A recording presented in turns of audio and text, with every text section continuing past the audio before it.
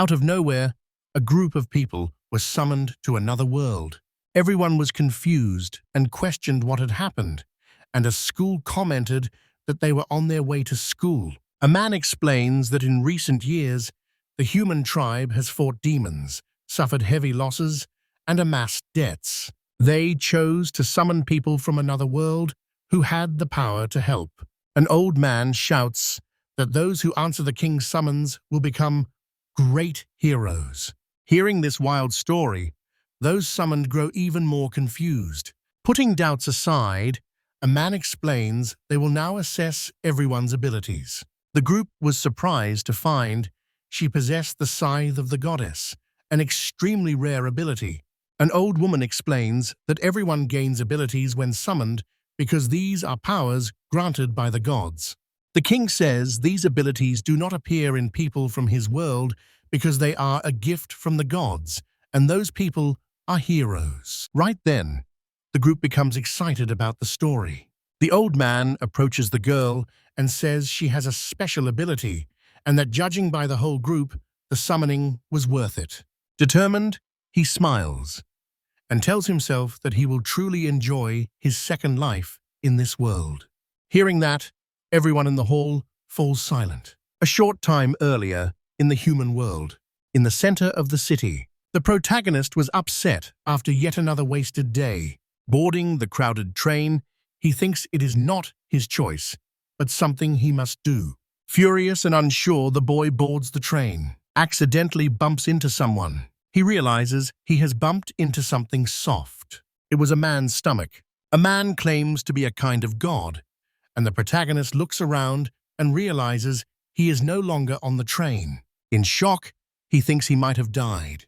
The man explains the boy is being summoned to another world because his father chose him. That father is Zeus, the king of the gods. Explaining that Athena used to manage everything but other gods complained, he says he now cares for the boy, introduces himself as Hephaestus, and says he will grant the young man an ability. Admitting he's a novice, he says this is his first time granting an ability and he did his best to create it. He opens his hand to reveal the ability he created, Master of Supremacy. Smiling, he admits it may be hard to use but trusts the young man will manage. The Norio does not seem very confident. With his hand on the boy, he says he poured his whole heart into creating this ability. He wants the young man to use it often. Back in the present of this new world, printed figures are talking among themselves about a boy who arrived with no abilities, an event that has never happened before. The king is stunned, thinking the boy won't be able to fight demons or anything like that. When the protagonist raises his hand to speak, the old man panics and says the young man cannot return. The hero says he never mentioned that, while the girl from before asks whether there is any way for them to return to their world. Coldly, the king explains that heroes can be summoned but cannot be sent back. He says the demon king's head can do that, so everyone must fight his army. Then the hesitant boy says he cannot do that because he lacks the ability. This enrages the old man, but the boy makes a bold offer and asks whether he can have a piece of land. He says it does not matter if it is far from the city and that you will cultivate the land and live his life alone. He, says the king, bought it for him on top of the money he was given. And then the boy asks whether the land belongs to the kingdom. Later, a man shows that from that spot to the end of the mountains, the land will belong to the boy. Hearing this, the hero feels relieved. Mem, the mustached man, says this land does not belong to the king, so he can cultivate and plant without paying any tribute. This enrages the old man. The old man then asks him to pay the guide's fee, because no one survives on air alone. He warns you that no one will bother him, whether he is alive or dead. Alone now, the boy admits he feels bad about receiving all this just because he lacks ability.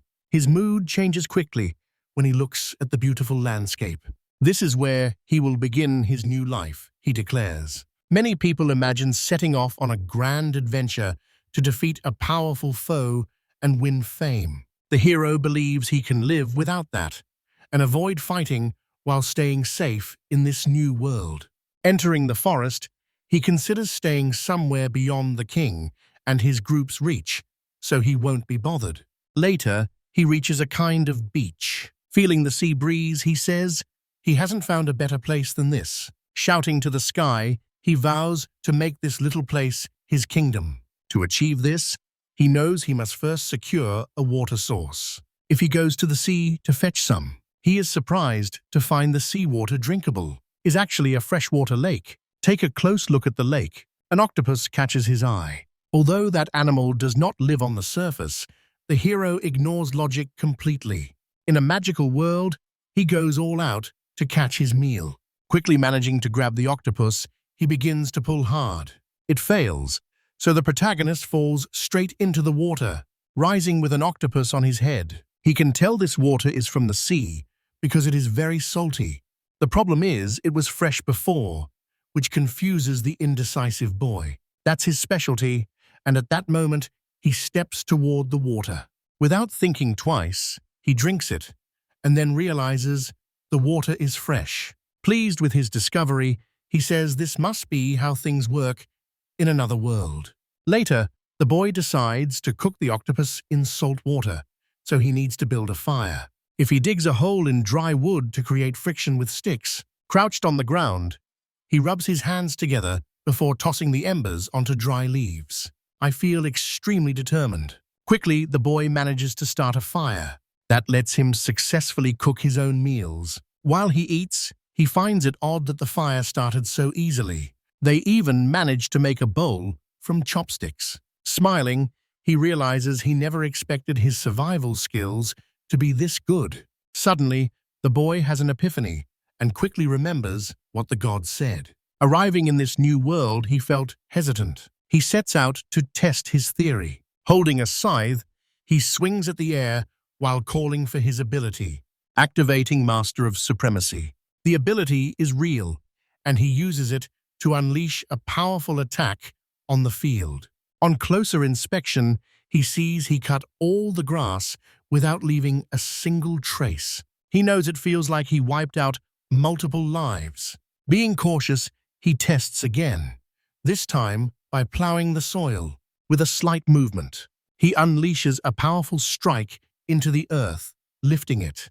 Putting his hand on the ground, he realizes all the work is finished and perfect. The hero believes this is the Master of Supremacy ability and that it apparently multiplies the efficiency of everything he uses. Clenching his fists, he says, this power will make starting his farm much easier.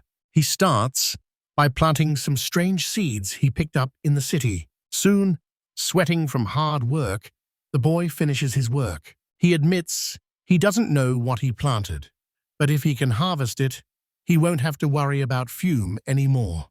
For now, you'll have to fish. He sits peacefully while fishing and feels this life is much more relaxed than his previous one. Very happy, he thanks Hephaestus for the ability and says that when he gets some seaweed, he will offer it in gratitude. His thoughts are interrupted when something snags his fishing line. Struggling to pull the creature in, Inmanami realizes this fish is one of the big ones. However, a wound emerges from the sea. It seems she was the one who got caught on the hook. Stunned, the protagonist realizes that he actually caught a girl. Looking closer, he sees she has a fin. It means she is not an ordinary girl. Amazed that mermaids exist, he thinks they belong in another world. Still, the girl calls him an idiot. Irritated, she demands to know what gave him the nerve to do that. That leaves the boy embarrassed. Tearing up, the crazy mermaid says they must get married because he caught her. At last, reality sinks in, and he realizes he actually fished a mermaid wife from another world. The woman declares she is now an exiled mermaid, and that the loser must give their body and heart to the winner. Kneeling, she says she never imagined being caught by a boy like him. Weeping, she says she is now impure and cannot go back to the ocean. The protagonist awkwardly denies what she is saying, but the mermaid's shots show that her race has always despised land dwellers. Clearly upset, she says being caught by someone from this despicable race wounds her pride. Pointing at him, she says she has no choice but to become his wife and that he must take responsibility. Taken aback, the young man says he has heard that relationships between different species are very complicated. He advises the mermaid to think this through more carefully. Lying on the ground, the mermaid agrees with the boy, saying she can't do that with this tale, and they seem to be talking about racing. Embarrassed, the protagonist insists he didn't mean that. The woman quickly pulls out a bottle shaped like a Coca-Cola bottle, then decides to drink it. A bright light suddenly appears. Her fin starts turning into 2 legs. Seconds later, the mermaid becomes an ordinary woman. Confidently, she explains she can live on land this way without any problem and can also have children. Completely flustered, she asks the boy if he has any other complaints, and he simply says he understands. He begged her to put some clothes on. A little later, the boy realizes he agreed to marry her in the heat of the moment. In any case, all he has is a plowed field, and meanwhile, the wound complains that the clothes are too loose. Norio explains you'll get her some clothes she likes later. He says the key issue now is that they have nowhere to sleep, explaining he just arrived on the land and found nothing there. On closer inspection, he sees the soil starting to sprout. In that moment, the hero realizes it happened because of the man's gift, the ability to improve everything he has. Curious, the mermaid woman asks what he planted, and he says he has no idea about those seeds. He says he will be self-sufficient from now on, leaving her confused. He says they will make their own food, build their own house, meet other needs, and live a humble life. The girl calls land dwellers troublesome, accepts that this is her husband's way of life, and excited says she will handle it. The boy doubts her knowledge. The mermaid replies that she knows medicinal magic. She developed an ancient magic of a species and is famous for it. Confused about this world, the protagonist asks directly what she means by that.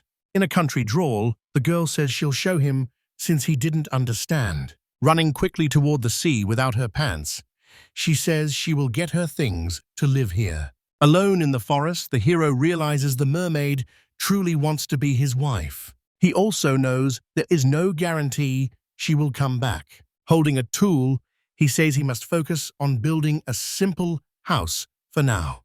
Before long, the house is finished. Excited, he calls it every man's dream, and then says he can't believe he built it all in just 1 hour. Coming home, the boy lies on the bed and says the work was exhausting even with this ability. Exhausted, he wonders whether that mermaid is causing his fatigue. Late in the afternoon, he realizes the mermaid probably will not return. The mermaid suddenly appears and wakes her new husband.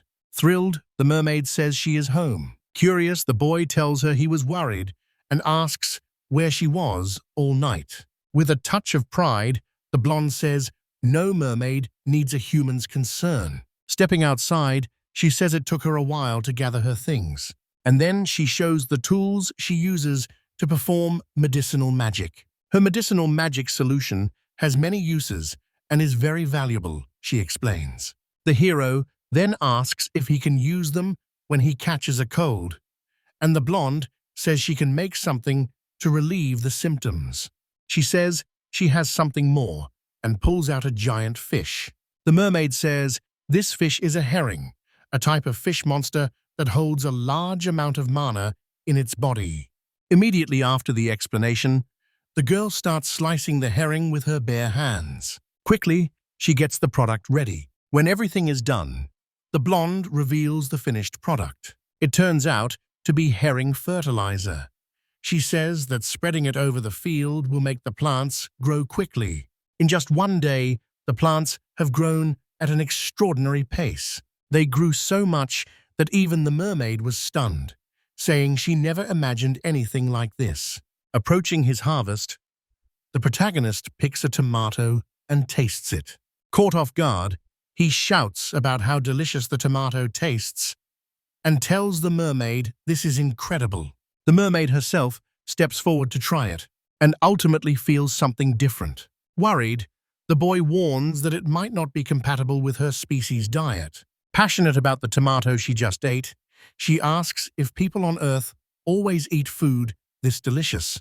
Excited, she grabs some vegetables and asks permission to eat them. The hero explains that some of them must be cooked before they can be eaten. Later, he begins cooking vegetables with seawater. He offers a bowl of food to his future wife, who tastes it. After tasting it, she blushes and says it's delicious. The scene leaves the protagonist flustered. Cooking, he mumbles to himself that he can apparently live with a little noise in his life. Soon the blonde asks whether people usually eat it, and Itamanami says it becomes even better when mixed with other seasonings. Surprised, the mermaid asks whether the food could be even more delicious and suggests they prepare spices and plant soybeans to use as condiments. She adds that they need kitchen utensils, and seeing how the boy behaves, the blonde realizes he is a good person. Suddenly, she realizes she hasn't even asked his name. She introduces herself as Platt. Wanting to introduce himself, the boy considers saying his name. He realizes he is in another world and that his real name would not sound cool. He introduces himself as Kedem and says it's a pleasure to meet her. That was how his new life, married to a mermaid from another world, began. Kidden introduces himself and says he was summoned from another world. He realized Pleiadi wasn't in the room and that she had woken up before him. He believes that even in human form, the girl remains a mermaid, so he doesn't know what it's like for her to sleep in a bed. The young man stands and leaves the room, hoping the girl is not in trouble. Finding the girl outside, the boy is startled and asks what happened as she shouts that someone is in the field. He calmly realizes that Plato is only referring to the scarecrow and says he made it himself. Caden explains it is an object used to scare birds that might ruin the crops. Worried, the mermaid thinks the scarecrow kills birds with a sword. The boy insists it was only a joke and explains that the birds will assume it's a person and stay away. Startled, the protagonist sees the scarecrow move. Pleiadi asks if it was supposed to stay still, and the boy thinks it might be because he built it himself. Curious, the mermaid asks whether anything about them is strange, and he explains that he was summoned by the kame of the country but is from another world. As a result, God gave him a power that likely showed up when he created the scarecrow. Surprisingly, the mermaid asks if the boy is a hero. He becomes more shocked when he realizes the girl already knows and asks if summoning heroes from other worlds is not a human ritual. The girl asks whether those heroes don't use their powers to fight demons, and the young man agrees. In the end, she asks why a hero is here, and Kidden says he retired here. Lost in thought, the mermaid finds it interesting. As the boy eats a piece of fruit in the orchard, Plenty shows that weak individuals, especially humans, cannot survive alone and must stay together or monsters will kill them. Kidon agrees, saying he is no different from the others, being of the same race the girl is referring to. Curious, she asks whether the boy is strong or weak, while he considers what he could eat for breakfast. Ben realizes the girl woke up quite early and asks if she's all right and where she is. Pleiadi becomes a little nervous at the question. She shouts that she was in the bathroom and accuses the young man of having no manners while he apologizes, driven by curiosity. Caden asks where the girl goes to the bathroom while she's in the ocean. Irritated, she closes her eyes and calls him an idiot as loudly as she can. Trying to calm everyone, the boy says he heard plankton eat that waste, and that is how the food chain begins. Still annoyed, she says she hates how insensitive people can be and that the ocean's food cycle is completed by its inhabitants. She asks him not to bring his crap into another world, and the boy feels embarrassed as he apologizes. Finally, the girl says land dwellers are less sophisticated than she is. There is nothing left to do, so she leaves. A lone kitten realizes the girl is right, and he has grown used to the convenience of bathrooms in his world. He says it's a desirable lifestyle. People are vulnerable to nature, so he feels relieved to have plenty with him. He doesn't know how the girl feels about it. Later, someone serves the boy a dish of starfish, and when he asks what it is, Plady explains it is a starfish-like monster that filters the ocean. The girl says putting them in a box makes a kind of bathroom. Determined, she decides to demonstrate it in practice. She cuts a piece of her skin. Red liquid drips into the box. This starfish quickly filters it. Desperate, the boy grips the girl's arm tightly to stop the bleeding and apologizes. He doesn't know how to handle the liquid flowing from her arm, and she looks confused. Kidding believes none of this would have happened if he hadn't caught the girl that day. The boy says that since he met her, she has always helped him. Annoyed, the girl pulls away, and he notices her arm is no longer injured, which he finds incredible. Plady calls him insensitive and dirty, so Kitten apologizes again. He explains he caught the mermaid because of the power he received and that she can return to the ocean. In the end, the mermaid refuses because she likes the boy. Because of that, she will keep supporting him now that she is his fiancée. Caden is a bit nervous but says he has no problem with the situation. He quickly thanks the girl and says life has become a bit easier and more comfortable. But he still has to make breakfast. Out of nowhere, a strange being appears and asks what made the noise. The being reports sensing a strange man nearby. Later, Plady appears wearing new clothes and says she made a new skirt out of the wrapping paper from her luggage.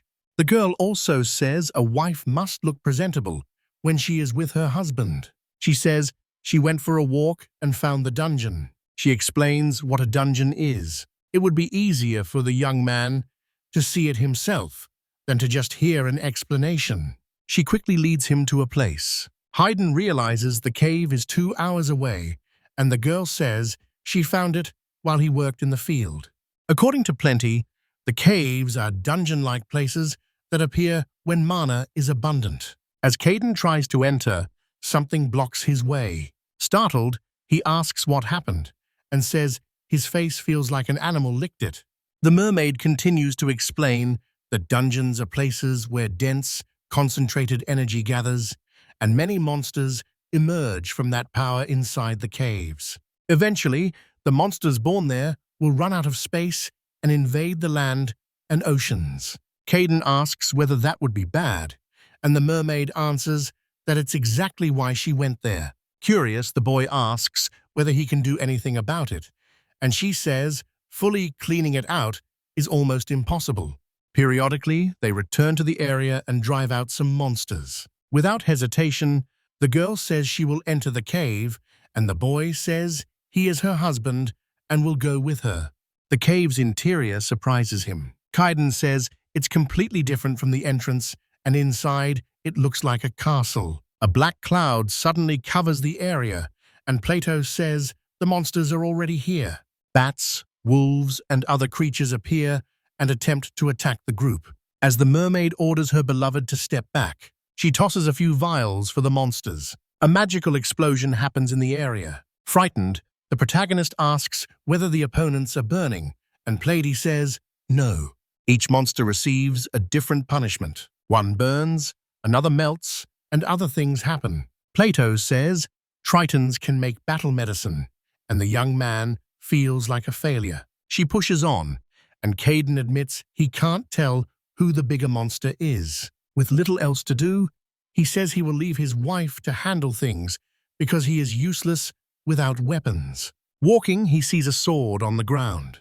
Thrilled by the object he found, Caden isn't sure he'll get to use it, but he decides to keep it for now. He calls to his wife, telling her she has already defeated some monsters and should come home, but the mermaid refuses. She says, thoughtfully, that something is wrong with that dungeon. The young woman says it feels like the monsters are being guided by something, and that presence is leaving the boy confused. Plato asserts a master is likely in the area. Confused, Kitten asks if there is a boss in the place, and she replies that dungeon masters are extremely rare. Furthermore, dungeon bosses are extremely dangerous. Only 2 species can be masters. A magical explosion cuts her off, and a thick mist fills the air. Annoyed, she says the fog makes it impossible to miss, and that a dungeon master is here. Kidin asks if it's a dragon, but she replies that it's the other one, concluding that the master is the king of the undead, the lifeless monarch. Seeing the boy confused, she says he is a powerful, intelligent maid who chose to become undead while alive, and that meeting him is like meeting death itself, so Kitten grows more nervous and begins to stammer. The nearby undead king says he senses a special mana. He can turn the boy into a corpse. War magic can fail to activate while Platy tries to throw something at the monster. She strikes the undead directly. Still, he manages to heal himself. Terrified, the protagonist asks how, and the mermaid says he is immortal. Still armed with potions, she tells the boy to flee while handling the situation. Kidding says he can't just run off like that. Sword in hand, he charges the king, declaring he is the girl's husband as he strikes the enemy. Plady is stunned to see her beloved in that situation. Shouting, the protagonist strikes. The desperate mermaid yells for him to stop.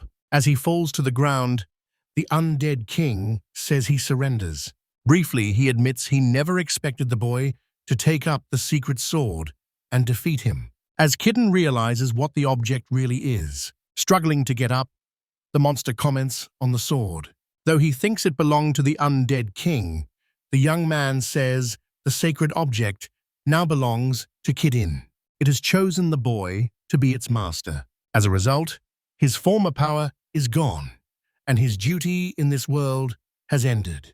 Kitten can now strike the king with his sword. Even a dead body can be laid to rest once the attack is carried out.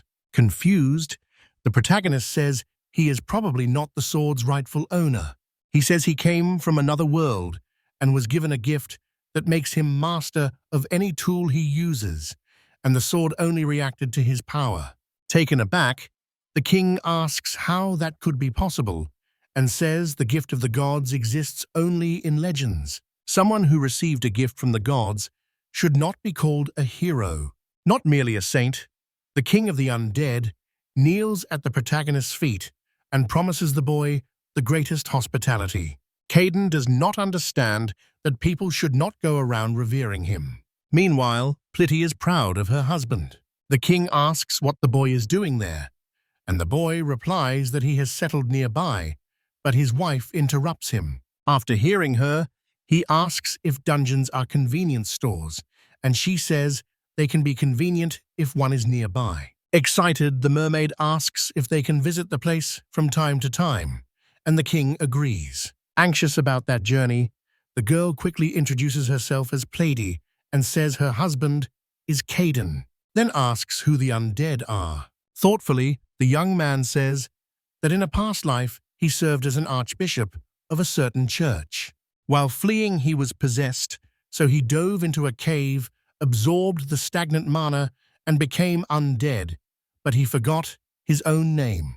The couple feels awkward hearing the lifeless king's answer. The man adds that he was just an old man with no reason to live, but now his boredom and suffering will ease. Kidin invites the king to visit and offers to welcome him with some vegetables he is growing. Pleiade is surprised when she bows and calls him master, and he explains it is because the man was a high-ranking member of the church. Even lifeless, the king thanks them, and the protagonist says this is how he found a friendly neighbor. Leaving the cave, the boy panics when he realizes he cannot let go of the sword in his hand. A kitten is happy to finish a project inside a brick oven. He tells Plato he made a blacksmith's forge. He praises the sacred sword for slicing stones like butter. His wife doubts they need the forge because the sword is already so good. He reminds her about the gift he received from the late king. The gift was a very rare metal infused with mana. Growing curious about what her husband would do with the precious gift, the mermaid found he kept his intentions hidden. She still imagined it could be a very valuable sword. Kitten finally completed his secret project and made kitchen utensils. Playtie doesn't know how to use a knife or a frying pan. He explains their purpose and briefly demonstrates by frying some vegetables. Finishing the dish with salt and pepper, he creates an aroma that drives his companion wild. Savoring the seasoned vegetables, she wonders whether frying pans were common in his world. Her dear husband then tells her, as if it were no big deal, that it was just another one of his creations. This frying pan was made from mana metal, ideal for cooking, because it conducts heat well, but gently. Kidding says his range of dishes will grow little by little, which angers Pleiadi. When she asks if there are even more delicious dishes, he replies casually that there are, but some ingredients are missing. That information makes her eager to know the ingredients, and she learns the main ingredient is meat. Distracted, the cook thinks about why meat is such a good ingredient. His wife doesn't want to waste time and asks him to go for a walk right away. While exploring the forest, Plato tells the kitten a few things that frighten him. She tells him there are bird-type monsters and mountain-type monsters, and the mountain-type monsters are best for cooking. Her explanations make it clear to him that the monsters in this world serve multiple purposes. Talk turns to the idea that the mountain itself is a dungeon because many monsters live there. And Caden remembers the dungeon they encountered the day before and does not want to take the idea too seriously. The assertion that the mountain is a dungeon. Both are startled when several pairs of glowing lights appear a few meters away through the mist. A herd of strong, furious boars. She was happy to have found her meal. He had me shaking in my boots. They're called square boars, but the name doesn't make them any less terrifying. With no other choice, Caden draws his sword and prepares for battle, while Plitty acts as if it were easy for her. Our hero raises his sword and gives a cry to steady his courage. The boars charge forward anyway. He did not want to be doing this.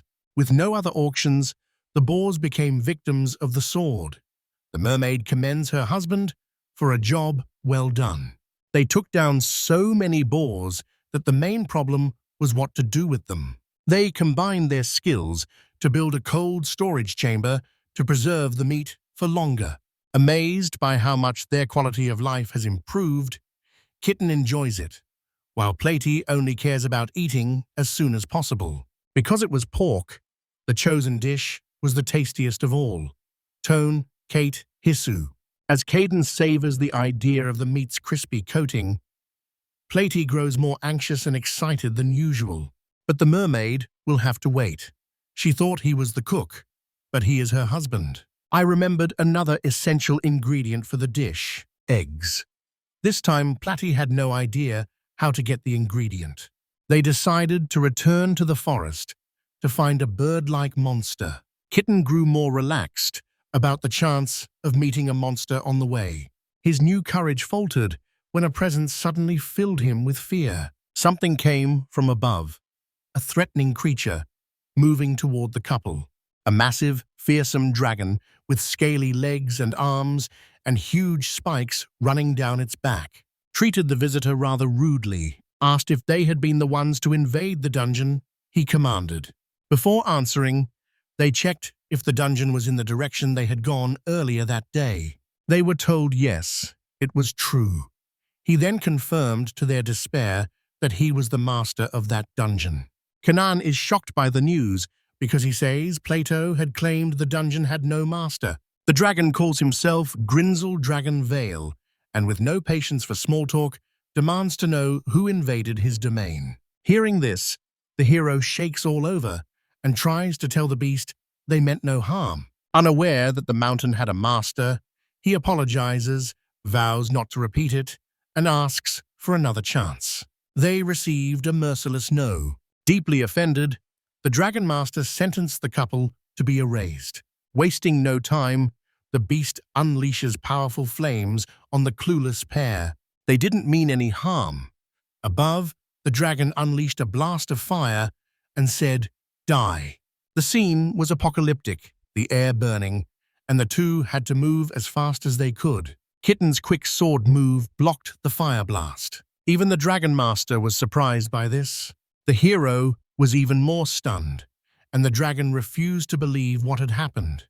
Lady admired her beloved's feat. The strike both blocked the fire and put it out. Relief came when both they and the plantation were saved. The opponents exchange. First, to break the silence, the man on the ground apologized again for the incident and said he was ready to fight if necessary. It did not end there. He even challenged his opponent to a battle, all the while secretly hoping he would not accept. At last, the mystery was solved. Then the sword, master of the forest dungeon, asked about it. "This is the sacred sword the Lich King himself gave me," Kid N replied, and the dragon was furious because the sword's true owner was the dragon himself. The news left our hero completely stunned. Immediately after that, an even bigger surprise happened. This time, the dragon was taken by surprise. It was the Lich King. His power kept his friends safe. Dazed, the beast collapsed to the ground, and the king admitted he was responsible. Platy reacted dramatically and demanded an explanation. Here is what happened. By mistake, the old skeleton told the dragon that the two newcomers had gone into the forest. The dragon has stormed off angrily toward the couple's home. Even so, Kaiden felt bad because he thought entering the forest had been a mistake since it was not his territory. The king said they had done nothing wrong because humans needed the ingredients and materials the monster provided. These invasions were common and did not justify all the commotion. Lastly, it was extremely reckless to leave your own dungeon over something like this. Still unsatisfied, Lich finished scolding the dragon and called him narrow-minded and unworthy to be his father's son. "Return to your dungeon now and find an opponent worthy of you," the old man ordered. Furious, the Dragon Master refused to leave the sword with Kaiden because it had belonged to his father.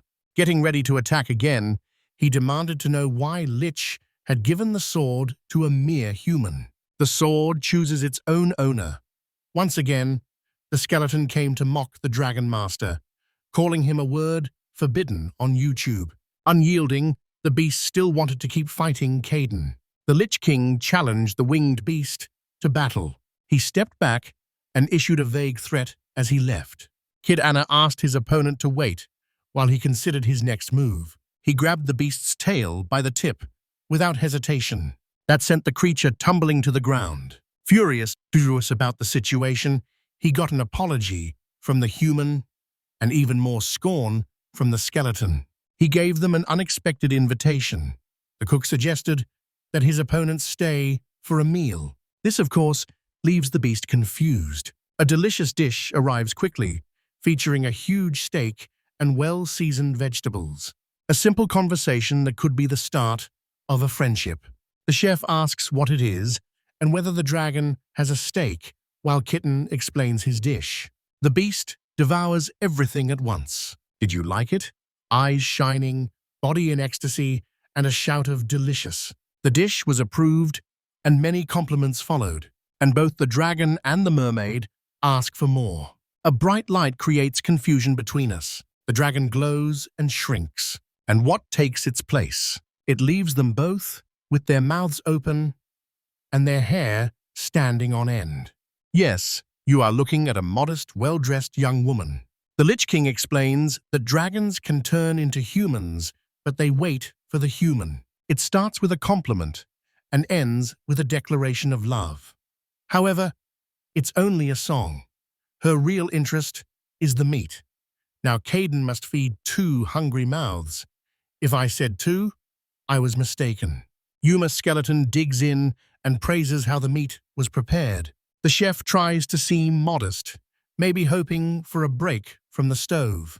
Yet the Skeleton King keeps praising him. Sprawled out, the mermaid and the dragon have bellies full from eating so much. The Dragon Master says she has not given up on reclaiming her father's sword. The problem is the sword won't release our hero. Rude and blunt, the young woman says she will burn the young cook to take the sword. Plady quickly reminds her that this would leave her without the delicious steaks. Suddenly, the human turns back into a dragon, strengthens her threats, and says she wants more steak. They partly ignored it, or were just a bit slow. Kidding says the doors are always open for future visits. Plady asks the dragon one last thing, and it surprises her. She asks to go for a walk with her. Her goal is to get the eggs for her husband's new dish. Seizing the moment, the Lich King comments on the chaos. Joking at first, then deep in thought, stares at the sea. He misses going fishing. When he last cast his line into the water, he hooked a mermaid. Feeling embarrassed, he remembers why he became her fiancée. All he wanted in this new world was peace, after a hard life in the previous one. In this new reality, he must deal with an annoying but adorable mermaid fiancée, the lifeless king, and the dragon veil. Seeking escape from the chaos, the young man went fishing.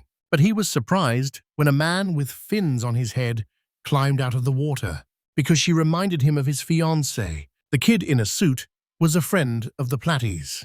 The fishman glared at him, furious. Frightened, the hero steered back. A being emerging from the sea called upon his battle companions. An army assembled, ready to confront Caden. When they attack, water splashes everywhere. Kidding tried to avoid trouble, but he had no choice. Lifting his blade, he struck. A powerful defense sent the sea creatures flying. After putting everyone to sleep, the hero panicked. Plato arrived, terrified, and asked what had happened. Kaiden looked confused and tried to explain. After leading the attack, the fishman called to Plady.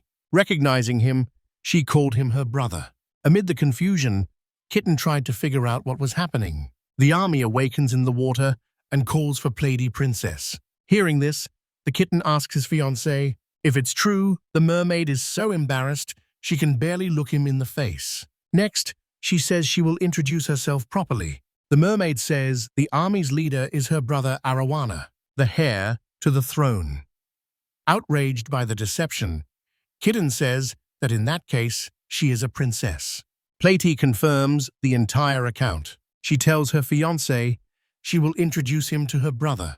The mermaid, she leaves Caden stunned and introduces him as her husband. Arowana and the entire army are stunned by what they hear. Plady tells her brother she will not return to the mermaid kingdom with him.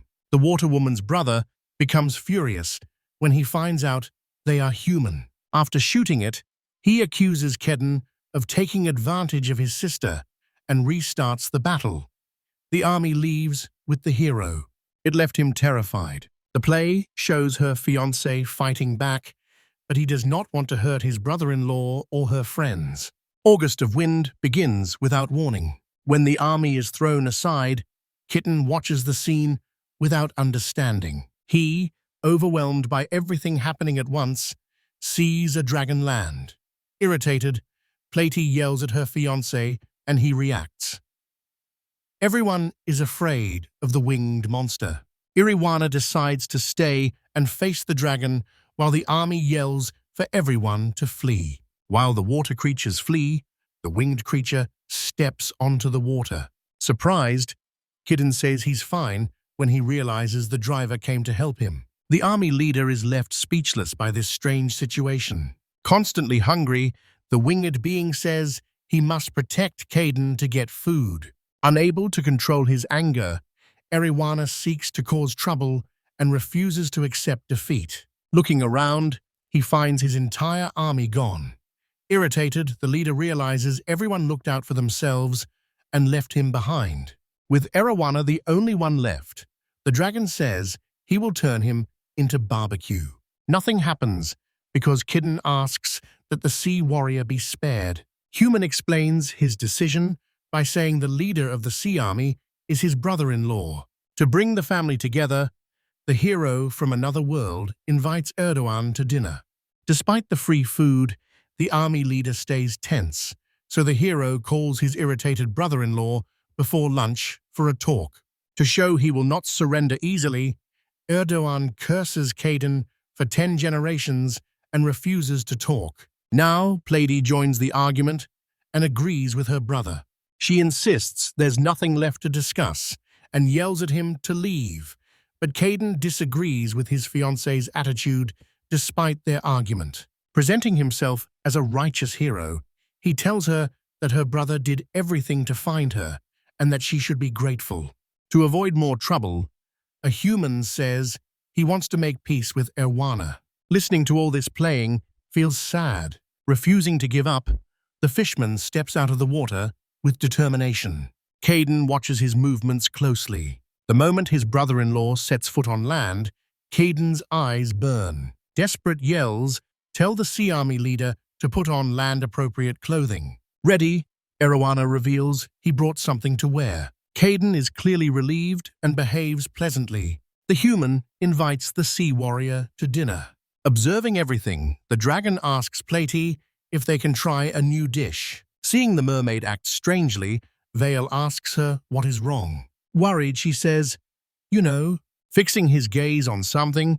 The Finnish man looks astonished. Kidin sees the house he built as shabby. Erwana is offended by how plain the place is for a princess, and the human feels embarrassed. Also, after barging into the couple's home, he shouts that Caden is using the mermaid only for labor. Plady grows annoyed and asks her brother to look at the other side. Seeing a huge house far better than the old hut, the seaman stands stunned. The couple has reserved the entire storage area for the meat and vegetables they gather. Its solid, thick walls impress the successor prince. One more surprise still awaits. A third house belongs to both the human and the mermaid, and in it they make seasonings. Erwana does not know what that is, so Caden explains condiments to him. Seizing the moment, Plady says she lives with a strong, skilled man. In addition to preparing all their food, the space is also where the mermaid practices her magic. Kid pulls up a chair and invites his brother-in-law to sit at the table so everyone can enjoy the afternoon. They sat down and had some tea. Vale sat at the table too, now in human form as a young girl. Without wings and not breathing fire right now, she behaves like a sulky, hungry child. A deserter's spot on the table. The kid proudly watches everyone eat. When his fiancée asks what it is, he says he was able to cook it because the harvest was excellent. Silking, the mermaid's brother, eats quietly. Vale and Plagi also try the dessert, which seems very delicious. The moment he puts the spoon in his mouth, the future prince finds his focus. He can't hide it and admits the food is very good. Everyone who tried the dessert Kidin prepared says it was wonderful. After treating his brother-in-law so poorly, Erwana is won over by his cooking. Caden is blamed for saying there is no more dessert because everyone wants more. When you prepare the dessert, the human who was lost in another world did a great job. Veal and Erwana urgently need more. Both get annoyed, and Erdogan yells at his brother-in-law again. After their cravings ease, the future prince of the seas apologizes. Kneeling, he admits Caden is skilled and compares him to a sage. Embarrassed because he sees that as an exaggeration, the hero hopes the emotions will settle. What began as a dispute ends peacefully, and Erwana says he wants to leave his sister with her fiancé. The mermaid hears this and is overjoyed. Caden grows thoughtful this time. The human hero stares at the siblings. Even with Erdogan's permission, they cannot be subtle. Worried about how her fiancé will react, Platti asks what's wrong. His slow, hesitant speech makes it clear he is uncomfortable. Now that Plato has been revealed as a princess, he wonders if they can truly be together. Sadly, the young man says people should have expectations about the princess's fiancé. Annoyed by the topic, a mermaid shouts that no one expects anything. Overcome by emotion, Plady declares she alone will decide her life. Only her brother can control her. Amid the commotion, the future prince tells Caden there are rules, and while calming his sister, tries to explain them. The topic is difficult, so Erwana struggles to find the best way to explain it. Vale steps into the conversation. Conflicting rules among the races force mermaids into a political marriage. Surprised, Pleiades' brother asks how the dragon knows so much, and she explains she must be kept informed. Despite her dislike and shock, Keenan falls into deep thought. At last, he realizes that humans and magical creatures are at war, and that he was summoned to take part in the conflict.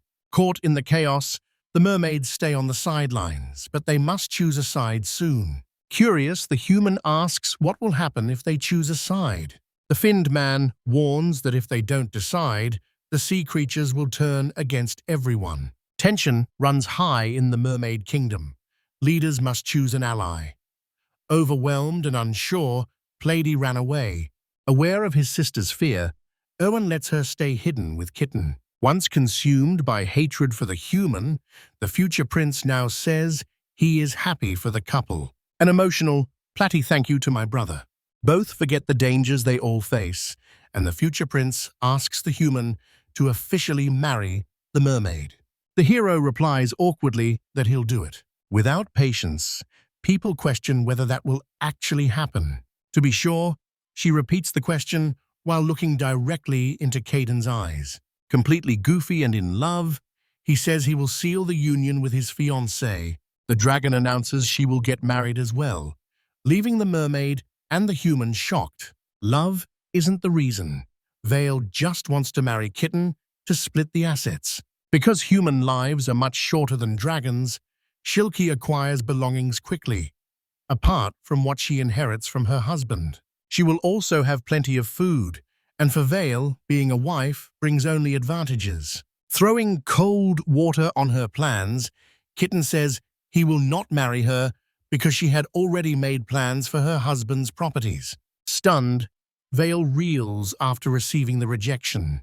When she asks why, the human yells that he already has a fiancée. Using absurd arguments, the dragon says you can have more than one wife. Caden says one is more than enough for him. Lafangi watches Vale, who has no arguments left. The gold trading drive-in starts to cry after failing to find a husband. If winning him over doesn't work, she resorts to emotion and says she's not good enough. Tearfully, she asked Caden, "Do you hate me?" Driven to desperation by her exaggeration, Hewan tells her he does not could hate her and will marry her. As Vale celebrates, the hero is embarrassed and apologizes to his brother-in-law for what happened. Trusting herself, Pleiades stays unfazed despite everything. Walking along the beach, the mermaid tells her future husband that the kingdom will soon learn of their marriage. Once the royal family approves, the union can be finalized. Deep in thought, Caden replies calmly that what must be, will be. Concerned by his lack of enthusiasm, his fiancée watches him closely. This should be a happy moment, but the hero looks sad, so his fiancée asks what is wrong. He says nothing and stares at her. Pleiades again says she fled her kingdom because she feared her responsibilities. She then explains that it was because he was the one who caught her. Their lives became closely connected. Even knowing his fishing rod brought his future wife, Kitten still feels uneasy. Moved, the mermaid says she likes being with him. At last, Kaiden smiles and says everything that happened was unexpected. Unsure what to say, his fiancée waits for him to continue. He says, confidently, that he wants to keep living with her as they are. Wide-eyed, the mermaid stares at him. The Master of Supremacy is the power the hero gained in this new world, and he tells the mermaid about it. Fists clenched, he admits he is not strong, but he wants to focus on his life now. Kitten looks down and prepares to explain his decision. The human immediately asks the mermaid to stay by his side. She smiles, not believing her fiancé's words. Shouting that she'll stay with him, she jumps into his arms and hugs him. A distant Vale appears, watching the happy couple. Annoyed, she complains to them. Grumbling with hunger, she sits at their feet, insisting on being fed. He still held Pleiades in his arms. Kidding offers to prepare food for everyone. The three head back home and Vale urges the hero to make something quick. Anything will do. Eyes closed, the young man from another world says they need help. Misunderstanding him, the mermaid brings starfish used to clean the bathroom, after explaining that this is not the kind of work for humans. Caden says they need workers because the crops need harvesting and they cannot handle everything alone. Despite many responsibilities, the hero still wants more. He aims to build another house, and his wife is excited, but others are involved too. The underworld sensei is there too, startling the kitten. Concerned by the ominous presence on his land, the human asks whether something has happened. The skeleton left home because he was bored. Arriving uninvited, he still brought a small gift. Mana-infused metal that is so useful it makes the future husband very happy. The joy is so obvious that the sensei even asks whether it will actually be useful. While telling the unexpected visitor it will help a lot, Kidon recalls his brother-in-law arguing with him. Determined, the hero says he will build a new house, unlike any he has built before. Understanding the mermaid's idea suggests the sensei could help. Kadim is not enthusiastic and pays little attention to the idea. The sensei heard and is willing to help recruit workers. His enthusiasm is so overwhelming, it leaves the young fiancé speechless. Suddenly, the skeleton asks whether 10 people will be enough. When the mermaid's future husband replies that it will, the meaning disappears. They're stunned. After spending time with 5 orcs and 5 goblins, the sensei comes back ready to help. Because most of them look unfriendly, he says they all obey his commands. The sensei passes on his power and orders these monsters to obey Kitten. Feeling a bit awkward, he introduces himself and says his name. Everyone stares at him, showing no reaction. When Miltwin speaks up, the monster sensei says they do not talk and only listen and follow orders. They also absorb mana from the air for sustenance. Workers who do not talk back make people pretty happy and satisfied, but the hero feels uncomfortable with the situation. Now that he has all that free labor, the kitten thanks the sensei. Having done all he could, the skeleton disappears again and wishes them luck with their work. With fists clenched, the human prepares to begin the job. To break the awkward silence, he speaks cheerfully to everyone. Nobody responds, and the situation gets more uncomfortable. Strong orcs handle heavy tree trunks easily. Meanwhile, the goblins cut wood by hand. While they finish the work, Caden helps them. After the house's initial structure is completed, the human praises the monsters. Noting their abilities, he says, the orcs are built for heavy labor. Their smaller size makes goblins more skilled with their hands. Watching the work closely, Caden says the monsters learn from their mistakes. Although humans and monsters are fighting right now, the hero feels sympathy for both sides. Hearing her fiancé speak, the mermaid tells him not to think that way. Created from mana, these beings are not considered creatures with rights according to Plady. Even so, Caden says everyone should have rights. To convince her future husband, the mermaid claims humanoid monsters have wiped out many humans. Still deep in thought, the hero is unsure whether all beings are treated fairly, and when he realizes how much help he has received, he concludes the whole house was built with the monsters' help. Even if he thinks that, it doesn't change the fact that monsters and humans are enemies. At that moment, one of the monsters trips. The princess's future husband watches closely to see what happened. One of the goblins lets out a cry and falls face first onto the ground. The kitten runs over to the humanoid to help. Helping the worker up, the human asks if he's okay. The goblin keeps looking at the ground the whole time. Frustrated that he cannot hear directly from the monster whether it is all right, the kitten helps him up. Without warning, the monster replies, leaving the human stunned.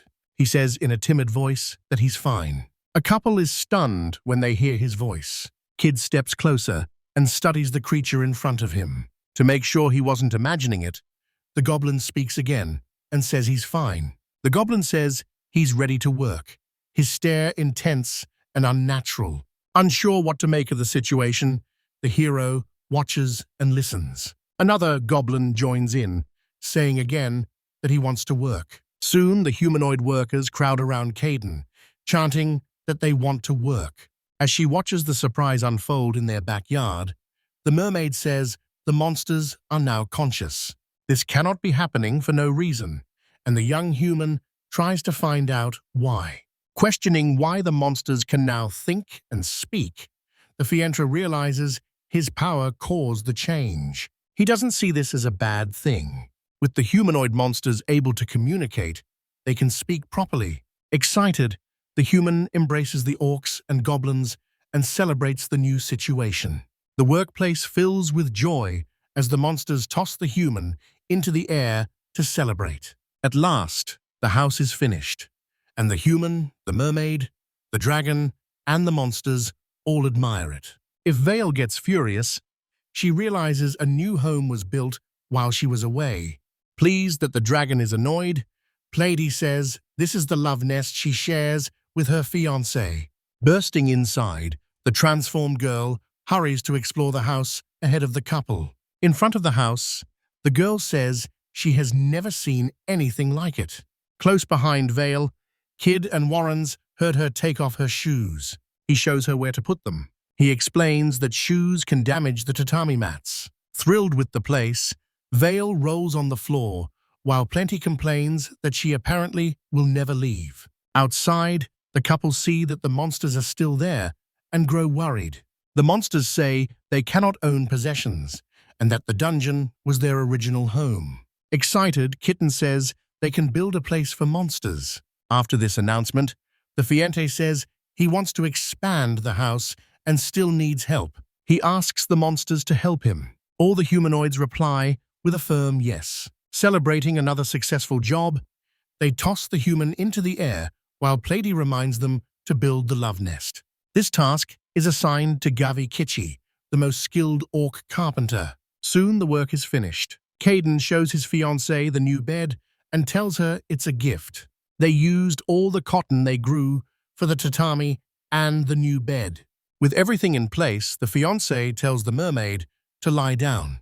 Watching closely, he waits for her reaction as she settles into the new piece of furniture. Buried under the sheets, the mermaid calls out that she loves it so much she is speechless. Kneeling beside his fiancé, the human apologizes that she had to sleep on the floor. Smiling and flushed, she looks at Caden with gratitude. Gabi Kichi takes in the couple's reaction after all the hard work and feels grateful. Smiling, the mermaid thanks the monster too. Shy, Gobakachi only smiles. Inside the house, the future husband pledges to do his best, starting now. At sea, a ship nears the shore and the couple's home. Looking exhausted, a man gazes at the horizon. He soon spots a ship approaching in the distance. Taken aback, he begins to wonder what it could be. A large traditional house commands attention with its elegant design. Two Mois look surprised as they watch something unusual. A long-haired man speaks confidently and proudly about something special. A boy looks confused, then gives a shy laugh as he reflects. They sit at a table and discuss important matters. The surprised boy looks confused and slightly embarrassed. Calmly, the other boy says something important and personal. He highlights the boy's unique strengths and qualities. This discussion appears to focus on marriage and family acceptance. Worried, the boy questions how humans and magical creatures relate. He clearly outlines the problems with political marriage. Tensions flare in a heated discussion that exposes conflicts and strong emotions. Meanwhile, the dark, imposing king on the throne announces a crucial decision. The surprised boy reflects as he listens to the story of the forced marriage. A young man sits at the table looking straight ahead, calm and thoughtful, while his friend responds in a steady, serene tone. Thinking back on those words, a small, nostalgic smile crosses the boy's face. With a cup in hand, he speaks confidently and expresses gratitude. A small man suddenly appears at the door, raising the alarm and speaking urgently, shifting the mood between them, while the young man laughs it off and tries to explain what happened as the other, confused, gives a questioning look. A small man bursts in, shouting in alarm that bad news has arrived and an enemy is attacking from the coast. Frightened, the boys question the orcs and goblins fighting them. People are stunned because that place was supposed to be the country's biggest secret. At that moment, the scene opens on a large, mysterious ship, and someone says it belongs to the magical creature. Running toward the fallen orc, the young man calls out with concern, checking whether he's okay. A mysterious woman appears with a faint, knowing smile and a soft glow in her eyes and is watched closely. York is still trying to figure out who he thinks she is. He says hesitantly that it might be Astra's Moo. Suddenly, the woman reacts with fury, shouting about what he is thinking. Completely flustered at first, she composes herself and declares with authority that she is a demon lord, one of the 4 heavenly kings. The orc points to the ground and explains that it is an army of skeletons led by magical creatures. Another man reveals she had come to kill their lord once and for all and was captured because of it. Seeing so many soldiers, the young man asks how many he managed to defeat.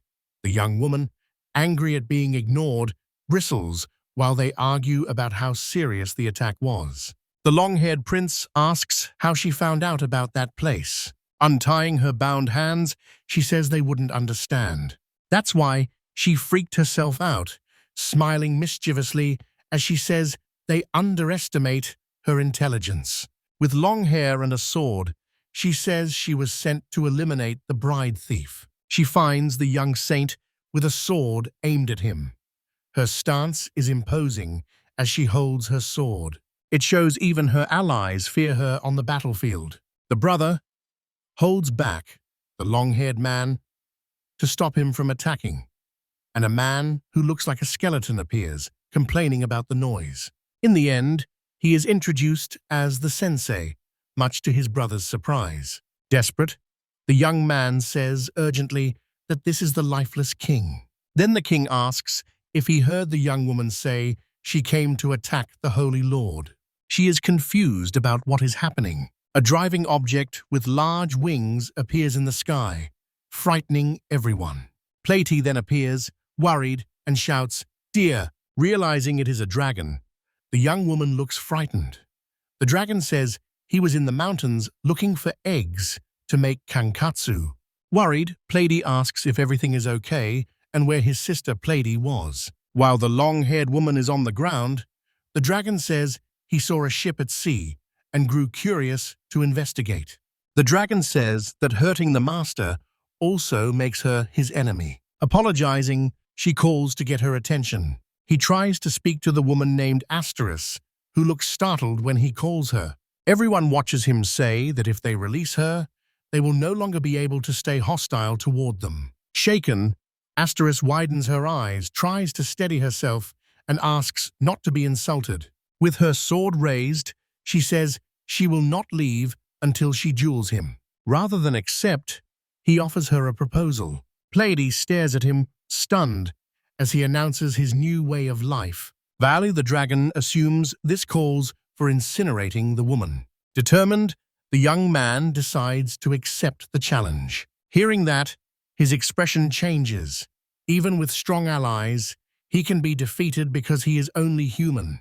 Waiting for the moment, she wears an expectant look. With a shocked expression, she reveals her sword, Drishwarts. People look frightened, unsure whether she fainted or simply lay down to be used as fertilizer in the fields. After strolling with Astris in his arms, the dragon returns to report the ship abandoned her.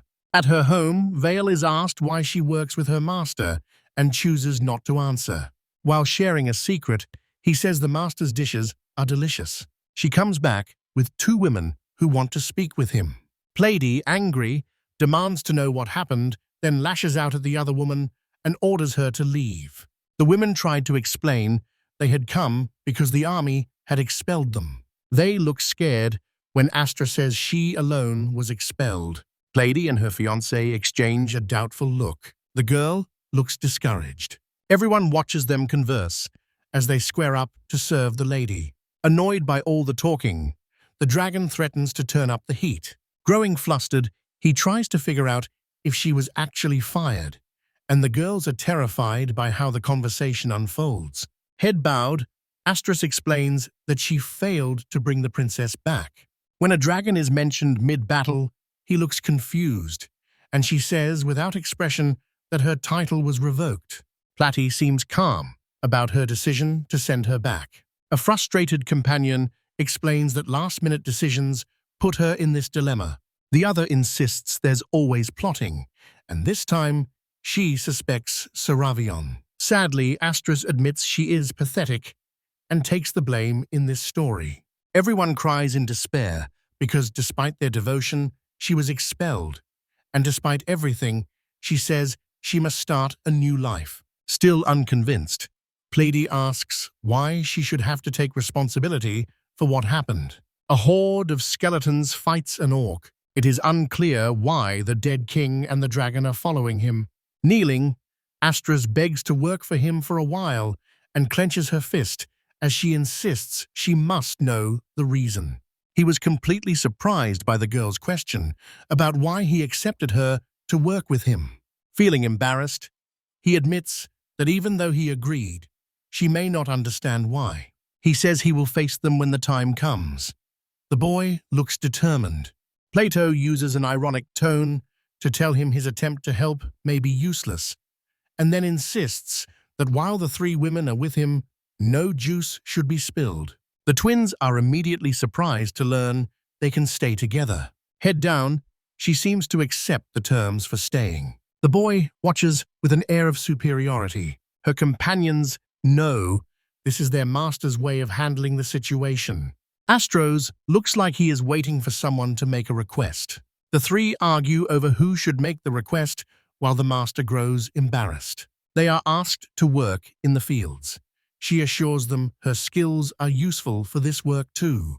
A boy watches from a distance as one of the girls holds a huddle and explains that it is used to dig furrows for seeds. To his surprise, he notices they understand the instructions given to them. The hose hits the same hole repeatedly. People in the background look confused. One of the girls assures them she can handle the job.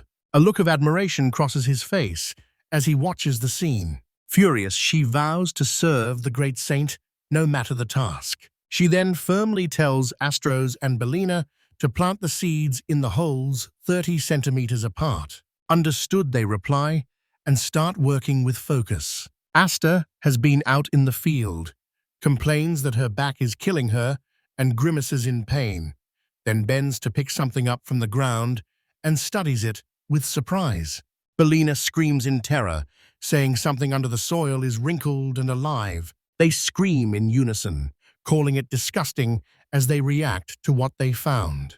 On a new mission, she tells them this is the right role for a warrior like her. Confidently, Astra replies, telling them to leave it to her. She realizes she can use this to overcome her embarrassment in the field. Suddenly, someone shouts that they're coming. Tension rises as boars charge forward with determination. Astra says, "We'll catch them, Belina. Bet on me." Characters charge forward, facing the boars fight in an exciting, action-packed battle. The warriors ready themselves to attack, displaying their weapons. Belina watches in surprise, taken aback by the strength. Curious, ask him to explain why the items are not made of mana-infused metal. Platy calmly says, they're all made of metal. Hasta studies them carefully, noting their purity, and realizes the truth. They were missing precisely these kinds of tools. Still unsatisfied, play the comments made by people who used the same material as the items they observed. On the battlefield, they are determined and say they will take them down too. After the fight, Play thanks everyone, while the others note how strong the boars were. Astra studies the defeated boars as she hears Platy urging them to hurry. Platy quickly prepares the boars for carrying back. When they returned to the village, dinner is being prepared, and the young man comments, "Perfect timing, they're back," but the warriors look downcast, and the young man asks with concern what is wrong. He listens closely as the woman explains the day did not go as they had expected. Gathered together, They listen attentively as the young woman describes how she feels after arriving there and losing her title. Astris reflects on her position, saying she is powerless. The twins appear to understand what she is trying to say, listening with encouraging expressions. Smiling reassuringly, the young man tells her to believe in herself more because she has a power called charm. Astra moves silently as the group shares a moment of hope and unity. The group gathers for dinner, everyone cheerful, and he announces it's time to eat. Plady, full of energy, calls out with excitement when the dishes arrive. The young man suggests eating outside, and everyone agrees. Plady serves the meal around the table, boar with ginger and tangerine soup. Astra eyes the dish with suspicion, but after a bite, she whispers that it is delicious. The others tried it too, and Plato, filled with joy, said how amazing it tasted while everyone shared the excitement, and the young man smiled, seeing the group united and satisfied, and said he was happy. Under the night sky, dinner is served while they look up. With a basket of vegetables in hand, Astros asks what other tasks need doing. One of her companions suggests they pull weeds and clean the house. Lying on the ground, Plady casually says that if someone doesn't work, they might as well sleep forever. Irritated, Asta said that in that case, she would be the one. Smiling, she says she is on house-watching duty. Everyone gathers around a bountiful table in the garden, sharing a light, joyful moment. Plady emerges from the sea in her mermaid form, joking that she goes back to it from time to time. The young man says he's noticed she's more comfortable in the water than on land, and he's surprised by how attentive she is. He reflects on the fish that have disappeared. Monsters born in the caves are mentioned. Plenty says useful monsters also live in the ocean, and he feels he cannot let her go into the ocean depths alone. When she talks about a monster she doesn't want to meet, the monster seems confused. One small sip of Goldracoke allowed him to enter the ocean. She says she already knew this could happen. Handing it to him, she explains how to use it. She reminds him he cannot swallow it, and you must chew it completely. He still doesn't know whether he can really breathe underwater. Her transformation appears complete. Plato calls out to him, her mermaid tail visible. They died together, creating a calm scene of companionship as they drifted through the ocean, revealing the underwater world's beauty. Platy watches her partner pick something odd. She looks worried as he reacts unexpectedly. During the conversation, she notices something strange nearby. Salt and minerals mix, and the tension in the air mounts. Feeling worried, he asks what is coming. Glowing eyes give him a fierce appearance. A massive sea monster emerges, known as Reneel. Looks like a giant, leopard-spotted eel. Plato starts the fight by using magic to hold the monster still, while she and her partner work out a plan to defeat it. Use a special weapon after Plady finishes preparing. He lands the finishing blow. With a confident, happy expression, she praises her partner for his success. Watching the underwater scene closely, she sees Plity beside him point upward to signal their attack is finished, and suggests they head home immediately. He pauses, clearly intrigued. Holding his sword and slicing seaweed on a plate, he watches him. He notes the seaweed has grown out of control, and she says it is useless for magical herbs. Identifying the species as wakam suggests it could be useful in a culinary dish. A young man prepares a dish of seaweed and eel. It's called Izuka Iwakami soup. Tasting it, she reacts with delight. She praises the dish's refined flavor and crisp texture and commends his cooking, noting the taste would surprise anyone. She says she respects him even more. He modestly credits his success to the support of those around him. The scene combines humor and warmth as they interact with confidence and admiration, and everyone is in a relaxed, friendly atmosphere. Huge flex marked his recent life. The woman watches him with affection. His face is flushed as he thinks about something important. She moves closer and calls him dear. Seeing her, He is surprised to be sharing a meal outside and suggests they spend more time together. The proposal takes her by surprise. Both agree and show they are happy. Dark clouds gather on the horizon, while a grim castle towers above. With everyone gathered at the conference, the leader addresses an important decision. A man confronts another about his choices, and the elder explains the situation seriously. The leader shows power and authority. Intimidated by the object, he trembles with fear. The leader appears and calls out to the Lord, begging desperately for forgiveness. Nilinga listens, told to collect himself until his leader returns. A dressed man hands over a paper showing the coordinates of a magic transmission. Black Cloak, billowing, the leader, says there are moments when they are swept away by passion. Momoko Ekisaka, a young student, was transported to another world. Looking back, she remembers her ordinary life. Monsters appear, advancing in a threatening group. Confidently, the young woman wields a weapon and shouts as she attacks. Caught in the chaos of battle, she thinks about how to use her powers to help, remembers they are a special gift, and reflects on the hardships of living in this world. She remembers the modern conveniences she lost, and life in the new world is harsh and uncomfortable. Recalling another character who had no skills, she remembers a striking phrase: "Without skills, you will not survive." The king prizes those with divine powers, and she reflects on her own importance and how she stands apart. Gripping her object, she runs toward the battlefield, determined and ready for the challenges ahead, thinking about her skill and resolve. In a fierce display, warriors face their enemies. Charging in, she strikes with force, topples opponents, and claims her ability will be the strongest.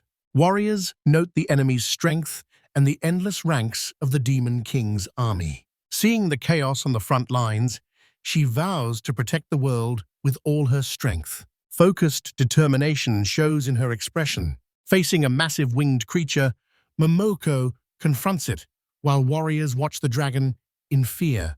The warriors say the dragon brings destruction, while someone asks why the monster has appeared. The dragon appears, its gaze full of power, while tension fills the air. Watching the dragon and sensing the threat, she doubts whether her ability will be enough.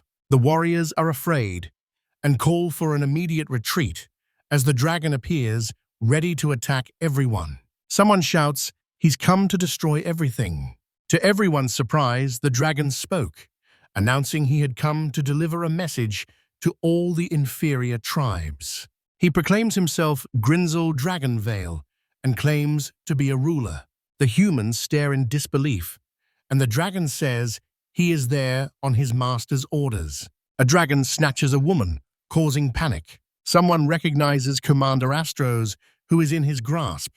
The warriors command everyone to follow the dragon.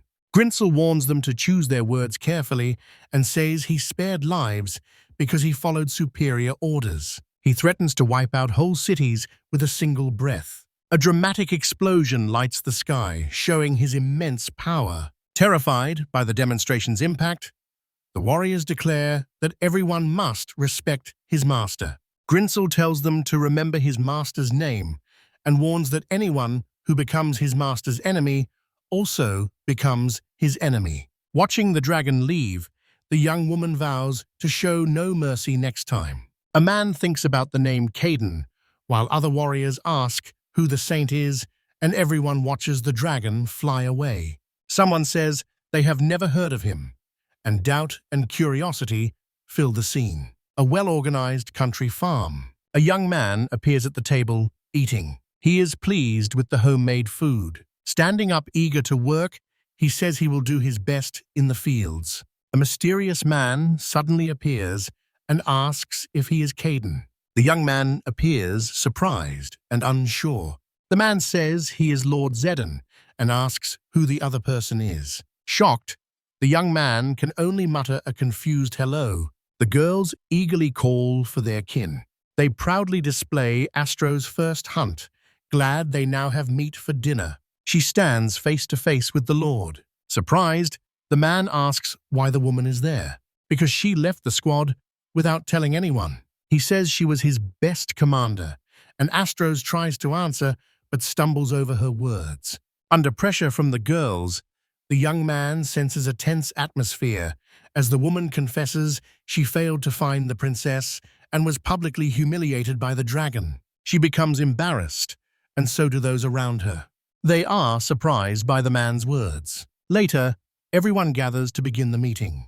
Zevon reintroduces himself to everyone. Kittens fumbles through his questions, then apologizes and says it's his first time. He says his duty was to lead the nation in a war against humans until his final days. Many people commented on how difficult that must be, and he agreed, saying he needed the commander at his side.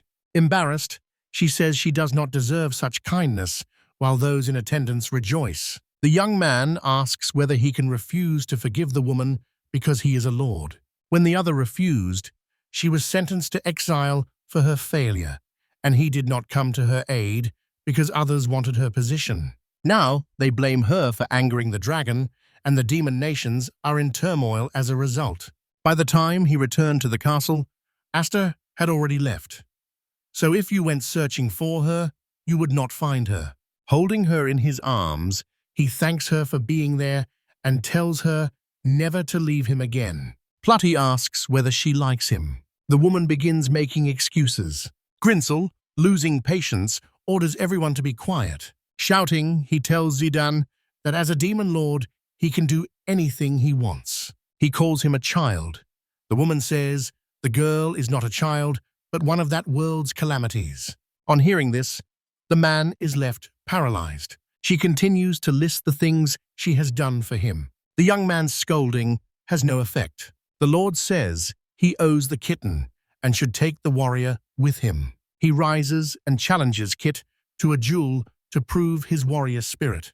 In a panic, the young man says it is unnecessary. His companions say it will not matter, because as master of Grinsel and a calamity chosen by his undead king, he has no chance. Asteris confirms the information, and the young man says the woman does not belong to him, so she can decide for herself. Arriving, she felt lost, but when she heard the Lord, she knew her place was by his side. Ask the woman to be as honest about her feelings for the man as he was. She gets emotional, and the girls are happy. She promises the Lord she will always be by his side. The other man asks her again to come with him, and she agrees. Now that the Four Kings' injustice has finally ended, people focus on the mistakes. Still, Plutty asks everyone to wait. Apologizing, she says the Lord's man was too naive. She says the other demons expect her to marry him. After introducing herself, it turns out her father received a petition for them to marry, leaving the man in a panic. He tells the Astros he didn't know about this. The young man says it makes sense for them to form an alliance against the humans, and the girl repeats what the letter said. Claiming she is already married to Kidon, she lists points as if trying to weaken the Lord's authority. Everyone had the same person in mind after that. Plady confirms he sent the woman to fetch her and says he would then remove her from the picture.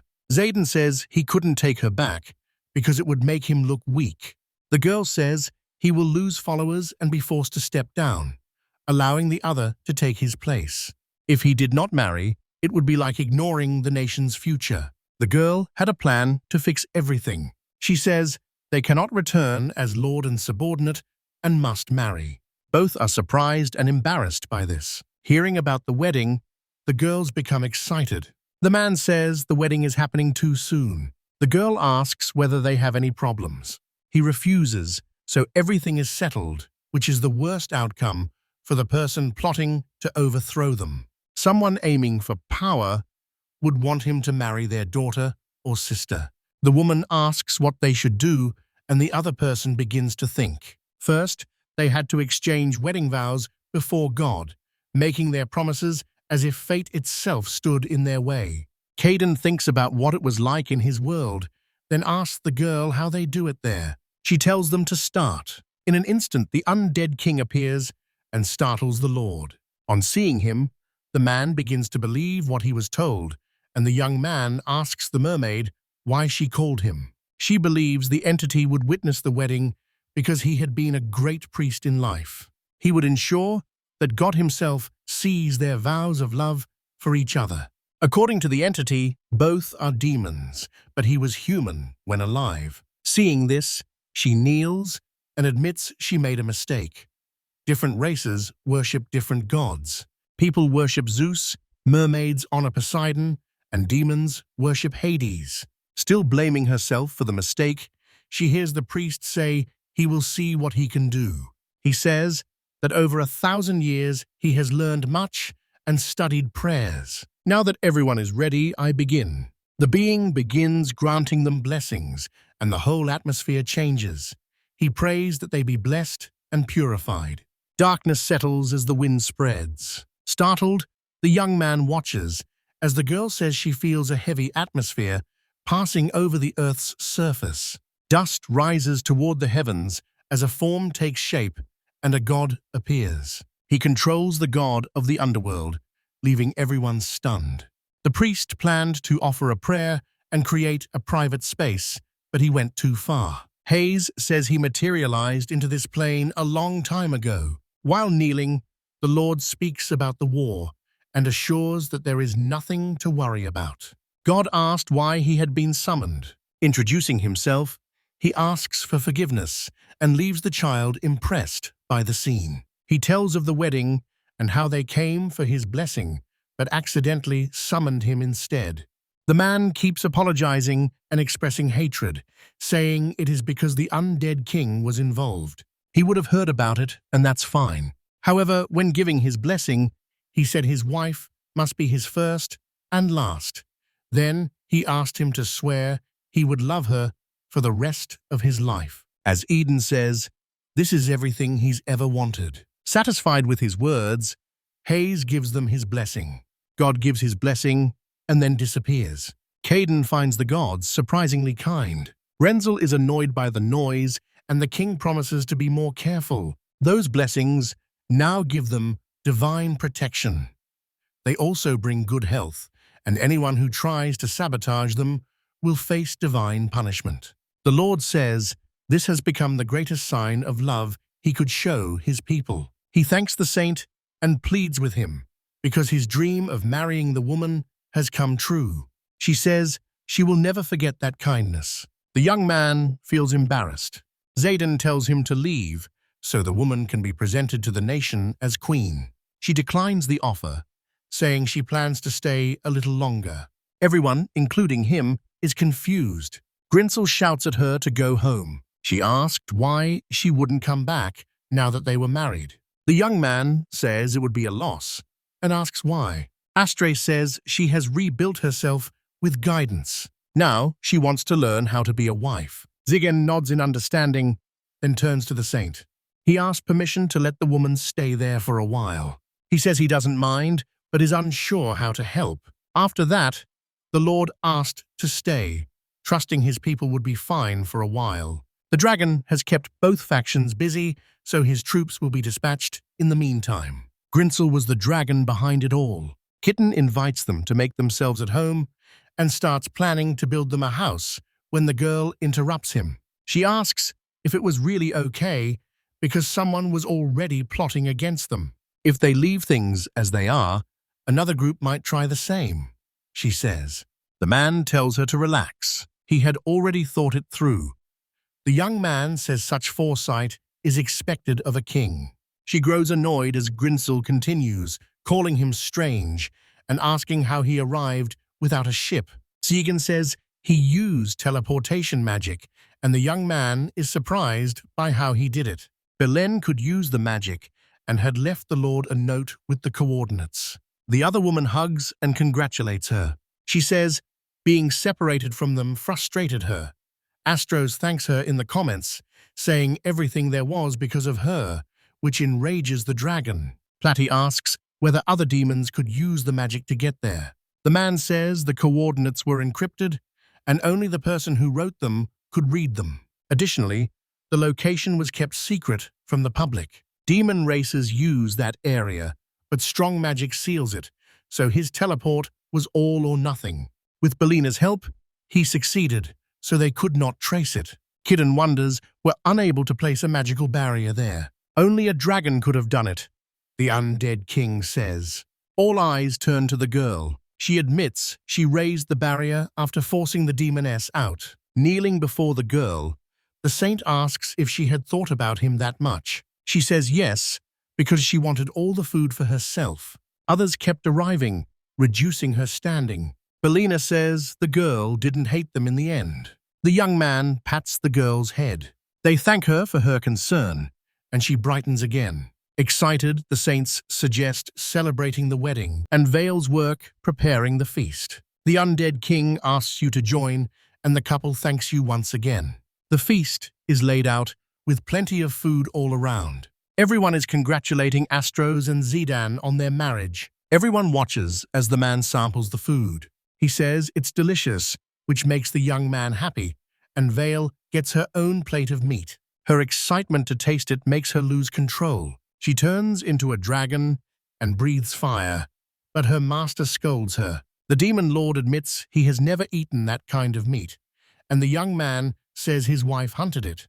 Pleiadi prepared it with magic seasonings, and everyone pitched in. Hearing this, the dragon asks whether they owe a duty to serve both their master and her. The princess says her dear's cooking is one of a kind, and the man says even the royal palaces do not have it. It's no surprise the dragon wants to keep this place secret. Asked where he learned to cook like that, Kaiden explained he had lived alone and cooked for himself. His ability lets him recreate ingredients and cuisines not native to this world, so he is happy they are enjoying them. Nervous, Asta asks if his cooking is meant to be kept secret, and Vale says yes.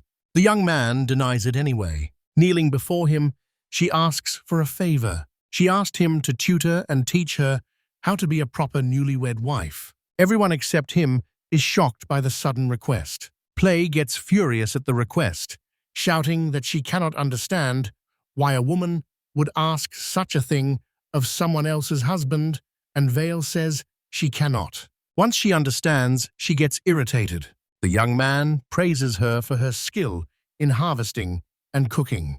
Then he says she is a queen and Kaku could help her, but she insists she must be the Lord's wife. The young man says the woman is sincere, and he starts to think. Then he asks if he could train there too. He plans to join the couple's training and finds the place fascinating.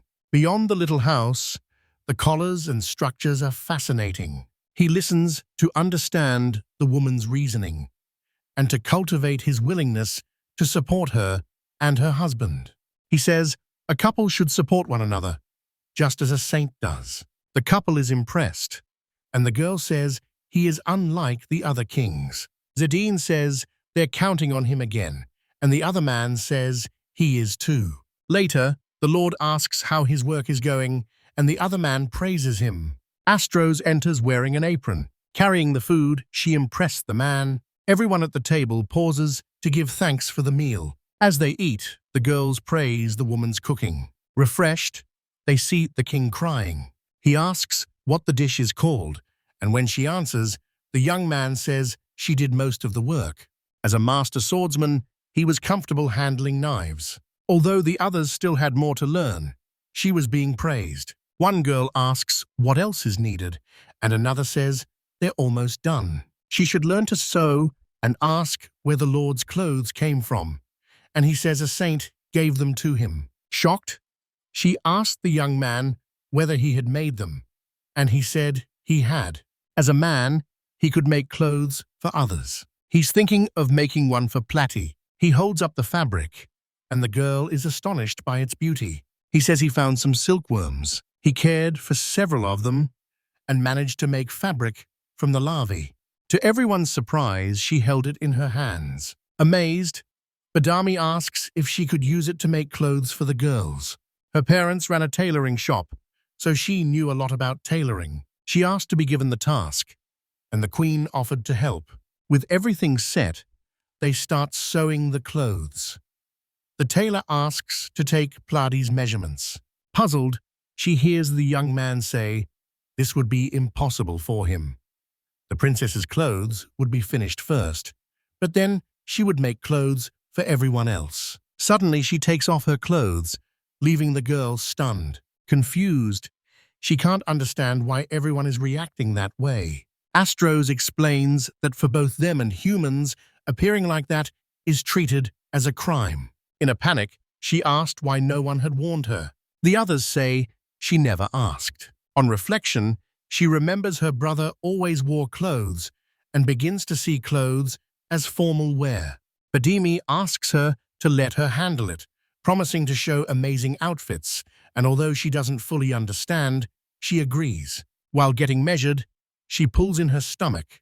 When asked, she says she's upset about how much she ate. When the queen's turn came, the other girl said she was too full, which annoyed the queen. Later, they finished a beautiful sea-inspired skirt, making both of them happy.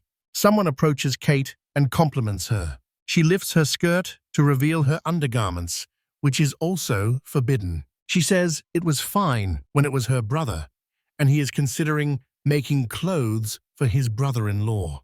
Watching the scene, Grinzel suddenly hurls a fireball at Platty. Startled, she looks up, and the young man asks whether he is jealous. However, the girl asked them to wait. The fire cannot burn her. Vale says the fabric has anti-magic properties and likely provides strong defensive power, making it superior to armor. Badimi says she did not do it and that the silkworms could not have done it. Grinzel asks his master if he did something, and the master says he cared for them with love. I'm planning to make clothes for the girl. She says they improve after getting to know him, and the clothes became a shield. A new legendary armor was born. Insisting it's fashionable, the girl asks him to make one for her.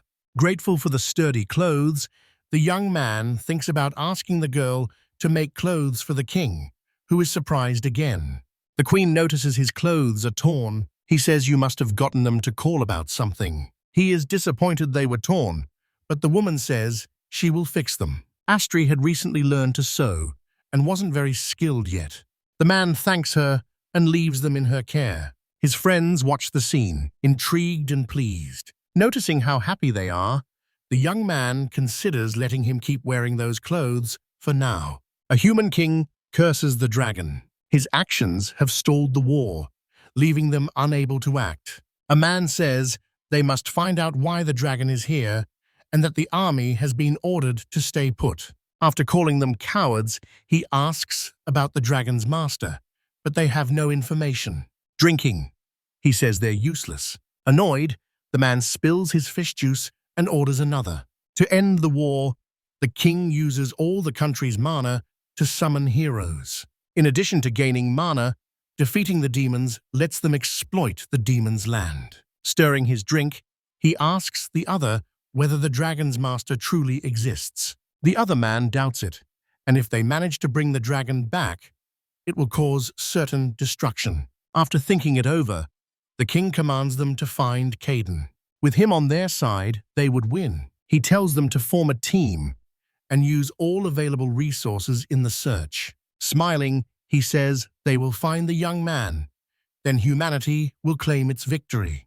The couple had been staying at the young man's house for 2 months and had learned many things. They should return to the demon country, but there are things to deal with first. He suggests they take up the sword again. Picking it up, he feels something unusual. The Aemon sword grows restless. It sounds like it is resonating with something and leaves the woman frightened. They go outside to call the kitten, who asks whether something has happened. The man is astonished to see the sword in the young man's hand. He asks what it is, and the other says it is a useful sword he used to cut the man of metal. Plenty appears and claims it is a secret sword. Kay never planned to return it, but the sword refused to let go. She talks about the man who destroyed, and he says he had no choice because he didn't know his own power. Zedine recalls a legend that the power his saints bestowed could surpass even a hero. Next, he asks whether Caden could be one of the heroes summoned by the human king. Kidden admits it's true, but he had no combat skills. He opted for this life instead. Astera notes it must have been difficult, but while showing a sprouting seed, she says it was not. Impressed, the Lord hears the young man say the gift he received has helped him live a peaceful life. He knows his power was never meant for work. He says he can bring out the full potential in everything he touches. Still, that does not make him strong, and Zidane boldly claims no one in the world is stronger than him. The power the gods gave to the human race could prove he was superior and let him return to their kingdom. However, the young man says he has no intention of doing that. He insists he doesn't want to be rude, but he is not aligned with any side and belongs to no one. That allowed him to marry Pleiadi. The Lord agrees, noting that without him things could have become dangerous and the mermaids would have joined the fight. He says he believes his existence matters greatly to the world.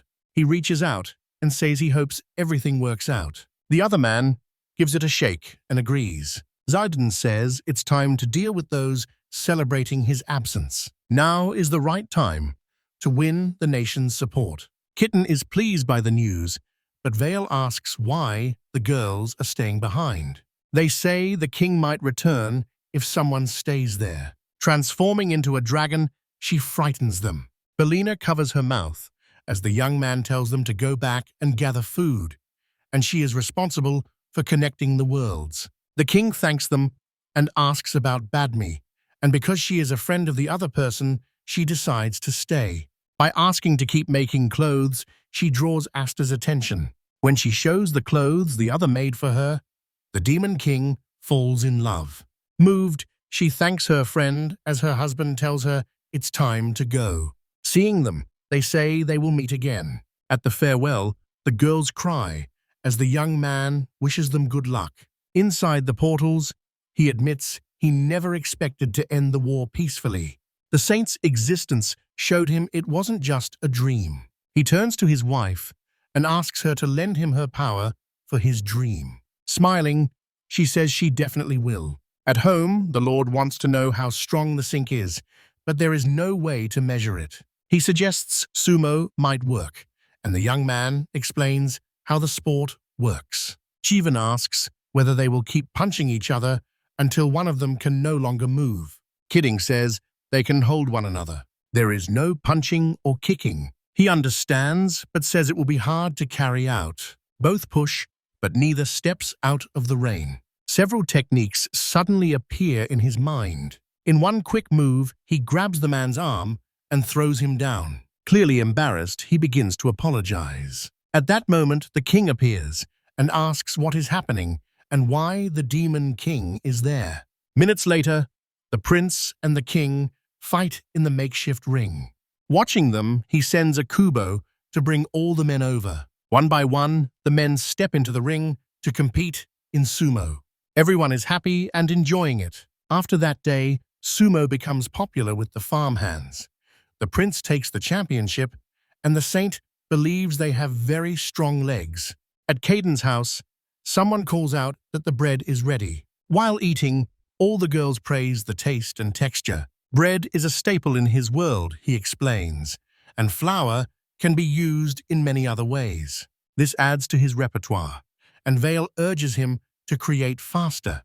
Earlier, he planned to make the true staple food of his world. It was rice.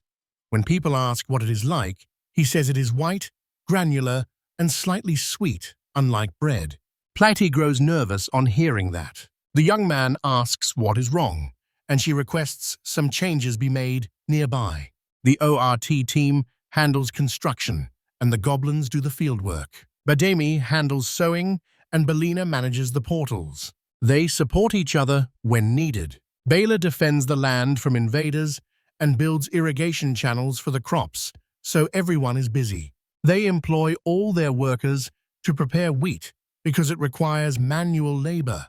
The girls say it's true, and the other one continues. She says stress alone is responsible for medicine and food fermentation. That leaves the young man speechless. She begins naming every sector. She is responsible for that, shouting. She says she can't handle everything alone, while apologizing at St. Neil's. Wanting to take action, he ignored her workload. "It's okay," she says. As they continue talking, Plato's brother arrives, asking what's happening. They both look at him, and the young man says he is a terrible husband, making him annoyed. He stood by the radishes, and his sister was annoyed by how many they wanted. Still annoyed, she says it's the priest's favorite. Then ask why everyone likes it so much. Baal says the bread is good, and the friends agree there are many great foods. One of them says, that's not the demon's specialty, and they are always certain about people. After thinking it over, she suggests her brother bring some people from his kingdom to help. If she does not, she will cut back on producing pickled radishes. That startles him. She asks her husband if it is okay, and he agrees, then asks if the other man is okay with it. Wanting to make rice for him too, the girl pleads with her brother. The young man says it would be difficult, and asks whether the other man understands what the land means to them. He says Plady hated it at first, but she came to appreciate it over time. Growing serious, Erawana tells his sister she is insane, and she becomes furious. She questions him, but he says any ordinary Triton would see land as hell. Triton cannot survive on land, and his sister chose to stay there voluntarily. Her medication lets her stay on land, but there used to be severe restrictions for anyone who wanted to. Pleiade insists he stay in the water permanently, but he says he needs to be on land for diplomatic reasons. Finally, he says that even if the medicine is made, many Tritons will still refuse to go. The same medicine is also being used to exile criminals. Other than the death penalty, they use the drug to make criminals come ashore walking upright. This is why the land is hell for them. But his sister asked him to do something. The man begins imagining different situations in which she could get help. His sister already has a solution. She smiles and suggests sending criminals there. He and the others are stunned by the idea. Annoyed, he says his kingdom owes the saint, and that this land is for the saint, not for exiles. He doesn't mind, but he won't risk Plaide's safety, even if she disagrees. Vale says she'll burn anyone who comes there, and the girl threatens her brother with the radishes. She says she doesn't care if they're criminals as long as they come to help. She says she'll work them to exhaustion, and her husband feels guilty. Later, the young man brings the girls. Renzel mocks them for not dressing properly, but Badami was ready. The Triton apologizes for interrupting. He presents the girls, Puffer, Lampai, and Rufa. A princess arrives and tells the girls to get ready. At the sight of the girl, everyone is terrified. Puffer, the witch of cruel cold, appears. Lampai, the infernal fire witch, and Gararufa, the plague witch. The man says that starting today, the three of them must serve their sentence by working for his sister, Princess Pleiade. Filled with emotion, Lampai runs to the girl, shouting her name. Someone tries to hug her, and she falls to her knees at the princess's feet, saying it has been so long since she last saw her. Everyone was left confused. Still moved, the girl celebrates being able to help the woman again. She says she's too happy, and the princess asks her to calm down a bit. Confused, Plato asks whether the young woman could be a criminal, since she does not look like one. Puffer and Gararufa complain about the other witch's behavior and suspect she has a crush on Prince Arawana. The girl quickly denies it, saying she chose this rather than remain unjustly imprisoned. Impatient, the bespectacled witch asks what she'll have to do there, while Lampy says she will always stay by Her Majesty's side. Puffer grows ecstatic at the mention of eliminating the filthy ones and says she will help too. A boy approaches the prince and asks what crime the trio committed. He says the kingdom has 6 special witches, and today he brought 3 of them. For example, he explains that Puffer taps into the ocean's steady global flow of mana, which is why she could trigger a new ice age. The prince says extremism is dangerous, so they decided to imprison the young woman. Gera Rufa is terrifying, runs the Mermaids Magical Pharmaceutical Association, and as a result, developed horrifying theories. The young woman shouts that it's a lie and that no one understands her work. To justify herself, the girl says microscopic creatures hide in illnesses and cause them. Confused, the prince becomes thoughtful, while the young man thinks about the girl's mention of bacteria. In a still shot, Gera explains the human body can remember external pathogens that enter it and build resistance, leading to the production of antibodies and strawberry juice. Something extracted from another body can be injected into the infected person, and the prince thinks injecting other people's strawberry juice could kill someone. In conclusion, he talks about Lampai and calls her the most problematic of them all. The young woman had once served the nobility as an imperial guard. It presented his marriage as the reason she went to jail because mermaids were forced to marry humans or demons. A noble then approached the king to oppose his sister's marriage, pointing out the clear risks of a failed union. To attack the princess, the noble accused Plato of being a drug addict, and Lampai was enraged when he heard the accusation. A brutal kick lands on the aristocrat's backside, but before it's finished, the infernal fire witch calls the prince out. Someone says she did nothing wrong. Embarrassed, Arowana apologizes to the Holy Lord for the girl's behavior. The boy asks whether Pleiadi is comfortable with all of this. She gets emotional when she sees he's worried about her. Her brother answers. Nervous, she asks why he's getting involved, and he says there is something else he hasn't told, that his sister is one of the crazy witches too. The Holy Lord grows desperate. They discovered what the girl had done. She had invented deadly drugs, so they called her the Crown Witch. Arowana relies on Pleiadi and says no one else can lead the witches. Lampai is thrilled to be able to serve the princess again, calling the place a true paradise. The man called Kidin. Kidin appears to own the land, so the place is under human control. Upon being introduced, Okubo Gobonoshin says he has finished building the pizza oven.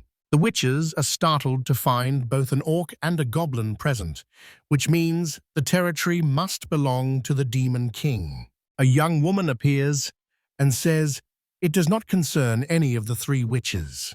They were only supposed to make delicious food, but the trio doesn't know who this arrogant girl who just appeared is. Before she can answer and introduce herself, an explosion in the sky scares everyone. A gigantic dragon emerges from the sky, roaring. The girls are scared and don't understand why the monster is here. They notice that Gera has fainted. The Holy Lord quickly takes control of the creature and commands it to behave. Someone invites everyone to a pizza buffet, and a little girl asks what pizza is. Puffer wonders whether the young man is the dragon's master or merely a cook. Then the princess appears and says he is her husband. It made Lampai faint. A new figure appears, thanks them for inviting him to the welcome party, and to everyone's shock, it is the undead king. They don't understand why the two global disasters are in the area. All three witches faint, so they agree to postpone the party until they wake up. A while later, the third girl wakes up. Gararufa and Puffer see the young woman is awake. The three sit on beds on the floor, confused and unsure where they are. Puffers says the house is wonderful, with a pleasant scent in the air and a soft, cozy bed. Lampai remembers being brought there by Prince Arowana. A woman enters the room, pleased to see the three awake, and says she is Belina, one of the residents. Terrified, the girls realized she was a demon. They soon learn that Holy Caden is waiting for them. Suddenly they remember what happened. The room fills with a scream calling for Lady Pleiadi. The infernal fire witch mourns again, lamenting the princess she believes has become the Demon King's fiancée in that infernal place. Stunned, the woman says this place is not hell, and her husband is human. The young woman rebels and tells the man to prepare for her death. Yara thinks carefully that the landowner in demon territory is a human puffer, tries to figure out what that means. Belena tells them the place is not ruled by demons. Explaining that is difficult in the play, which states they are in a total isolation zone. Plato says this is the reclaimed land of the Holy Kitten. The three witches think that is impossible and imagine what would happen if humans and demons clashed. A child appears and says they'll just have to tolerate each other. She introduced herself as Grinsel Dragon Vale. With her memory restored, the other witch says she saw the undead king in the area. All three panic, shouting that the world is ending and everyone is doomed. Belinda steps in, saying she knows it's scary, but these beings help protect the land. Puffer sees this place is better than the kingdoms, and the princess agrees that they can relax and work. The cruel, cold witch resents having to work, and the enchanted Lampai wonders whether the princess must do forced labor too. Before eating the gasai, they point out the tree or the house where they are staying. Along the way, the witches wonder whether they really have to work as cooks and look for ways to escape the place. At the warehouse, Plady tells them this will be their job. What they see surprises everyone. Puffer asks what the smell is, and the princess replies, this is where she processes and prepares seasonings for food. The girls think seasonings are drugs that make food taste better. They pick a few of the prepared ingredients to taste. The flavor grabs their attention. Pleased, the trio says it is delicious, and that they can detect a deep, complex flavor. Lampai marvels at how the princess is always coming up with delicious new creations. Play D explains the fermentation process, while Gerarufa is delighted by the idea. Noticing this, the princess asks if the girl's research is not about fermentation. She confirms it, and the plague witch brightens when she sees the soy sauce and recognizes it. She tries to take a big gulp of the product, but Platy stops her, who says she had thought of doing the same when she first tasted it, but her husband forbade it. Feeling both happy and frustrated, Dara says she wants to learn more about the fermentation process. They ask to work there, but Puffer refuses, saying they must first learn more about this so-called saint. The princess announces that her husband is an invoker. The witches look confused. They explain what it means to be an invoker and his mission in this world. The play shows that the filthy king summons whoever he wants. Herbal Loven was discarded because it had no special abilities. As a result, he has knowledge and skills that set him apart. Annoyed and hungry, Grinsel interrupts and asks if they're done talking. They cannot eat until the guests arrive. Pizza is served at the table with a variety of flavors. Curious, the witches ask if this food is from another world and examine the dish. Kidden says you will slice the pizza. Extremely hungry, Dragonvale is growing impatient. Seated around the table, everyone gives thanks for the meal. Tasting the pizza, the three witches felt something entirely new. When the host asks how it tastes, Garrus says she is amazed and calls it divine.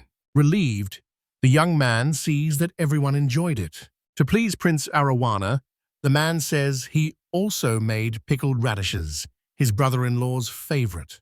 The princess announces that from now on, she can make many pickled radishes. Also, her brother can buy as much as he wants. He announces he'll visit once a week, surprising everyone at the table. Kidden asks Pledy if she wants another serving, and Pledy says yes, because her husband's creations are always very good. Lampai calls to the princess and says she cannot understand how the princess became so enchanted by that man. Still, she does seem very happy. The three witches go to bed after eating. They reflect, stare at the ceiling, and puff contentedly because the food was delicious. Meanwhile, Gareth considers how well the dough fermented. By contrast, Lampai thinks about how Caden can really work hard. Lying in bed, the three notice how soft the mattress is and how high quality the fabric feels, and they conclude this place feels like paradise. The next day, everyone is already working, and Gara asks Puffer for help after she finishes her tasks. She says they will preserve the radish and add it to barley miso. The composition of this second ingredient depends on a microorganism called mold, which disgusts her friend. Still using this recipe, Prince Arowana will eat the pickles the girls made. Still working, the crew's cold witch asks where Lamp is, and another crew member says she went hunting with the orcs because she loves a good training session. In the forest, the girl gets ready to face large monsters. With a decisive strike, she brings down a giant boar. The orcs cheer loudly, while she thinks she does not train just to show off. He was at home talking with his wife. Caden says the three witches are a big help. They not only back the princess and her work, they also help, like Kubo and Gabi Kichi. This increases the time available to prepare the rice fields. The Holy Lord says growing rice is special to him.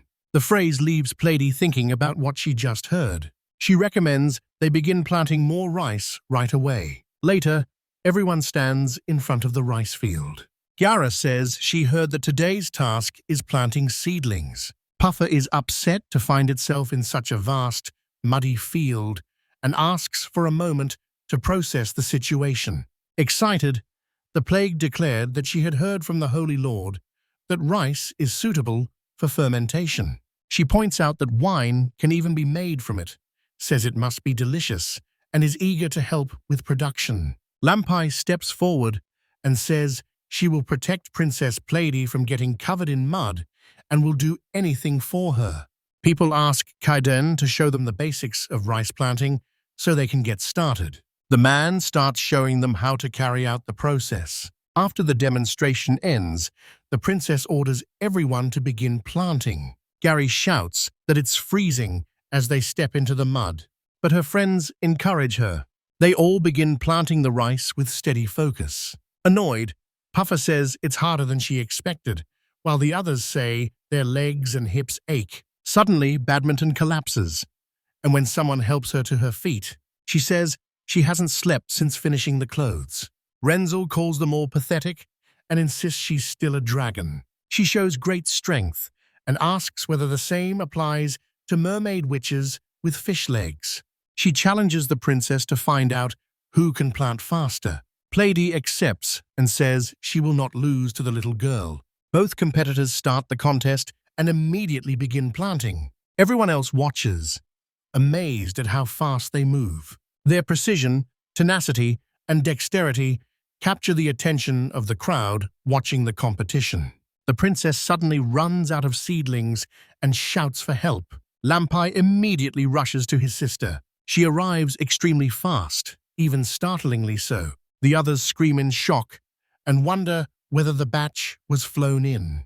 Although it was frightening, the siblings are safe and unharmed. Still, everyone is surprised, admitting they underestimated farm work and that the princess's legs are unusual. There must be a reason she can do such hard work. But Plady says she does everything only to eat good food and nothing else.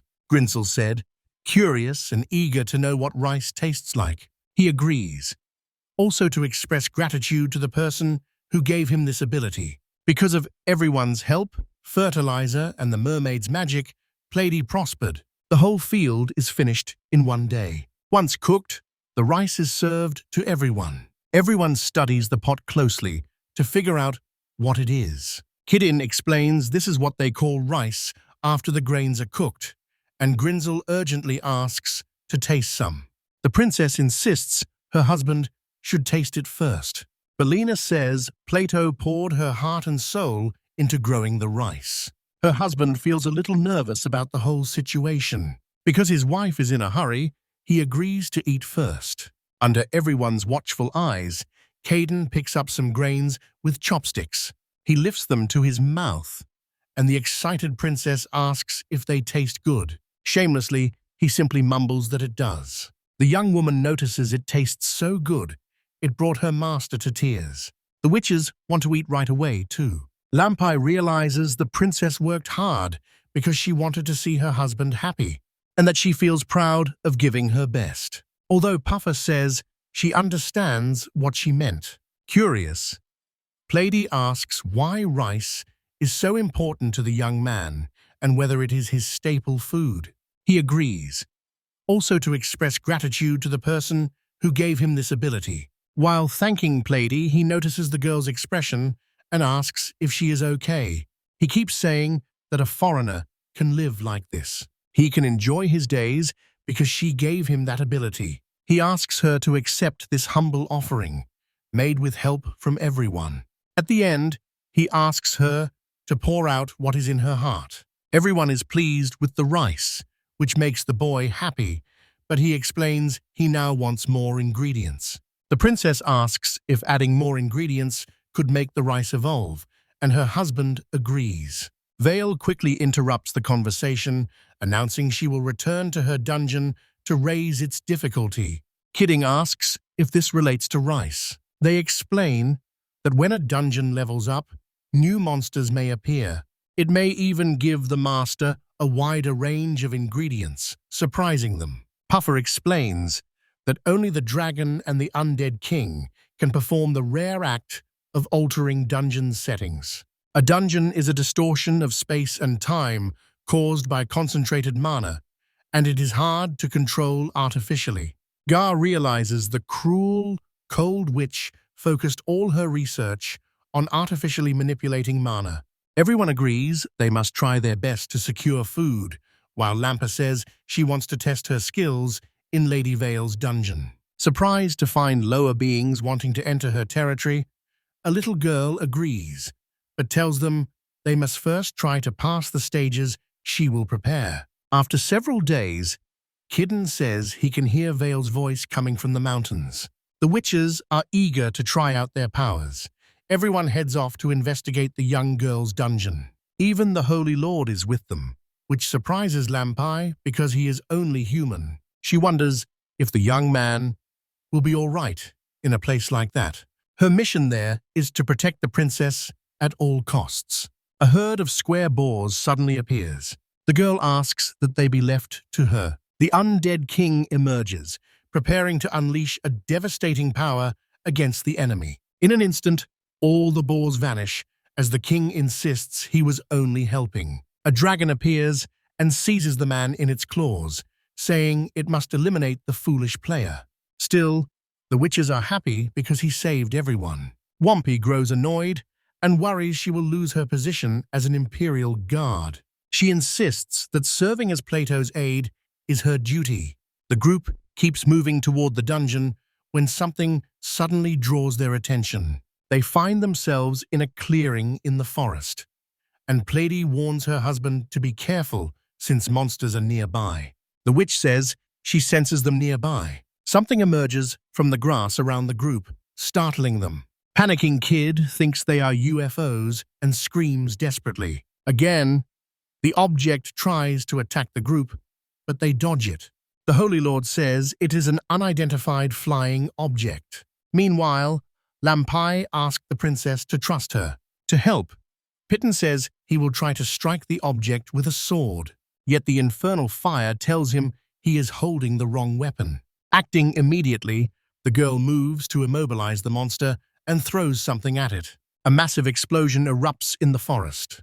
Platy remembers the girl uses explosive magical potions, which is why she is called the Witch of Infernal Fire. Up close, they realize the monster is actually a lotus, a kind of turtle. They could just flip it over. Several tentacles extend from the monster before it attacks. They wrap around the girl's body. Her scream left everyone unsure what kind of enemy it was. They try to free the young woman, but Gabikichi knows it won't work, so he aims at the monster's body. The man strikes, but the shell is too tough. The handle of his axe breaks. Warlike tentacles emerge from the turtle, trying to grab members of the group. Plady backs her husband and says it's time for Kiddin to shine. Swinging his sword, he quickly strikes the enemy. He overpowers the wicked turtle and checks on Lampai. The princess notices that the creature's tentacle is its weak point. Veal approaches the group, but they do not yet know the lotus is one of the area's weakest monsters. The goblin proposes using the creature's shell as a shield, but the dragon orders them to relax. Plady says she does not mind and came here to investigate. Struck by love, she says her love surpasses the two greatest calamities, making her the strongest person in the entire world. Lampai agrees and says the princess's husband is the strongest, reducing her own existence to insignificance. Everyone decides to take a short break to rest, and while standing in the forest, They say they are surprised because they never imagined the Holy Lord was so much more powerful than the undead king. The infernal fire witch says it makes no sense that the human kingdom exiled the young man. He explains he had no combat skills. He admits he uses a magical sword, so he's not truly remarkable. This slightly shocks the young woman. Still, the girl adds that if a human or demon race decides to invade, the princess will be protected. They all decide to keep going, and Pleddy notices the scenery hasn't changed much, but the temperature has risen.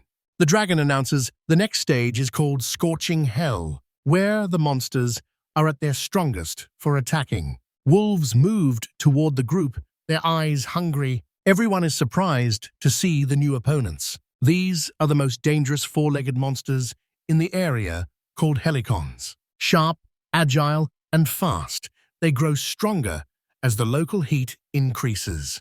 All the beasts are targeting the Holy Lord, making the girls anxious and frightened. An unexpected event leaves the princess and her subordinate confused.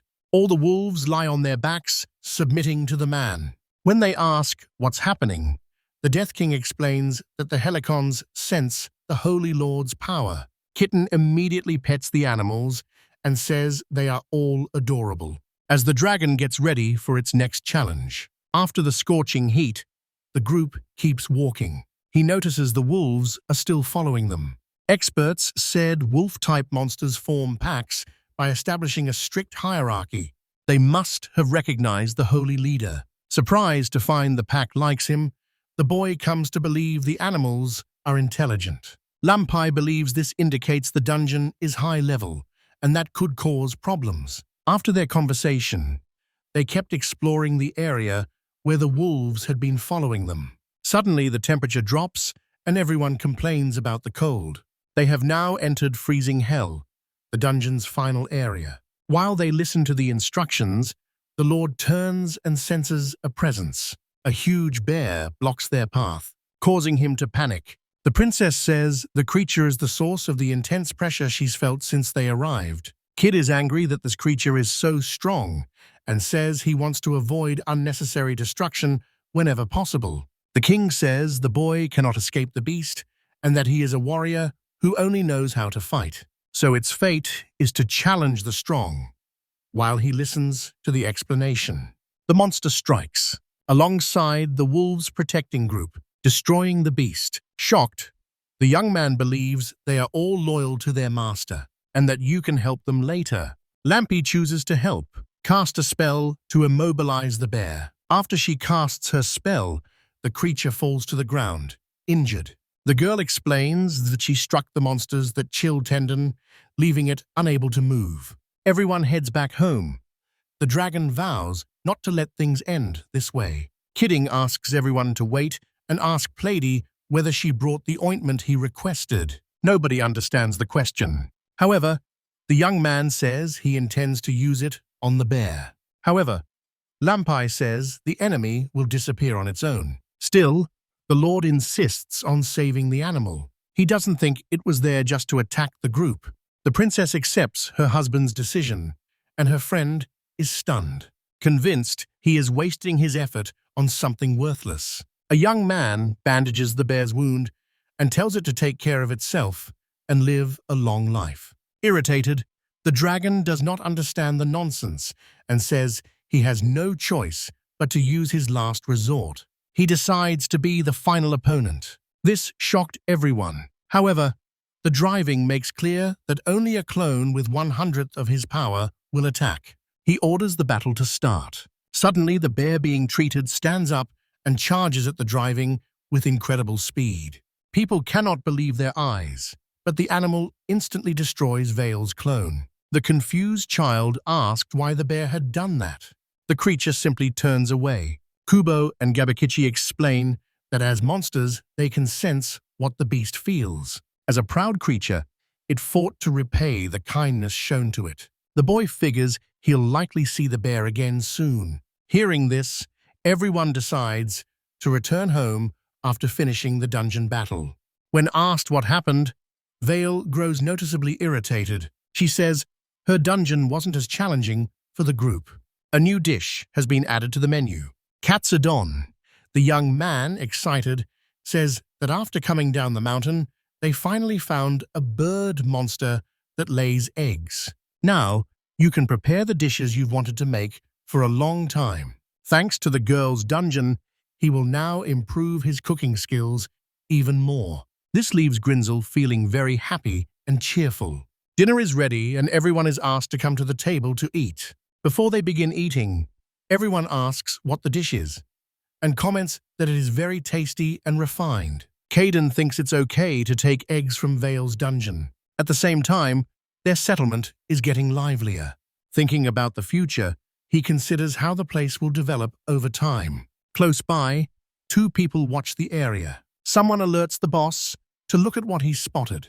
The man says he can't believe a village exists in that region. Determined, he says he will check the area himself. Make him the gang leader, Aileron. Hannah and the Tarot. Caden plays with the animals, throwing ropes for them to chase. He says he now lives with the wolves he found in the dungeon. However, the problem is that there is not enough food for everyone in the area.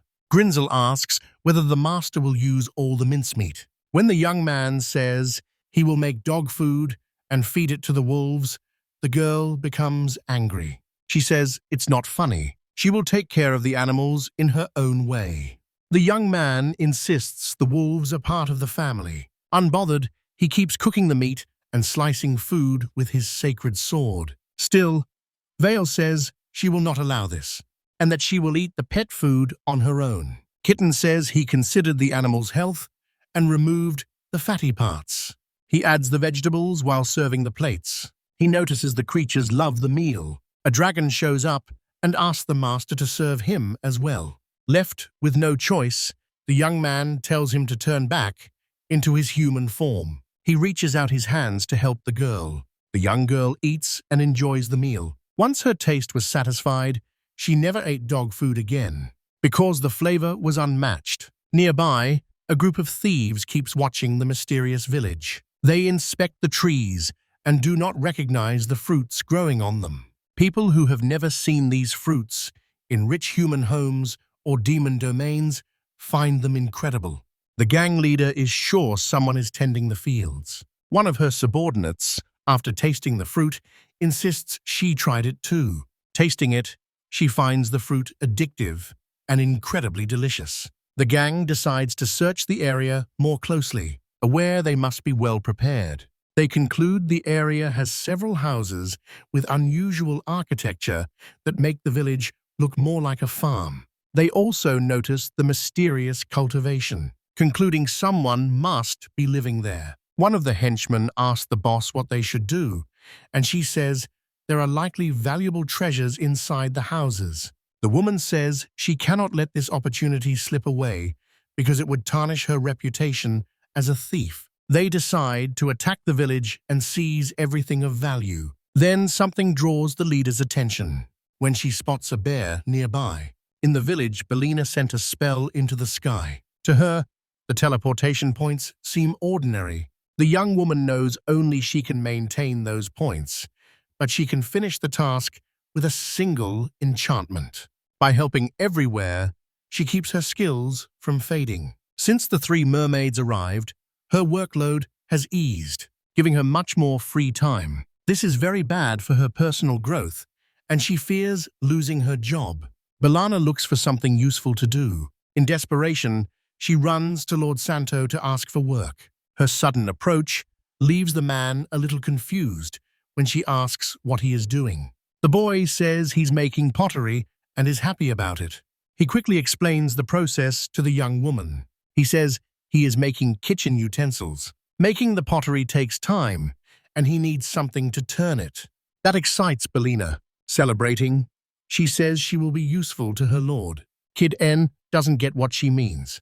The girl says she will use psychokinesis to cast magic on the stones and make the objects move. She begins by burying the stones at the edge of the base. He speaks a few words and commands everything to move. The Lord is amazed by the situation and watches closely. Without warning, a piece of pottery flies into the boy's face and he screams. He tells Balana to slow the spinning, and the girl apologizes. Feeling embarrassed, the young man says his friend is always very hard-working. Noting she is less skilled than Badami and the others, she says she must work harder and stay dedicated because she does not want to be unemployed. The boy reassures the girl by telling her she is very helpful. He invites her to try ceramics with him. Emotionally, the young woman accepts. Her first piece doesn't turn out as expected. Frustrated, she tries to destroy what she made. The man says nobody gets good at something the first time they try. This ensures they can use the failed piece for something else. Hearing the wolves bark, the kitten grows curious and goes to investigate. When he arrives, he finds Okubo detaining a group of thieves. He asks the orc to explain what was happening. The orc quickly explains they caught a group of elven bandits invading the farm. Belina explains that elves live deep in the forest and avoid contact with humans, but Kid N is still confused. The young woman says she's heard of several groups of elven bandits stealing everywhere. Apparently, they shelter in remote places no one dares to enter, making them hard to capture. Laughing, the young man tells the group they must be surprised to find a farm in the middle of nowhere. The leader asks where they are and who the boy is. He explains without hesitation. The elves stay wary when they realize the young man is human. The residents are monsters, and his assistant is a demon. Trying to understand, Caden asked, or Kubo did, whether the elves had done anything. The man says they stole tomatoes from the farm. Furious and shouting, Princess Play appears and asks whether they stole and ate the tomatoes. Turning into a dragon, Grinzel declares she will destroy every last one of the thieves. The boys were frightened. The princess insists that punishment is necessary to prevent future thefts. Vale agrees, saying she will kill them and leave their bodies out in the open. Desperate, the gang leader declares that this ends the stone-slicing tempest. Belina realizes the group only steals from the rich. They target corrupt nobles and expose those nobles' misdeeds. This means they are gentlemen thieves. Grinzel says she doesn't care and insists they deserve the death penalty. Kidin agrees with the princess and says punishment is necessary. He decides to sentence those found guilty of theft. Affirming that it is a serious crime, the young man says he has already made his decision and declares that the group will work for him for a period of time. Still cautious, the group members ask if they heard the proposal correctly. The protagonist agrees, since he will be atoning for his sins, while Belina calls him knave. Scolding Kaiden, the girl tells him not to underestimate the elves, calling them bandits and criminals. He says the farm already has a few other criminals. Vele keeps up the threats, claiming she would have already burned her enemies. Getting the leader's attention, they ask about her comment that the place is full of criminals and discover the human has tamed a dragon. The others always try to find a way to escape, while Belina suggests handing the group over to the demons. Curious, the boy asks what would happen if they did that, and they reply that it would depend on the demon's judgment. However, the current demon king dislikes killing, so Rube might not be sentenced to death. Realizing the situation, the boy wonders if this would be too much trouble for the king, since he is at war with the human race. After a moment of thought, he decides the group will work on the farm. He places them under Vale's supervision and promises her a reward and to repay her for the favor. Before they begin, the boy asks whether the group would like some tea. Later, everyone sits down at the table and starts serving themselves. Kaiden wants to learn more about his new subordinates and begins by asking the gang leader if she can pull weeds and harvest crops. The boy's behavior makes the woman very nervous. She asks whether he thinks forest dwellers cannot work in the fields, and Belina agrees with her. The girl says that for elves, nature just exists and is not something they can change to improve their lives. During the questioning, Vale asks why they left the mountain to eat the farm's tomatoes. Hastily, the elf explains that humans and demons seized their native forest. Kitten reflects that the group is like bears that left the forest when humans built houses there. Then he says he feels sorry for the elf, someone who doesn't understand what just happened. The young man admits he cut down many trees in the forest without knowing they were the elves' homes. Another group member says the real problem is the ongoing war because the forests have been changing over time. The princess says it is not surprising that they turned to Bama tree. That does not justify what they did. The gang leader says the elves only stole from those they believed to be nobles, but the forests do not belong exclusively to the elves. She accepts that name for her sins, obediently calling Kidit considerate. He is happy and simply thanks her. Belina, however, says they should send the group back to where they came from, insisting they are not fit for the work. Lord Santo cannot tell what is wrong with a girl. Someone calls him over to say the ceramic pot is unglazed. Laughing, the boy says he doesn't know how to do that. The elf listens closely, deciding to help. She asks whether the boy uses ashes from the furnace. They say glaze could be made from it. Then the two continue talking about pottery, and someone explains that this is basic knowledge for all elves. The conclusion is that they are more comfortable making tools from natural materials. Plady asks whether questions asking if she would like something made from nature are serious.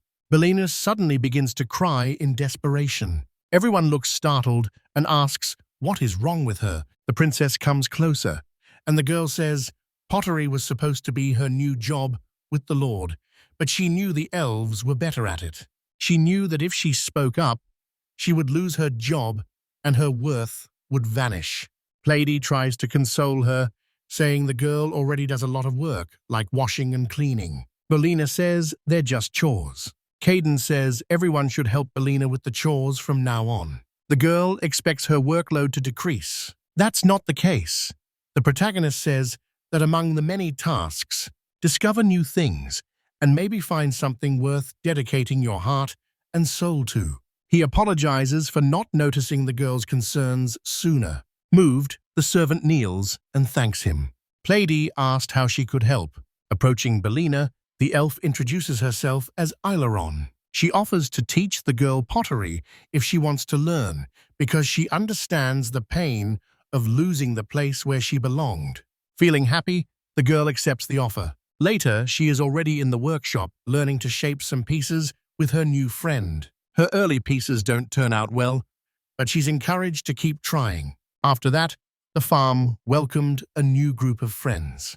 At the same time, inside the Demon Royal Palace, a man limits how things turn out. He knows he needs to ask Lord Santa for help. Determined to hunt, the group is joined by Lampai. One of the elves asks what their target is and is told they are after square boars because his veil wanted to eat one.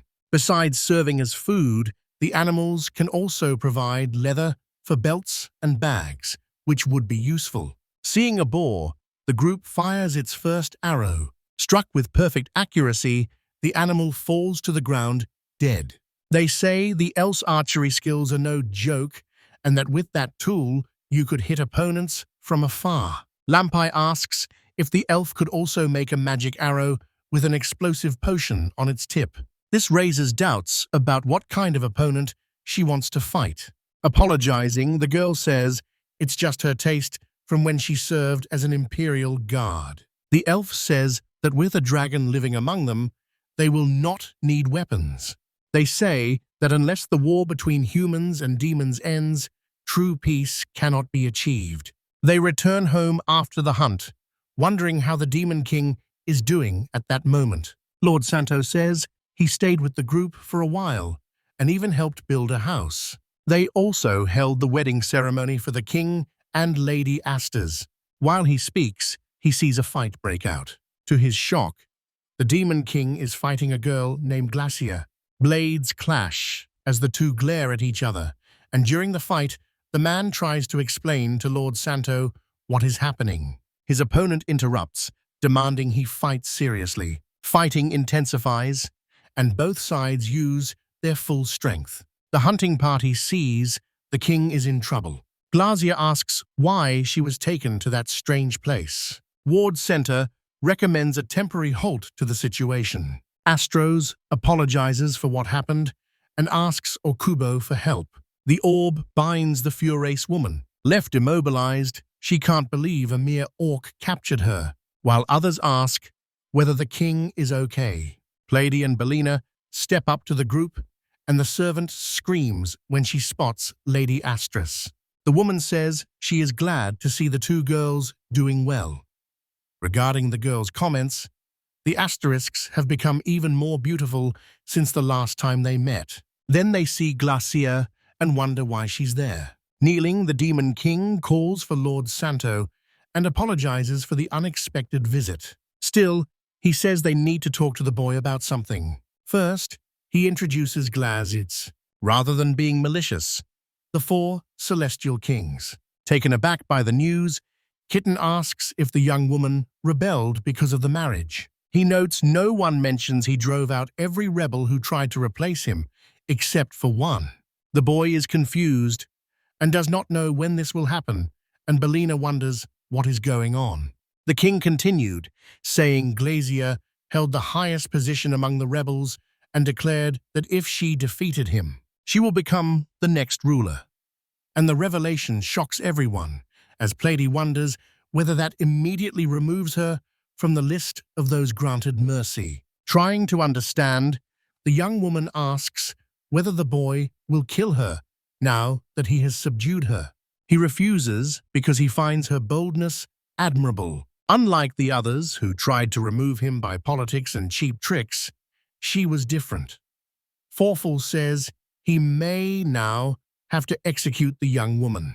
Listening witches and elves believe he genuinely hates having to execute his own people. Plady says the group finds it difficult to interfere in internal matters. He demeans himself and asks for a simple summary of the explanation. The person who says that the truth is, Glacia is in love with Lord Zedon. This information leaves everyone stunned. In the scene, the girl shouts that Astros mattered more to Zidane than the title of king, and that because of this, she would succeed him. When the king returned to the castle after that incident, everything changed for the young woman. She screamed that she no longer cared and wanted to be queen too. Otherwise, she asked to be executed. The king says he may have removed troublemakers and ended discord in the kingdom, but his problem with the grower remains. Lampai suggests the king could make the girl his concubine. He insists he cannot do that, since Astrus is his only wife and he promised Hayes. Taking Glacia as his concubine could bring divine punishment upon her. The young woman asks him to kill her. Zidane says he acted hastily and didn't realize how much the girl wanted him. Yet she calls him a coward. Kitten asks whether the girl really plans to become a concubine and warns that this could cause a problem. Astra says she is the king's wife and accepts that it is inevitable. She allowed him a concubine, saying the kingdom cannot afford to lose a girl with first-class military power. Hearing that, the two women glare at each other and trade insults. The king apologizes to the lord for the trouble he caused, but then an undead king appears calling for sensei, and Plato asks what that means, and why the undead king is there. The devil also appears to see what the commotion is about. Meanwhile, Puffer and Gara try to figure out what is happening. Drawing closer, they notice the king seem occupied and move in to look. Glacia screams fiercely. Everyone is startled as her power begins to spread. Everyone is shocked by how much she has. Stepping in front of the Demon King, she urges him to go to safety. Astras, the Lord, and even the undead were left puzzled by her actions. Shouting, the young woman urges Asteres to flee with her husband to a safe place too. The Demon King rests a hand on the girl's shoulder. This left her puzzled. The man tells her his kingdom still needs someone like her, while she asks how you can stay so composed in a moment like this. Belina reassures the lady not to worry and explains that the undead king came from next door.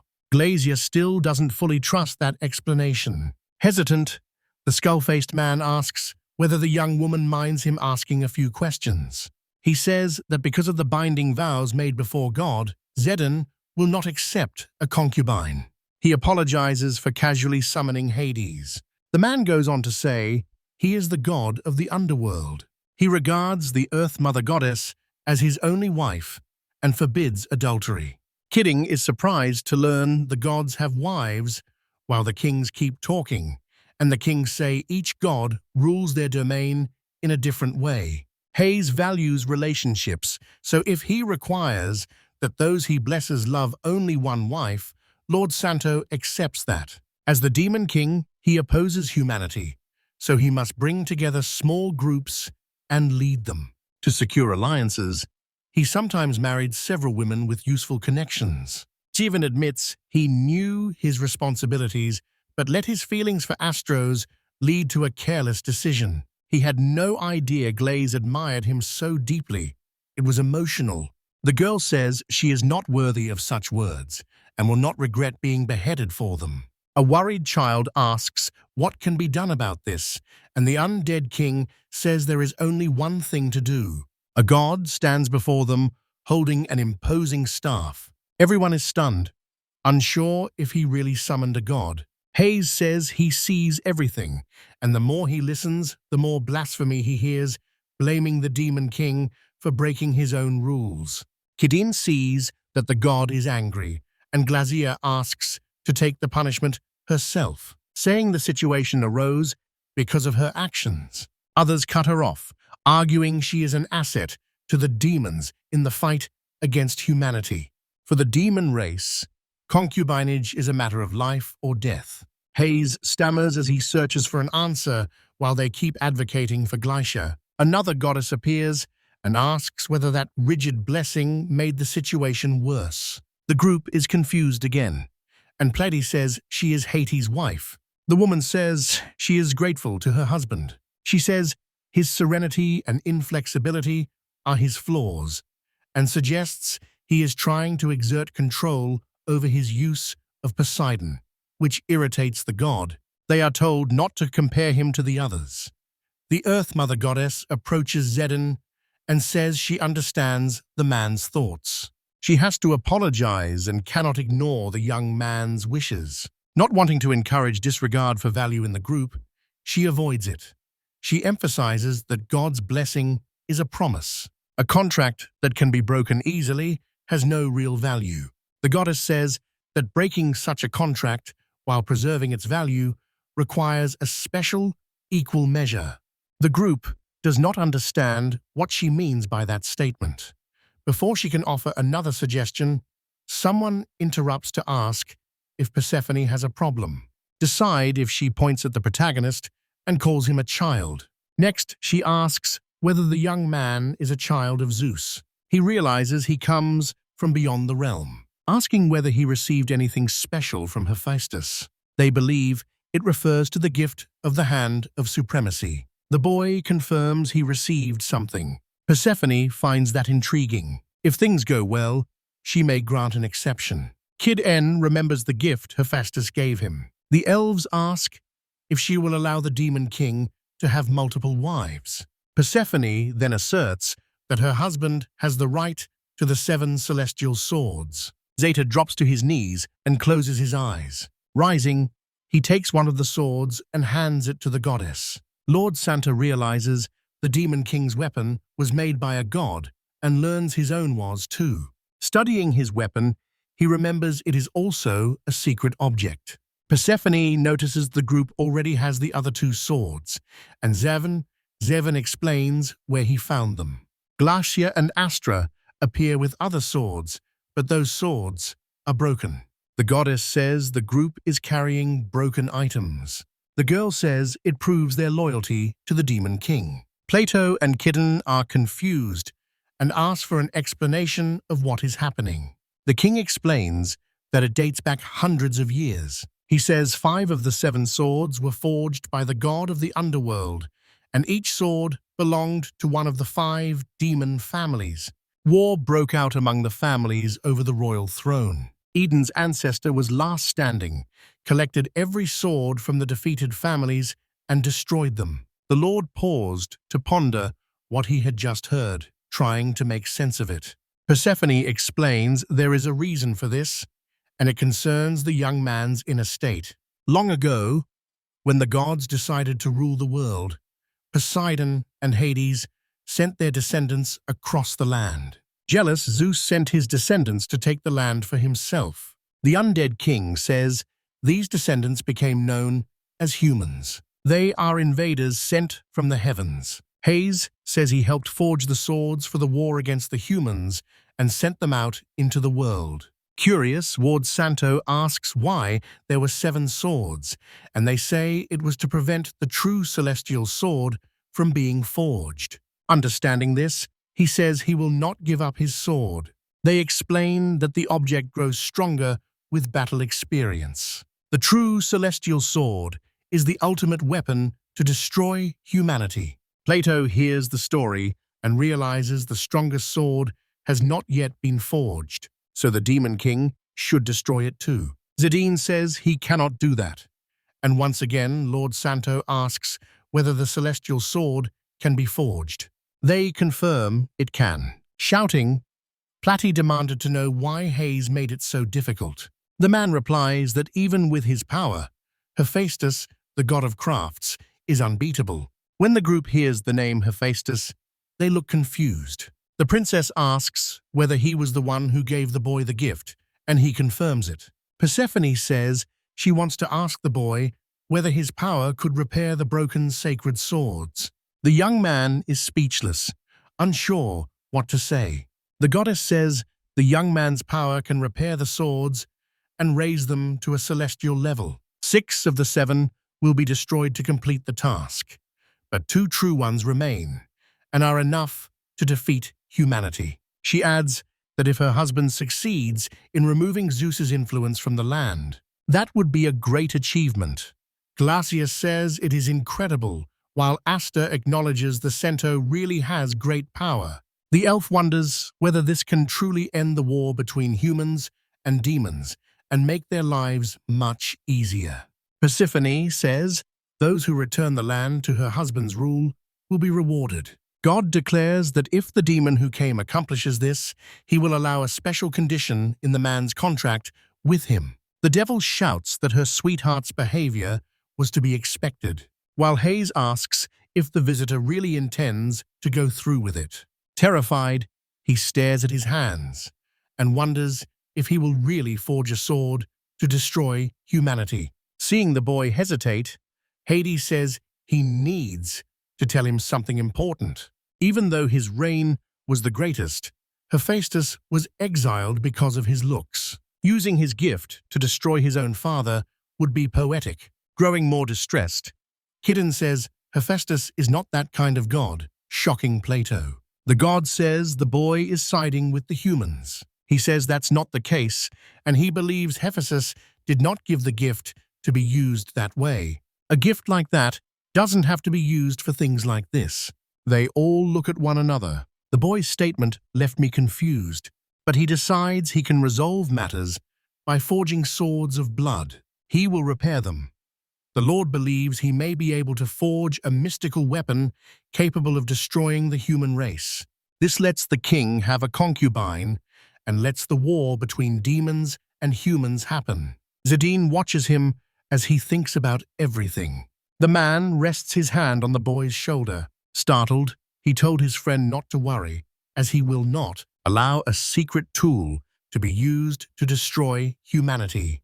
The statement infuriates Hayes. Although the witches know the boy has a plan, the Demon King says that with a true sword, he might break the sacred barrier around the human castle Zeus made. The group believes that decision is right because the barrier repelled the demons, and the demons can no longer catch them by surprise. Kneeling on the ground, Zidane swears by the god of the underworld that he will dismantle the human political system. Everyone is glad to see him make that decision. Hayes says the royal family and the church maintain authority, and that if the king manages to overthrow both, he can tear humanity apart as a nation. Fool, the god says he believes some people think the children of Zeus always have a plan. That's excellent. Persephone says that if they could at least eliminate the kings of the human race. Even Zeus could not interfere. She gives something to Glacia. The girl tries to figure out what it is. The goddess says it is Mother Earth's blessing, and that with it, she can marry. Though he does not fully understand, the demon king thanks her for her kindness. The woman says the sacred sword should strike only once, because 2 strikes will make flowers bloom. Hayes agrees and gives Kit a small token of gratitude for his help. The boy says he does not expect any compensation, and it is a blessing that the land's harvest will improve. Both gods vanish into the sky. The protagonist looks at his hand and wonders whether things are settled for now. Clutching the Groot, the boy says he will gather his strength and prepare for the demon lord's departure. Hours later, he celebrates restoring the 2 sacred swords. People celebrate and call it wonderful. He asks Devon for an update on the strategy meeting. The man says he has some information from the elves. He plans for you to enter the castle through the mountain and believes this will minimize human casualties. Asta says she feels very fortunate to have met the Holy Lord. She will provide a report once the battle is won. Belina and the other servants summon Glacia and the king's wife. They ask the pair to carry anti-magic fabric to protect them from enemy attacks. Glacia grows furious and insists she does not need anyone's protection. She will protect everyone. Plitty arrives and announces the food is ready. Tankatsu served with the Holy One on top. Glacia is unsure, but decides to try it to find out how it tastes. Enchanted, she listens as they explain the white food is rice, which pairs perfectly with takuan. While they eat, the princess tells her husband she hopes the Demon King's war has succeeded. A few days later, a castle comes into view. The man asks whether his servant has not yet found Holy Kitten and what his search teams are doing. The young man says they are all incompetent. Meanwhile, someone else enters the room with bad news. He says he has urgent information from Broda. The Demon King is leading a vast army to invade the country. The desperate king is at a loss. Other men in the kingdom are worried and puzzled because they have provoked no one. The king orders the army sent, but no generals are available. They have gone to find the Holy Kitten. He orders more troops to be hired and declares the Demon King will never defeat his trump card, the Sacred Barrier. Nearby, Glacia and Astra talk. Sure, they've done a good job while Zedon distracts the humans. They resumed their mission and headed for the castle. Brilliant light floods the area. They broke the Sacred Barrier, protecting the site. Again, the servants hurried to inform the magistrates. It means something terrible has happened, and the Sacred Barrier has been broken. Feeling nervous, the man orders everyone to inform the church to put new protections in place. But they say it is impossible. Everyone is trying to find a solution, but no one knows how to restore the protective barrier. Zigan enters the hall and declares he will end the conflict. He orders the Human King to accompany him. That broke the human kingdom apart. The Demon King promised to keep everyone safe, except members of the royal family and church officials. Momoko is lost in thought when someone asks her what is wrong. She wonders where the Holy Kid is. The protagonist says the Demon King is bringing peace to the world, but humans are indestructible and their armies are invincible. A girl walks into the room calling for the Holy Salma. Gera says they've finally finished what was requested long ago. The beer is ready.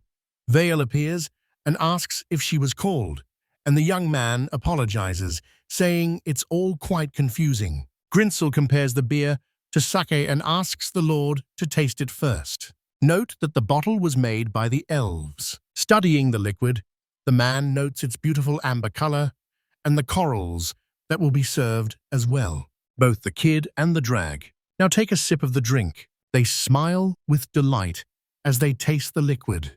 The Lord thanks God and says it will be very successful. Consumed by emotion, the girl starts to cry, and the young man doesn't understand why. She says she could never have done so much research in prison and calls the man her savior. Now that the beer is ready, the girl asks what will happen to her and whether she will be dismissed. The play appears to portray the witch as a thief. She yells, asking what she is doing with her husband. They will ask the princess to look closely. The girl sleeps peacefully in the young man's arms. People say she's drunk from researching the beer. Meanwhile, the Lord says he will serve the drink during the Demon King's next visit.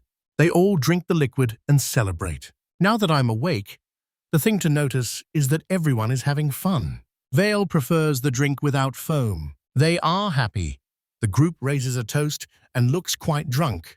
The Lord, drunk on alcohol, says Plato is kind and strong, telling his wife he loves her.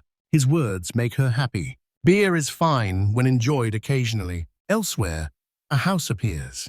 The Holy Lord approaches Hephaestus and asks how he is doing. Grateful, he says, the gift he received lets him live well in this world. He asked him to continue looking after the group. The protagonist says he has been here for some time and was summoned by the king of the human kingdom. They met many extraordinary beings.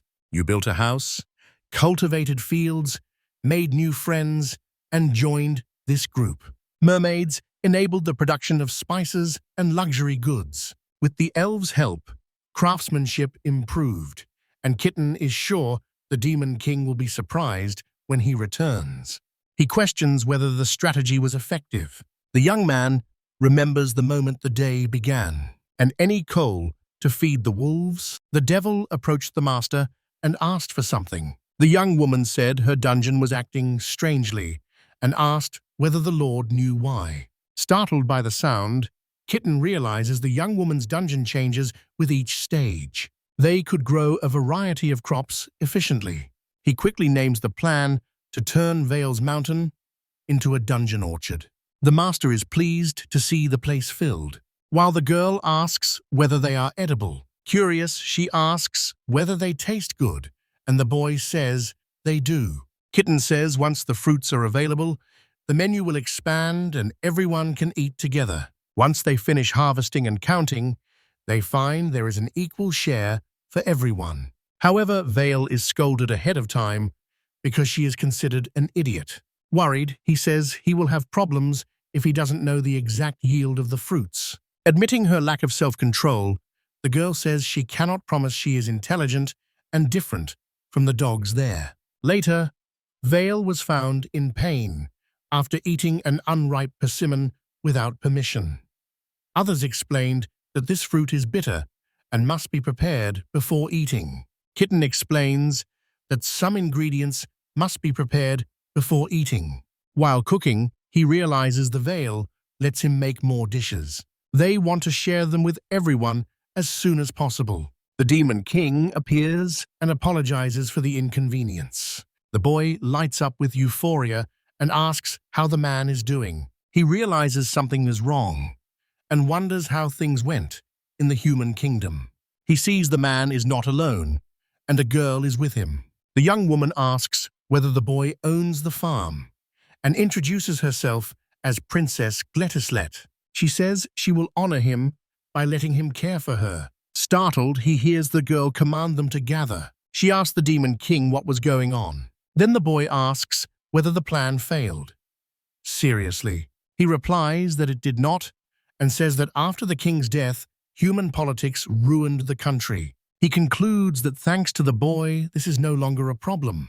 Iturnami Noria prepared to ask whether the girl was someone important. Before he could finish, she interrupted. Shotting, the girl with strange hair, asks what the protagonist is whispering in her presence and calls it insolent behavior. She tells them they are also one of her farmers. Pointing dramatically, she commands them to bow to her royal majesty. As a member of the noble royalty of Reticeleta, she will forgive inappropriate responses and says they can take pride in this for future generations. Brimming with pride, she declares herself the #1 princess of the human country, then amends that to say she is actually the most noble princess. With a proud laugh, she declares no one is like her and tells them to enjoy and submit to her and her body. They slap her and tell her to shut up. Angrily, they say she looks fine for a princess from a ruined country. Sobbing in pain, the princess apologizes. She shouts rudely, keeps throwing harsh truths, and says that since the kingdom was destroyed, now she is just a commoner.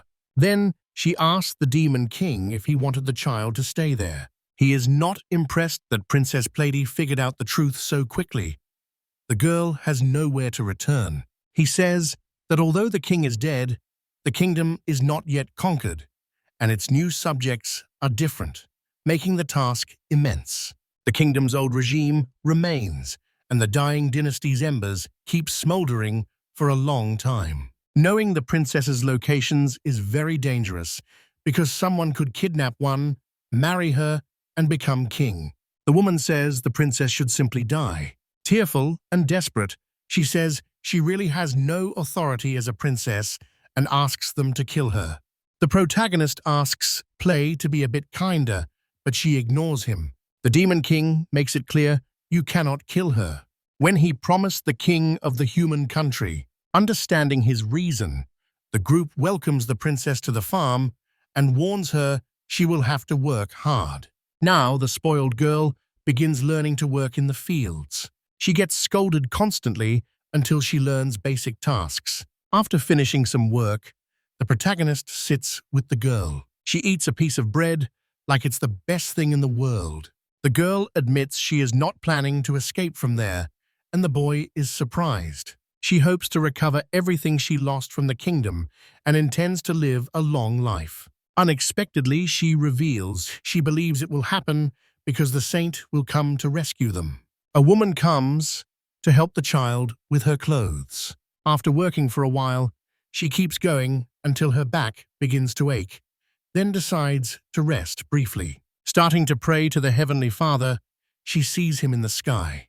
Seeing the image in the sky, she realizes the Demon King had been trying to speak to Hades directly. The protagonist asks whether it is right to call on God so often, and the skeleton replies that this time God wanted to be called. Then God says the undead were right to summon him in response to the oracle. He says the Demon King appears to have finally destroyed Zeus and all his kin. It surprised them that God knew. He finally admits he wants to rule the lane of humans without spilling the necessary strawberry juice.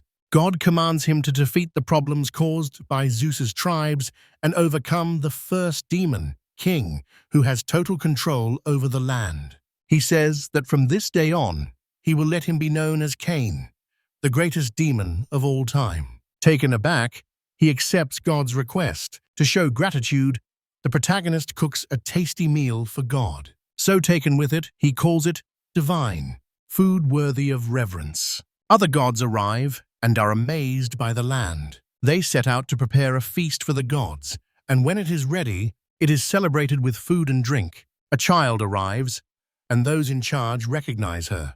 She demands to know how the human race is doing and asks about Zeus, the most important of all. They laugh and call him selfish and arrogant, saying that not even his peers can summon him. She is stunned by the truth, then runs off crying. For now, they decide to leave her alone. The gods regret telling the princess their secrets. People say she'll face many problems ahead because the child is too arrogant. The boy says she's at least doing her best by working, driven by the hope of finding kid in the sink. Besides that, none of them can afford to use anger. Being protected encourages them, under the god's protection. The girl then asks whether Zeus, like the other gods, is unaware of such things. They ignore her and move on to serve the gods. In return, they receive rewards, and their land enjoys a year of good harvest, abundant hunting, and the well-being of all. Thus, the gods leave. They talk about the events over the last few hours. In the distance, the girl shouts that Zeus is an idiot, wishing him only misfortune. The protagonist arrives offering a kind gesture. Asks the little girl if she wants to feel it herself by showing her a place for it. He assures her that everything she plans there will belong to her, and she accepts eagerly. The next day, the two were talking and noticed the work was moving too fast. That seems odd. He says one day he was about to weed a field, but they had not even started. One side was already cleared and new plants were added. They asked everyone if anyone had done it. No one had seen anyone there.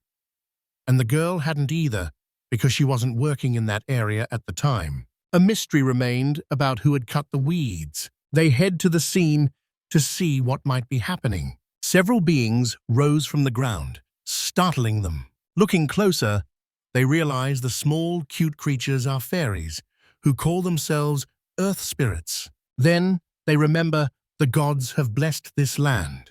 The spirits want to thank those who allowed them to materialize and thereby help them. After a long discussion about how to use these blessings, they decide the spirits will handle the household chores. As a result, everyone celebrates the help they provided. Meanwhile, Hermes tries to get Zeus's attention and realizes Zeus doesn't care. When the thunder god finally notices him, Hermes says he has something very important to report. Yawning, Zeus sounds uninterested, says he's busy and asks what the news is. Consider this a warning that if it is boring, there will be punishment. Fed up, Hermes blurts that it's nothing major, just that the human kingdom has been defeated. Before anyone registers his words, he has been defeated. Zeus says he'll have to imitate a constipated chicken as punishment. Just before carrying out the punishment, he freezes, realizes what Hermes said, and is stunned. Hermes then says casually that the land lies within Hesovyazin's territory. As Zeus always says, the winner takes all. He notes that the demons who won did not exterminate humans, but simply annex them, which was actually a kind gesture. Deeply distraught, Zeus says there was no way to know that, and frustrated, insists that even though they lost, they should have fought to the very end, despite not knowing what to do. Hermes offers to help by asking a thingy to send reinforcements. Utterly confused, Zeus says he sees no reason for it, so Hermes thinks this god is a complete idiot. Zeus finds it all very strange, and suspects Hades tricked them into helping the demons. Hermes mutters that Hades is nothing like him, and after a moment, Zeus concludes he did not. Hades almost certainly cheated. Frustrated, Hermes' pleas were ignored. He warns that if he starts a war, all the gods will turn against him. And Hermes says the thunder god is unpopular, so no one will risk their lives for him. Zeus says he will throw a tantrum for everyone who still cares. Hermes is trying to understand why the humans lost to the demons. Deep down, he knows all of this happened because someone from another world visited. He talks about Santo, who inherited his brother's gift, how this power influenced the war. Hermes knows that if his idiot father finds out about this, it will end very badly. Its goal is to end the war, and to do that, Santo's existence must be kept secret. Worried, he is unsure whether Santa's peace will last because he knows his father well. His father is still arrogant, acting like he owns the world. He acts as if nothing is above him. Zeus, still deep in thought, worries he cannot rule the earth. Then, maybe he can't destroy it either. Convinced everyone is an idiot, Zeus says he has one last card to play that will destroy everything. Irritated, Ritusla-chan says Santo is too slow. She insists he teach her how to plant Suriname, and Sento corrects her, saying they are Suriname seedlings. Fascinated, she hears Santo say their growth depends on her effort. Confirm that she says she will do her best because the children's lives depend on her. Stato asks her to imagine that Suriname's taste will be special. They will do everything they can to eat it together. She thanks him, still slightly embarrassed. Santo looks slightly confused. Teacher E continues, demonstrating how to clear paths through the plantation. Santor demonstrates how to dig the trench with a hoe and explains the steps. An earthquake hits and Sento guards Redislet-chan, asking her to shut her eyes. After the earthquake ends, they are stunned to find a hole in the ground. in the very center of the plantation. Regislata-chan wonders if the spirits are behind it again, but Santo says he doesn't understand what it is. He suspects it is a Moltec monster because of the hole in the middle, and judging by the hole's size, asks Rethus to step back. Reassuring the frightened Retislet, he tells her not to worry and promises to protect her no matter what. Holding the hoe, he carefully pokes at the hole. Still frightened, Regislet asks what is down there. At that moment, a very, very beautiful woman appeared. Something emerges from the hole. Santo is clearly startled, and Ritesh, looking suspicious, confirms it is definitely not a mole. Everyone at the table praises the food. Santor admits he has no favorite dish, unlike his fiancée, and becomes anxious because he thinks it's absurd not to have one. Everyone insists Santa Machu is a favorite dish, but he says he simply can't. He says he can't decide because he didn't prepare the food. I'm being asked whether, when you can't decide, you choose lack of ingredients. Plady assures him the team can prepare anything. Relieved, Senta realizes it will not be a problem. One elf volunteers to help everyone. Rufo, the elf Guerra, offers to help and explains she will need a container to ferment the soybeans because they are going to make a cake. Stephen, they find out her real plan is to brew beer. Everyone teams up to make Master Sento's favorite dish and keeps praising the results. Excitement builds as everyone prepares to taste Sando's favorite food. Wellman is due to arrive with the dish. They pull disgusted faces and say it smells terrible, like it's rotten. Santor doesn't mind, but the others back away as he approaches. Running from the food, he begins to cry and defends the dish as if it were the key to immortality. A man steps up to Santo and says he must taste the food out of duty, even if it is poisoned. Two people start tasting the dish while everyone watches, tense for their reactions. Surprisingly, they both love the food, with one saying it cured his back pain and the other saying his bruise disappeared. Soon after, Guerra Rufa calls for Santo. She tried the fume too and loved it. She now reports feeling much healthier. People gather to praise the food they now call Bacteria Santo. Surprise is at a loss for words. Platy smiles nervously and says that despite all the praise, she still won't be able to eat that dish. Santo and Ritus exchange glances, trying to decide whether this is a giant mole or even a dragon. The warning starts, saying odd identification phrases and reboot commands. Rachel Slett can hardly believe she said that. She talks about syncing with the outside world and how many years passed while she was dormant, and an impatient Santo says she talks too much. The person who mentioned loss of function. Her wings stopped flapping, and she fell to the ground. Santa steps closer, looks at her, and starts to doubt she is still alive because she doesn't seem to be breathing. Right at that moment, Okubo-san appears and calls for Santo. He says it's a terrible time. Back home, Guerra Rufa studies the woman closely and admits she has no idea what the woman is. They begin to wonder whether she is human, a mermaid, or even a demon. Garufa agrees, and this is a good place to start the investigation. Garufa says she will need nutrients to help her body regain strength. A companion remembers Santo's favorite food has healing properties, and they decide that although it tastes awful, she will have to eat it. When they give her food, everyone hopes she gets better.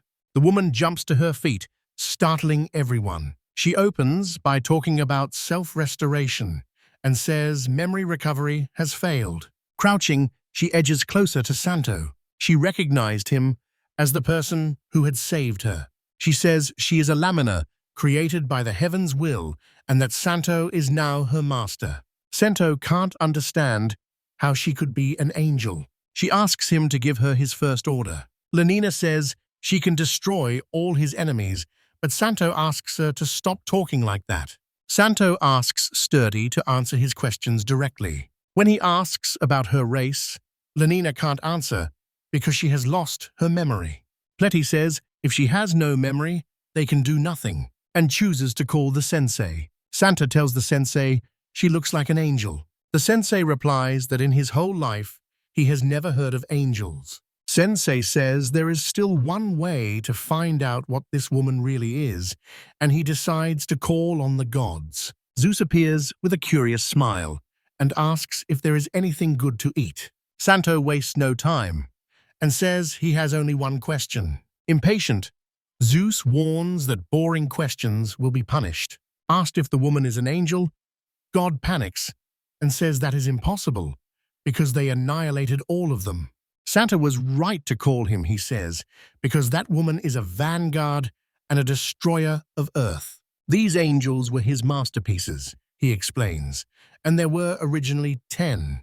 Despite their power, they invaded Earth, dried up the oceans, and wiped out all life. Santa can't understand why someone would want to destroy what they're trying to conquer. Zeus says the only way was to use the first dragon to destroy them all.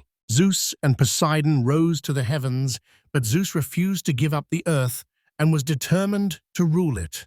That could have been the time between humanity's defeat and the demon race's rise. Play and ask what will happen to that woman now. Zeus says she cannot remain free, and the woman answers that her mission is to protect the seventh angel. Many people are confused and wonder if this means the seventh angel could be erased. Santa kept looking for a solution and asked whether there was any other way to destroy her.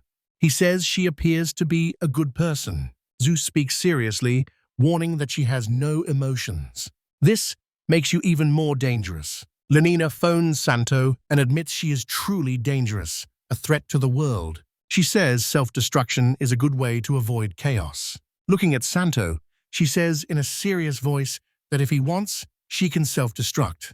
Rickerslet rushes to Lamina and says that deep down, she can change her life and become a good person. Is Santo trying to comfort Retuslet and gain a clearer understanding of the situation? Ask Zeus if he can leave the angel with him. Sando offers him a new kitchen before he can refuse. Zeus instantly changes his mind. At last, Zeus agrees and asks Santo to show Lanina the world's true beauty. Santo takes responsibility. Zeus' phone rings, and he answers without hesitation. Monotone and obviously bored, Santo waits for Zeus to finish the conversation. Zia says goodbye and looks forward to the new kitchen. Turning toward her master, Lenina asks what will happen now. Smiling, Santa says she will now live there with the others. With shining eyes, Regislet grows excited and says that Lamina will now be like her little sister and that they will work together.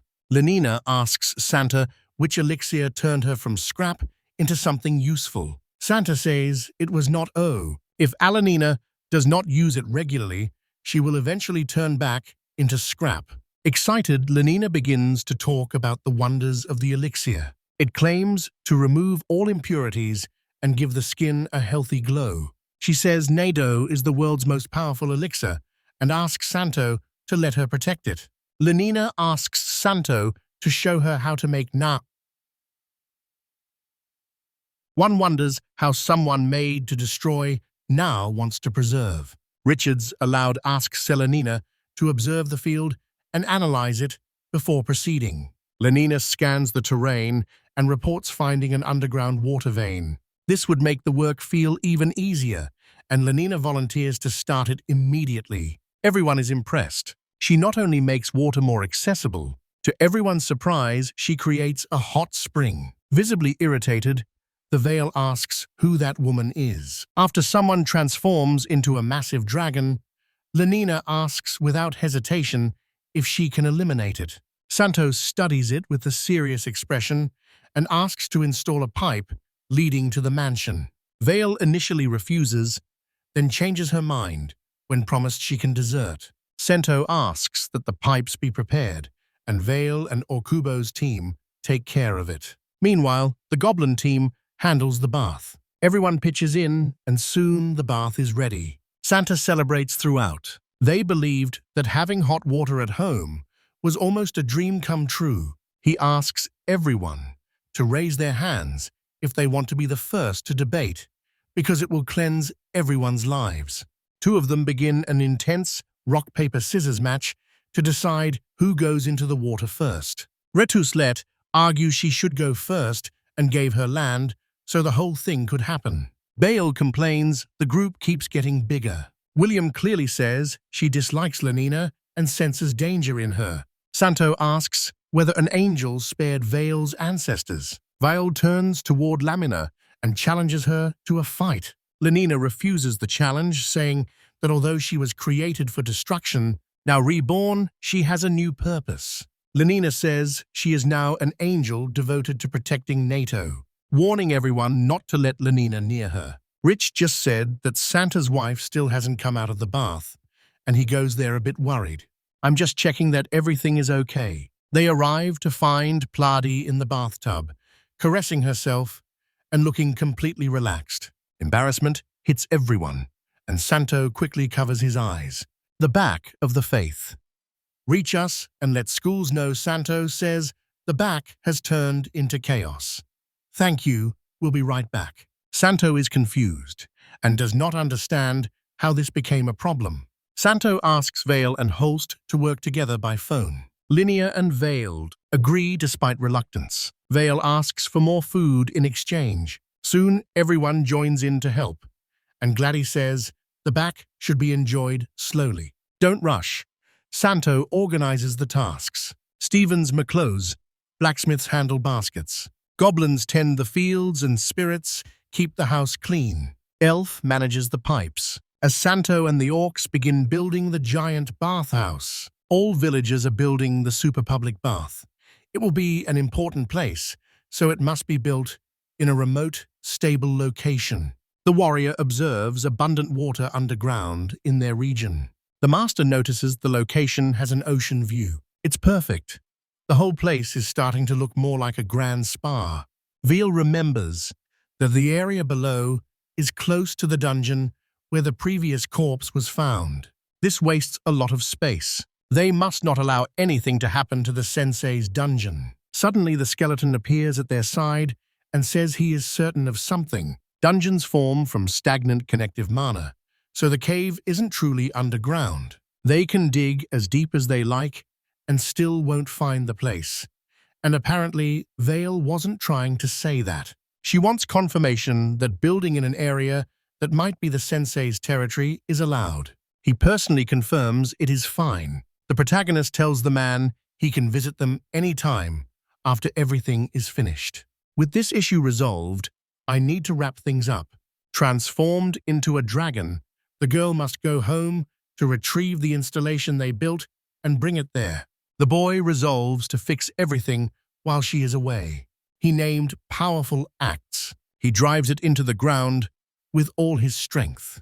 Then the earth splits violently beneath the protagonist's power. They now have a suitable plot to start construction. First, the OR team will prepare the foundation and the pipes. The elves will handle the plastering after Vale returns. Finally, the goblins must do their best work. Eventually, the grand bathhouse stands complete in front of the boy. As I ask what kind of bizarre structure this is, the protagonist prepares for the final step.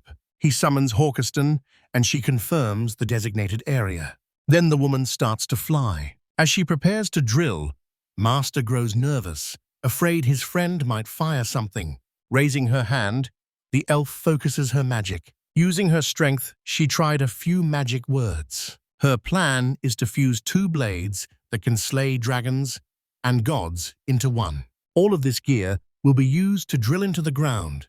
The girl will use the drill. Her earlier words are far more concerning than that. The hole she drilled suddenly starts shrinking slowly. Suddenly, a spring of water bursts out. Finally, the bath is finished, and the water is now being used. The boys use one of the tubs while Sensei praises the facility. He even feels the hot water revitalizing his body. The others seem satisfied too. Through the wall, they can hear the girls in the bath as well. The dragon girl is really excited about it. Another girl offers to teach him bath etiquette, since it's his first time on tour. However, the girl driving jumps straight into the pool, splashing the others. She didn't even wash first, which irritated her friends. They're enjoying swimming in the water. The protagonist isn't sure that's really okay. One girl couldn't resist and returned to her mermaid form. Now she looks like a boiled fish in the water. It's fortunate they have humanization potions there. In reality, many of them should be doing this because they are supposed to be serving a penal sentence. The others remember it clearly, but it's still very hard to return to their original forms. They probably do not want to return to their old lives. From now on, they want to keep fulfilling their duties. They thank Princess Plady for her kindness. Thinking about the elves now, she wonders whether life there harms elven pride. The elves enjoy being there, though someone else now upholds their elven pride. When the Lord Saint wanted to preserve the forest and use his own cypress for construction, he taught the creatures to survive by cooperating with each other and living alongside other species. The princess says she needs to learn more here too, especially from her sister Holly. The princess appears genuinely sincere. Bats do have this mysterious power. The girls surprised everyone by enjoying a bath together so much, and the protagonist hears someone shouting, warning the young dragon girl to stop swimming there. I'm very happy they built this bathhouse. About to leave, the young man is surprised. A second man is in the pool. Sensei asks if there's a problem. An elf hands him a bucket of water so he can see his reflection. Refreshed by the bath, the old man remembers how he looked in his youth. Farron, the protagonist, now owns a bathhouse and is relaxed about it. One of the girls with him notices that the yukatas are very nice. That was a joint effort by the goblin and demon teams. Elves and orcs built a path to the house. The farm is now perfect. The boy admits they missed something when they finished building. The only thing missing was milk. He wanted to enjoy a bottle after his bath, and it would be a great addition to his cooking. It would create opportunities for pastry making, cheese making, and butter production. The protagonist asks his girls where to get milk. They realized they needed to get their hands on a source. Some creatures in this world produce milk, but it must be the finest, so they ask the dragon girl to provide this ingredient. Dragon milk is considered the best in the world. She has no storage for it, and confirms she cannot produce anything. Still, the little one manages to get some with her own hands. She turns into a dragon and searches for the best milk. 6 days later, she comes back, rushing on the farm. Her master asks what she did and admits he was worried. They brought a young girl to the farm. She is a creature that can produce the ingredient. Veil now wants a compliment for being included in a tasty recipe too. The boy then punches his dragon's leg and calls her an idiot. Not understanding, the monster girl falls backward. Her master would not allow a kidnapping merely to satisfy his own desire. She tries to explain. It turns out she was saved, so she wanted to help as her way of repaying. An elf says the girl is a sadder sort in both mind and voice, and these communities are in rocky alpine areas where humans cannot enter. A dragon attacked the new farm girl's community. Vale insists she didn't do it. Another monster was already there and seemed intent on the village's treasure. They had the same reason as when they searched for the holy sword, Muldra Schwartz. A trial set by the dragon father. That means the person who attacked the village is one of the dragon girl's relatives.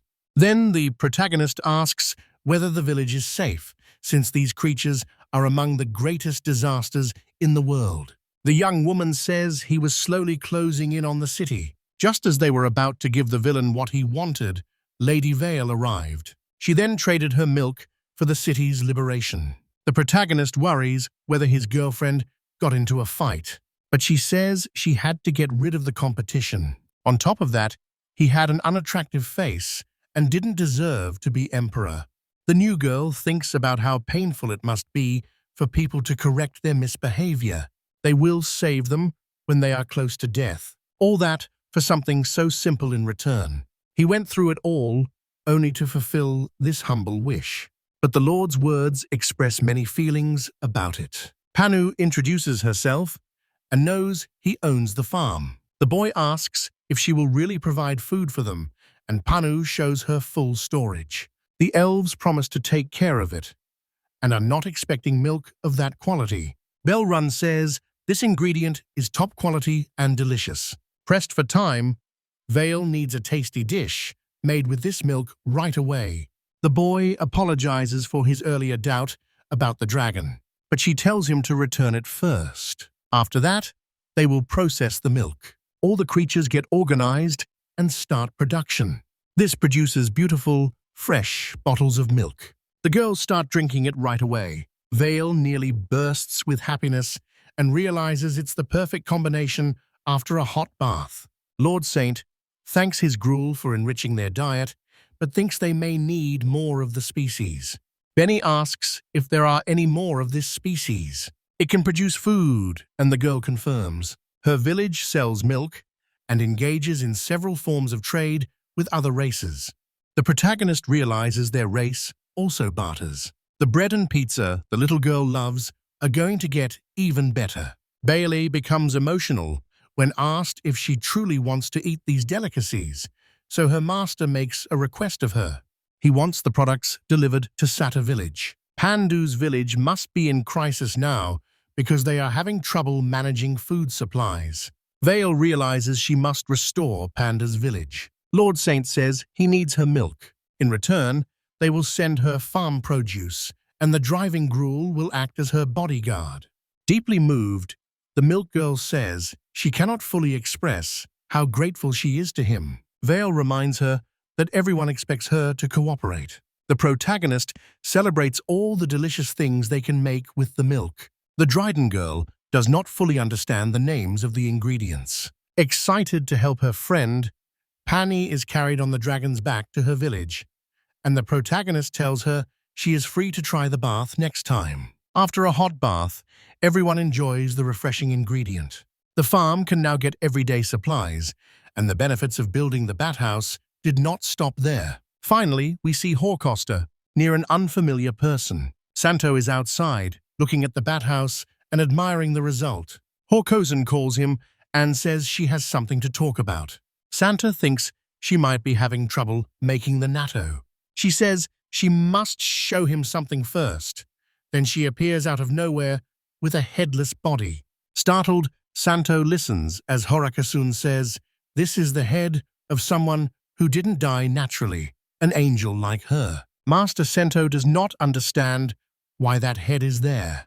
Horikosun says this head belonged to an angel the gods destroyed years ago, and that she found it during an excavation. Continuing, she said there was no damage to that head, so it can be repaired just as Santo repaired hers. Santor says he can't fix only the head, even if he wants to. This is not a problem for her because she has already unearthed that angel's other body parts. This made Santo even more scared. She says each part belongs to a different angel. This lets them combine everything into one. After 4,000 years, Korakosvan is eager to finally reunite with an ally. Centro becomes excited about creating something and decides to do it. Starting to put the pieces together, he is amazed at how he is managing it, until he finally finishes it. Horikosman thanks him for bringing that angel back to life. They see that all the pieces are working. Begin rebooting the angel. When she wakes, the angel recognizes her, but at a cost. She wonders what happened to her. She can't remember whether the dragon burned her, cut her to pieces, or did something even worse. Observing this, they deduce the angel carries the memories of every part of her body. They know she's very lively, and Horror Costume deduces her lively personality must have come from the fusion of many personalities, so they cannot figure out who she really is. Hermes appears and explains he is here because they revived an angel. This reminds Santo how big a threat Angel's revival is, and he says the right thing is to destroy her immediately. With an ally now, Horikostin refuses to abandon her and apologizes to Santo for failing to protect the Nido. Preparing to self-destruct with a new ally, she is about to act while Santo panics and pleads with Hermes not to go through with it. Hermes tells Santo to relax and assures him he isn't eager to destroy the angel. According to him, since she was patched up, she will need many repairs. That is the only way to prevent future dangers. He says Zeus cannot do this task, so his brother Hephaestus will handle it, the master craftsman who will do the repairs. He explains further that the first 10 angels were forged by Hephaestus on orders from Zeus and Eris. Hephaestus will synthesize that angel so it becomes good, because they are his masterpieces. Santo and Horakasvan agree to Herm's proposal. The angel asks what's happening, and Sandra says she will go with that man to the celestial realm to be repaired. Hermes leads her away, bidding farewell to Santo and Horakosman. Before leaving, Santo calls. He asks him if Hephaestus likes rice balls. Hermes replies that they are his favorite, and before leaving, the angel asks Santo to prepare something because she will visit him in the bath soon. Santorishe is caught in Kosan, saying she will be fine and return even more beautiful than she is now. At the farm, Stanto is finishing maintenance on Kakashi. He points out how much the farm has grown recently. He sees many different people living together without conflict. He watches Madame Relina tending silkworms and sewing badami clothes with everyone working together.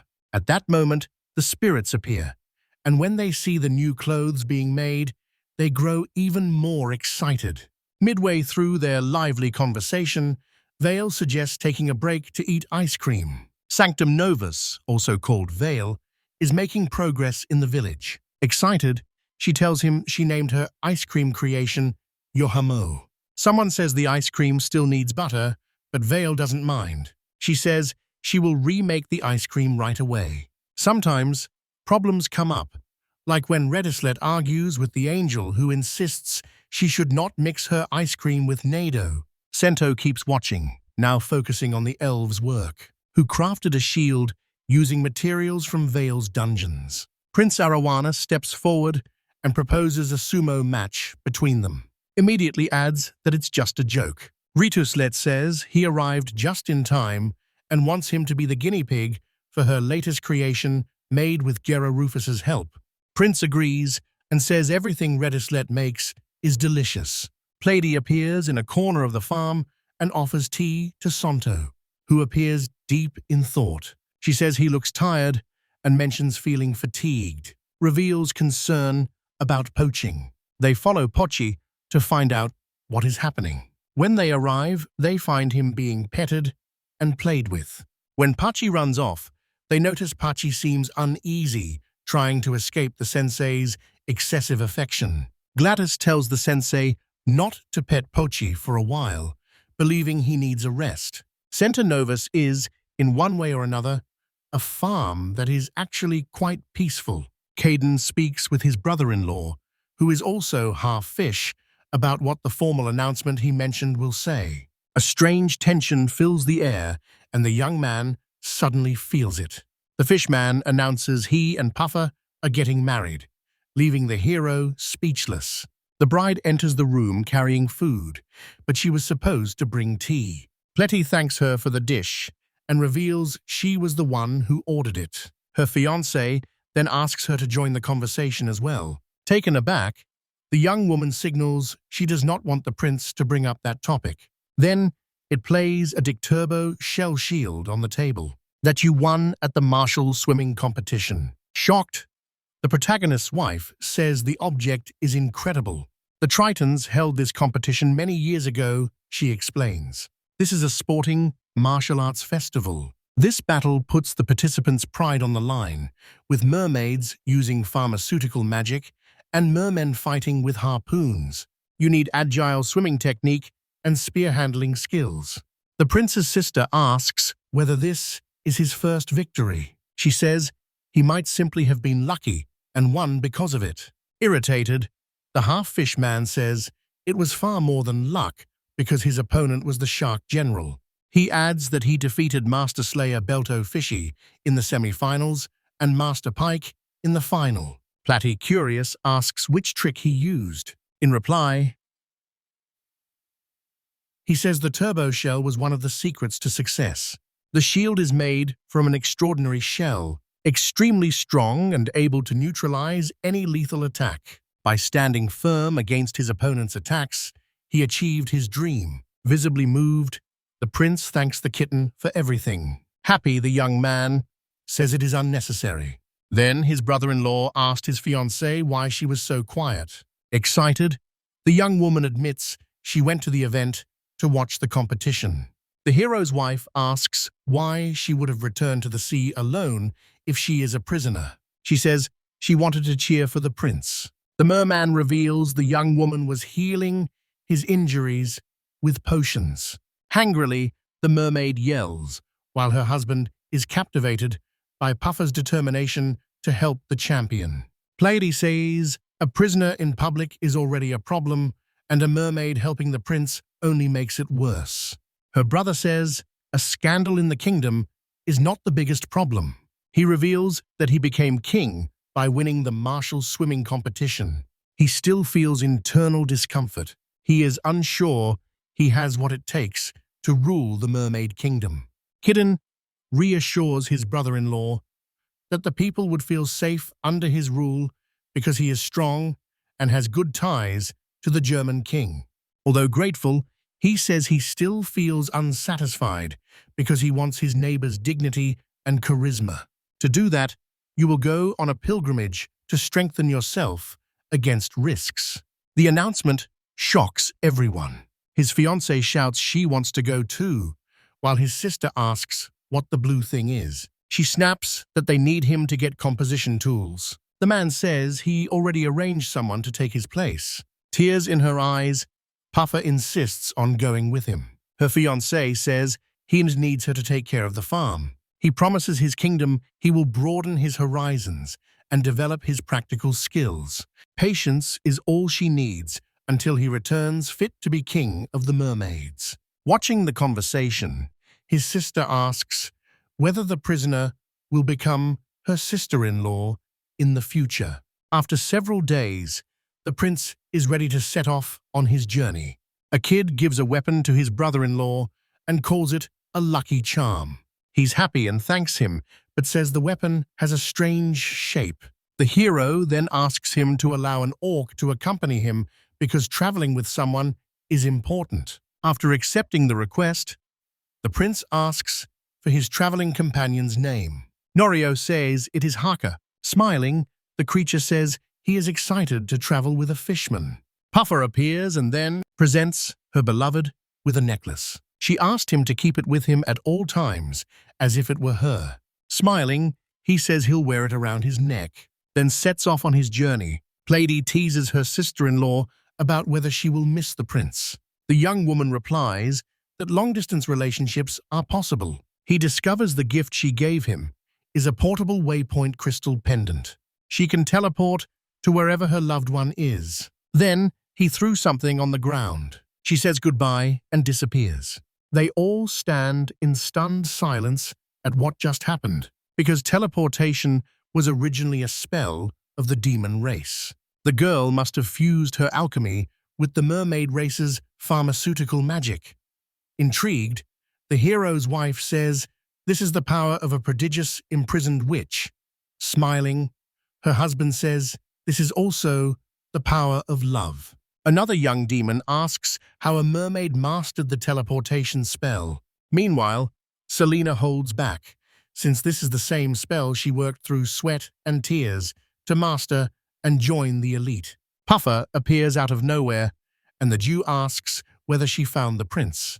She smiles and says she did. She says her beloved is visiting the demon castle, so she came back to change clothes. Two demons hear this and say the young woman is using the spell well. Kitten appears and calls Badami into the dressing room to show her something. Inside, the hero eagerly shows a sewing machine. The device has a metal manipetal and sews clothes efficiently. This helps the creature do better at her job.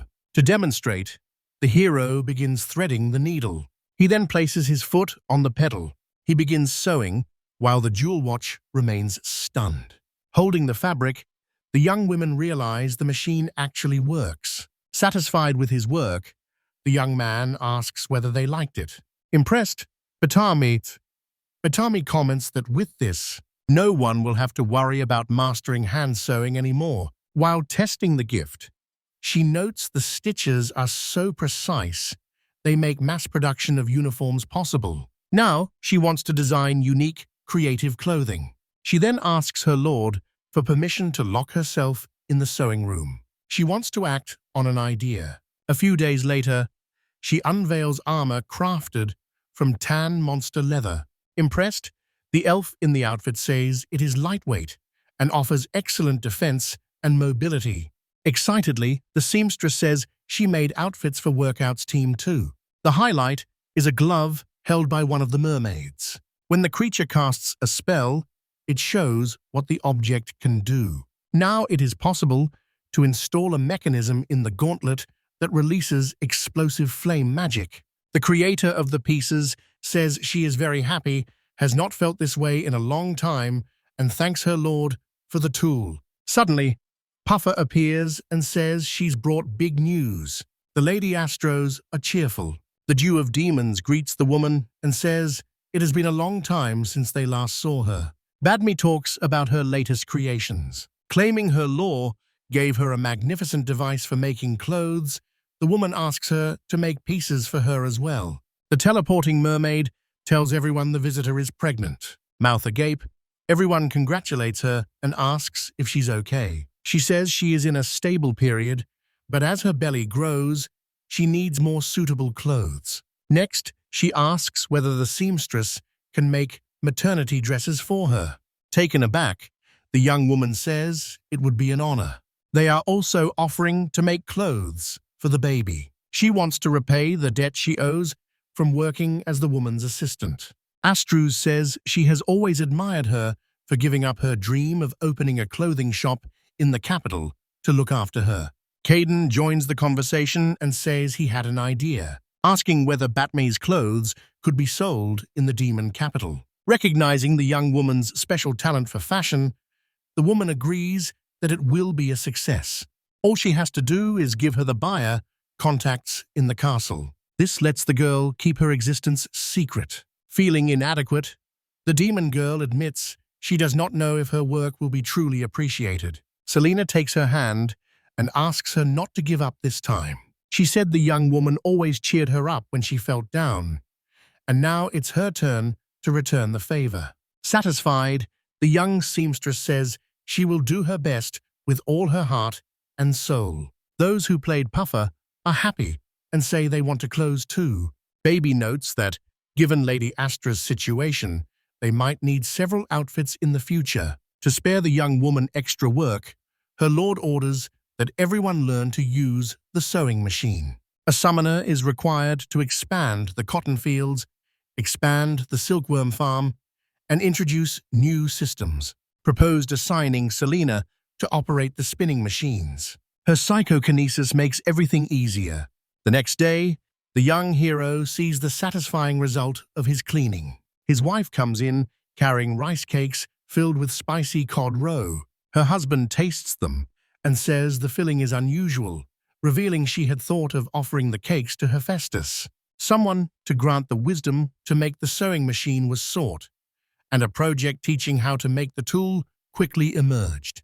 Curious, Play asks about his relationship with the gods, and the young man, without answering, places the fool on the altar. He thanks the god for everything.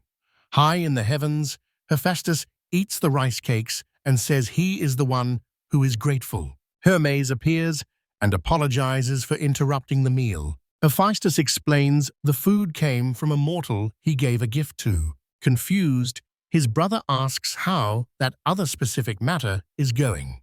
Hephaestus does not remember and asks what he means. The young god explains it concerns the angel's adjustment and says the angel brought more burdens.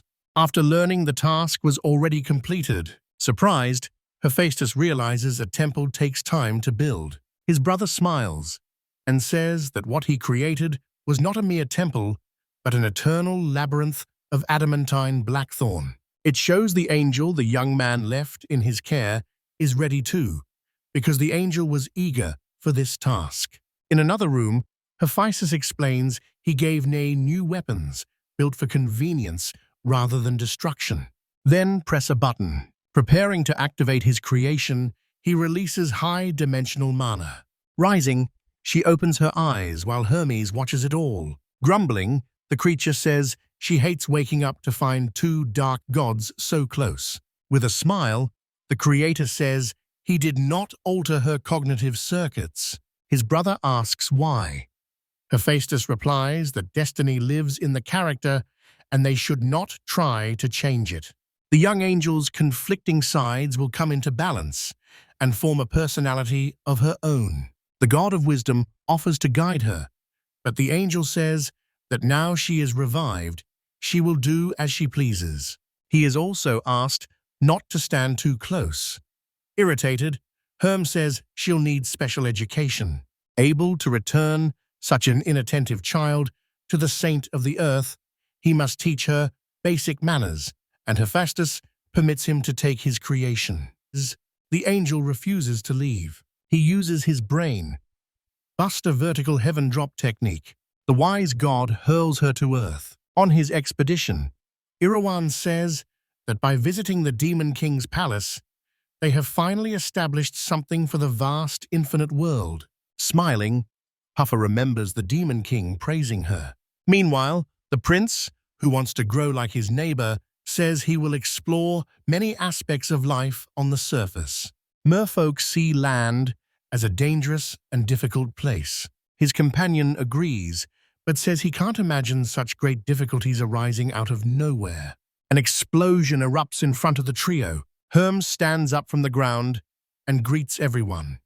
Second, he is the god of wisdom and knowledge. The young man says he has a request for the prince. Hephaestus introduces his creation and says she must go with him on his journey.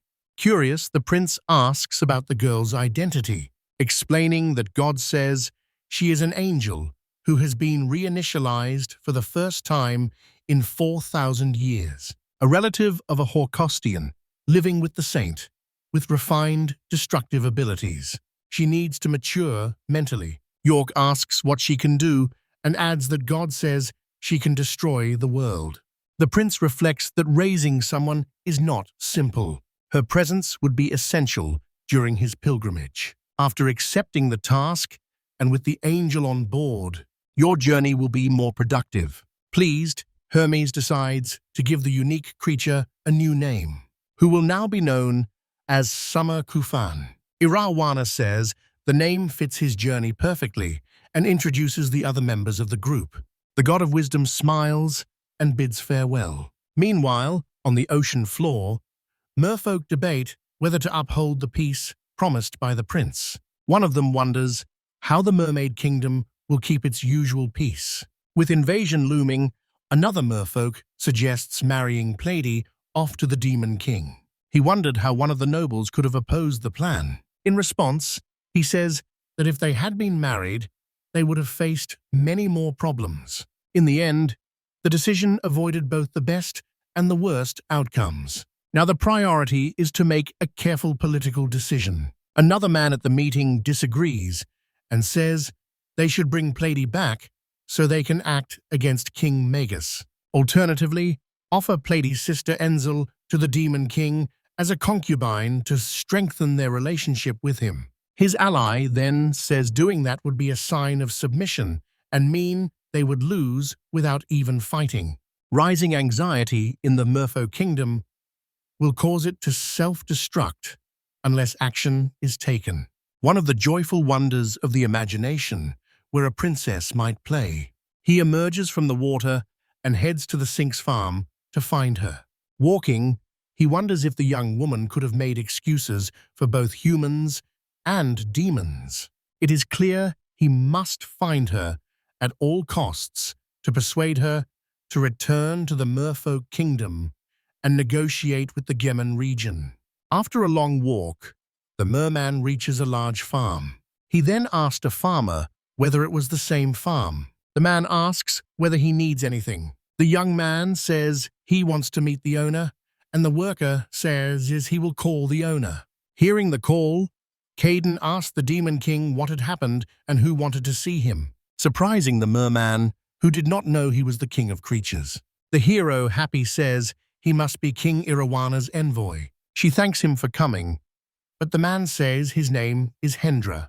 Norio then offers to take him to his wife, as they thanked the Demon King for his service. Plady welcomes the guests and asks him to put the preparation tools in a corner. While baying, the merman says the Merfolk Kingdom is facing hard times. After the human kingdom fell, the demons might attack them next. They need the princess to return home to help. They then asked Maddie whether the story was true.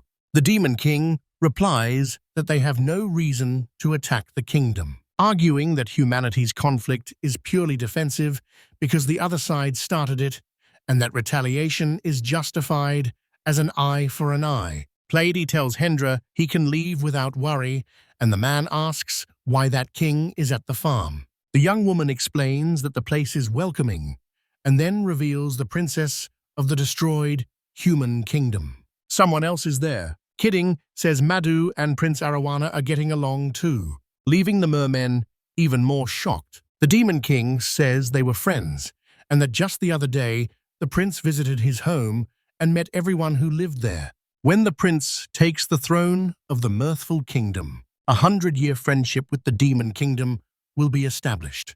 The Demon King apologizes and says he didn't mean to cause anxiety in the Mirthful Kingdom. It was something you couldn't talk about, since before Prince Erdogan became king. He wants to cleanse the old system and thinks it over. Hendra understands why not everything was revealed. Otherwise, many people would be humiliated. The prince plans to hide the rebels and then eliminate them. Smiling, the merman says he has no more doubts and keeps the conversation to himself. He will act as a mediator. Plady thanks him. Kidding asks him to stay and have something to eat. His wife says this while he eats. He can tell the other mermaids what life is like back home, and the young man, surprised, asks if other mermaids live there. The youngster agrees and calls Puffer, Gararufa, and Rampwe. Only one appears, and Plato says one must have gone out while the other is absorbed in her research. However, the merman already knows the other merman. Their arrival confuses the others. Then, Hendra shouts that she is the guard who kicked him during his audience. Meanwhile, the young woman claims he cursed the princess. Then, he ordered him to leave immediately, shocked the trio with the questions. What to do to stop the argument? The mermaid, fists clenched, asks the princess for permission to teach the man in front of her a lesson. The man says she should be serving time in the dungeon, not living on that farm. Akira steps between them and tells them to calm down so his wife can explain why the young woman is not imprisoned. Looking back, Clady asks her husband whether he remembers how Rampo ended up there. The young man replies that she punched a noble and questions why the prince sent Kendra as his substitute. The princess says she somehow understands why her brother did that.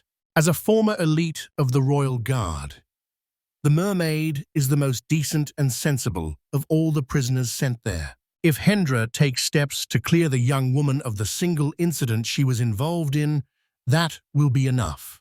Kitten says that if the mermaid apologizes and the merman accepts, all her sins would be wiped clean, and she could return to her post as a guard.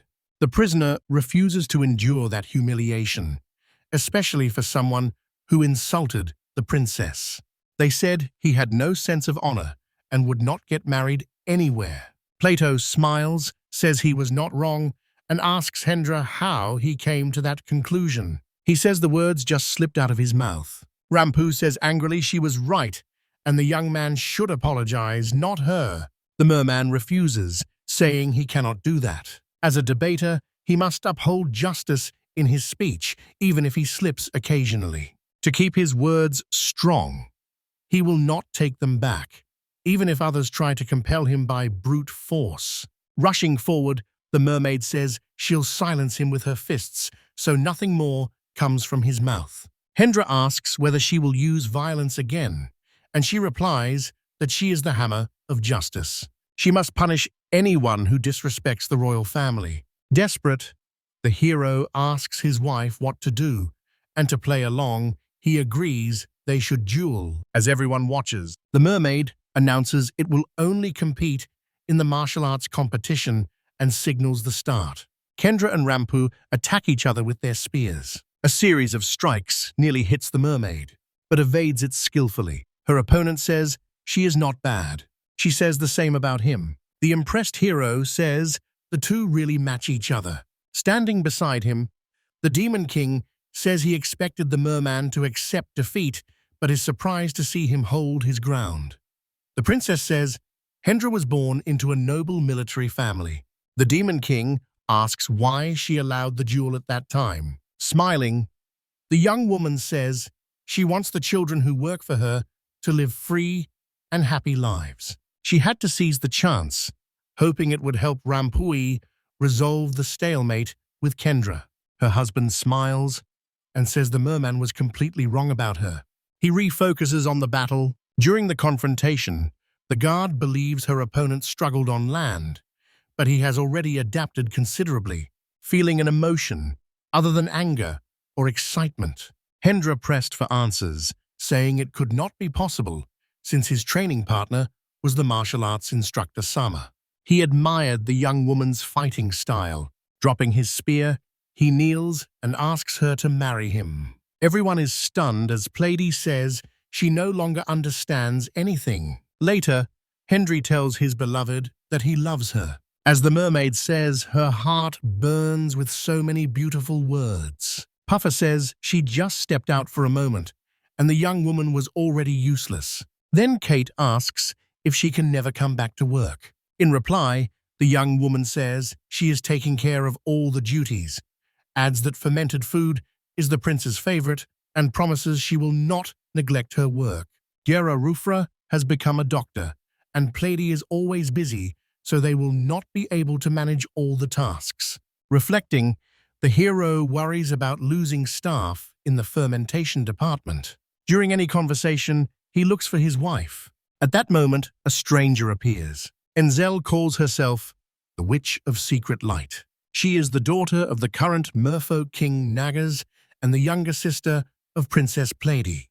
A young girl appears and asks why she is there, saying it is a secret place few people know about. The girl replies that she followed Kendra, who becomes embarrassed and apologizes for being distracted. Annoyed, the princess asks why her sister isn't at school and warns she will have trouble if she doesn't earn her credits. Shouting, the girl tells her older sisters to shut up, then dares her to a duel. The princess unleashes her power and strikes without thinking, sending Enzel flying. Her husband grows worried, but the young woman says she only hit her lightly. Rising to her feet again, the little witch begins to cry. Tearfully, she says her sister is mean and that she was worried about her disappearance. It revealed she had inherited all their country's political problems. It all happened because Pledy refused to marry the demons. Smiling, the princess says she did not abandon the little one. They make up with a hug. Kidden says he felt relieved because he had no idea what would have happened if the fight had continued. The princess tells her sister not to worry so much. The little one resents being treated like a child. Patting Enzel's head, the young woman says she will tell her everything she needs to know. Two other mermaids watch the scene, smiling. Suddenly, the young witch's legs turn into octopus tentacles. Shock, her older sister, says this is a rebound effect from the transformation drug. Next, she asks where the girl obtained the substance. The little one replies that she made it herself. Angry Platy warns a student shouldn't be making that kind of potion because if it goes wrong, side effects can appear. Stad, the little one says she did everything correctly. She followed the recipe her sister left behind. However, the princess says that if she assumes everyone can do something simply because they have a recipe, no one would call it witches. Her husband asks if she's okay. Furious, she says she must begin working to remember the recipe that eases the symptoms. Even if she manages it, the girl will need time to regain her mermaid half. She will stay with them to help the others and ask them not to go easy on her. Her sister used to barge into her lab and leave terrible messes. Puffer then suggests that the little witch become their assistant, as she would be guided by high-level magic pharmacists. She would learn a lot. Rampue says this will benefit everyone. Teachers will also learn to teach more effectively. Pleased with the idea, Plady pulls her sister away. Soon the little one became part of the farm. Carmen began practicing her magic. Frustration grows when her attempt to use her charisma power on two wolves fails. Her older sister steps in and tells her to stop playing and start working. Still unsatisfied, the young one asks whether those tasks will actually help her get better at medicinal magic. At that moment, she meets the princess of the human world. They become friends right away. Those irritating platies won't stop singing. Over time, everyone on the farm learned to use transfer magic thanks to Puffer, who made the potions with love using the sensei's teachings. Plady says that even she, a mermaid, can use it now and asks the kitten if he wants to learn, but he refuses. Table has 4 transfer points. Outside Sensei's cave, at the main public bath, and near the farm. Vale appears and reassures the hero that she is handling security with traps. As the land expands with more people, the young man thanks her. The young dragon adds that she will be notified if anything goes wrong with the transfer points. Irritated, Selena appears and demands to know why everyone is using transfer magic. The mermaid princess says it would be great if things stayed like this because it would let them reach the demon capital. Still worried, the girl says she understands the point but thinks it remains dangerous. More people will arrive in the future, so there is no guarantee that someone with bad intentions will not misuse the magic system. She also says to keep a close watch on the magical lockbreaker. The hero is confused. She explains it's an illegal magician who analyzes and disables codes created by magic, developing an idea to strengthen security. Val is already doing that. Selena quickly uses her power to increase the number of digits in the security code between 176 and 437, stating it is possible to increase the number of use codes without reducing authentication speed up to that limit. She reveals she also planted traps to catch anyone who tries to analyze the code illegally. They will get trapped if they keep stepping on the same phrase. They will trigger a technique the undead king taught her. This trap will burn the intruder. To his surprise, the farm owner says he didn't know these options existed. After listening to his wife, he says the young woman is causing too much worry. From now on, she will be called Incompetent Selena. Confused, the demoness asks whether that is a compliment or an insult. Plato says the name fits her, and the hero, holding her hands, says he is counting on her now. Later, she tells her partner she received a second name, and Badami asks if the sink recognizes her strength. It wouldn't feel right to her, while she practices introducing herself to enemies to protect the farm. Otherwise, Kubo will get up at the farm. They are stunned to find the structure has everything, including transfer magic. Kitten appears and asks why he has come. Gathered together, the orcs say they have been thinking about future work challenges and want to make a request. They want to build a fishing vessel. Helping the mermaid princess would also increase fish stocks. After thinking it over, the young woman agreed. Her husband asks whether the creature can build a ship. The orc shakes his head and says he only knows about the ship Lady Astros used to come here. Kneeling, he pleads with the young hero to grant them the wisdom to build ships. With a smile, he says there are true workers. Then he agrees to help them build it. Later, they build a huge ship. Kubo said emotionally that he nearly lost hope when he learned the ship could only move with magic. Fortunately, it can also move using a large cloth. The boat also has a rudder. Excited, Kid N instructs the group not to go too far from the coast. Eat lemons to prevent scurvy. His wife reassures him not to worry so much, saying that if they get lost, they should ask a mermaid they meet along the way. In an emergency, use transfer magic. The hero watched the group leave. Pulling at his hair, he says he should have made a big flag for the ship. After 3 days, the orcs are lost, unsure which way leads back to the farm. Someone suggests simply using the compass. The leader says, "You forgot to ask how to read it." Also, they do not have enough fish. They can't go home yet. Or Kubo decides to help with the fishing. But one companion says he's too noisy. He pulls the fishing rod with all his strength and feels he has caught something. A long-haired mermaid appears, her face set in anger. It left everyone surprised. Then the group honors their leader's feat. They say they can return now because they achieved a great result. Wearing a sly smile, the mermaid says she felt a strange presence and moved closer.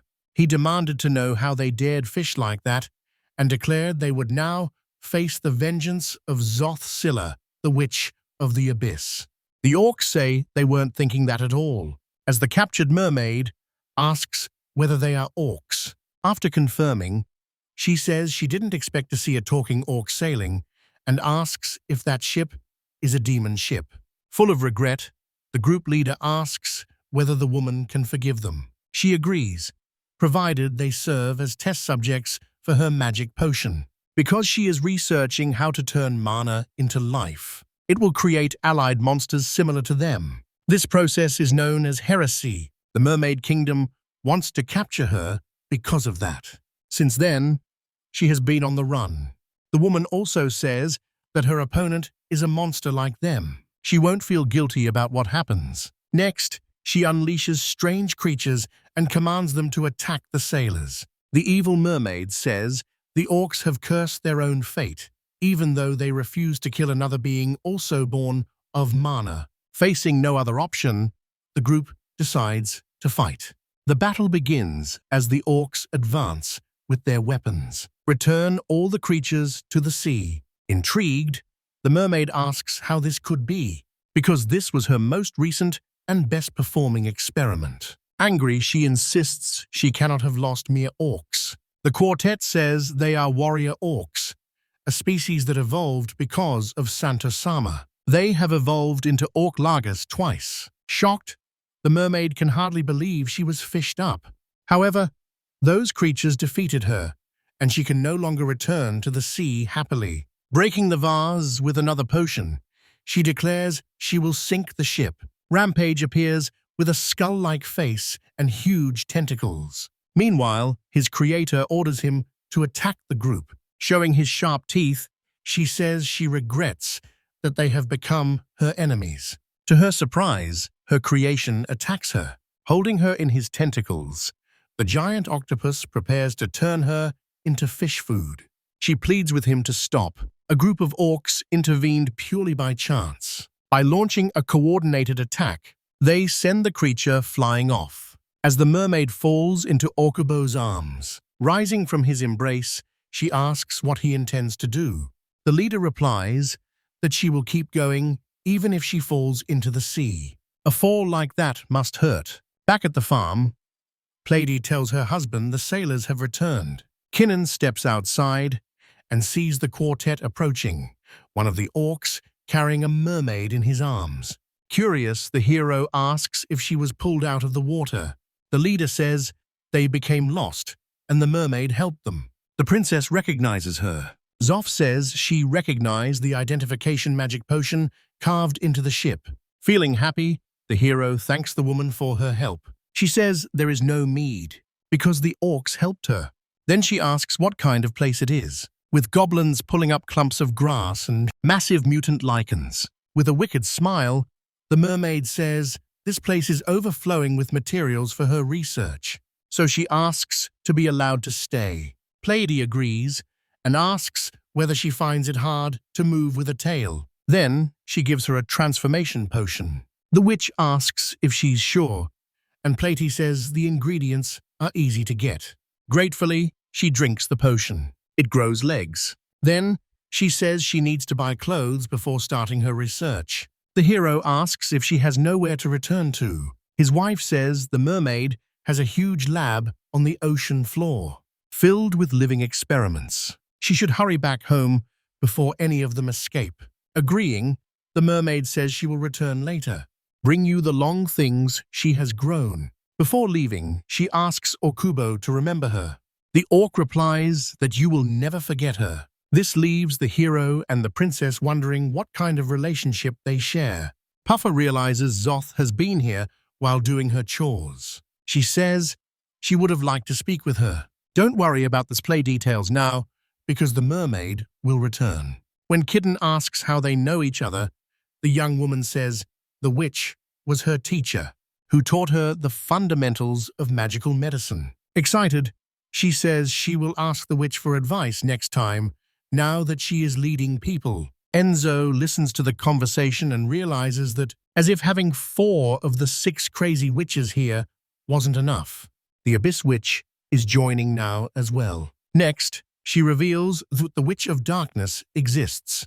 I'm wondering if she'll arrive at any moment. She wonders if talking orcs and goblins, visits from the Demon King, and other strange things are normal. Caden's dishes are also delicious.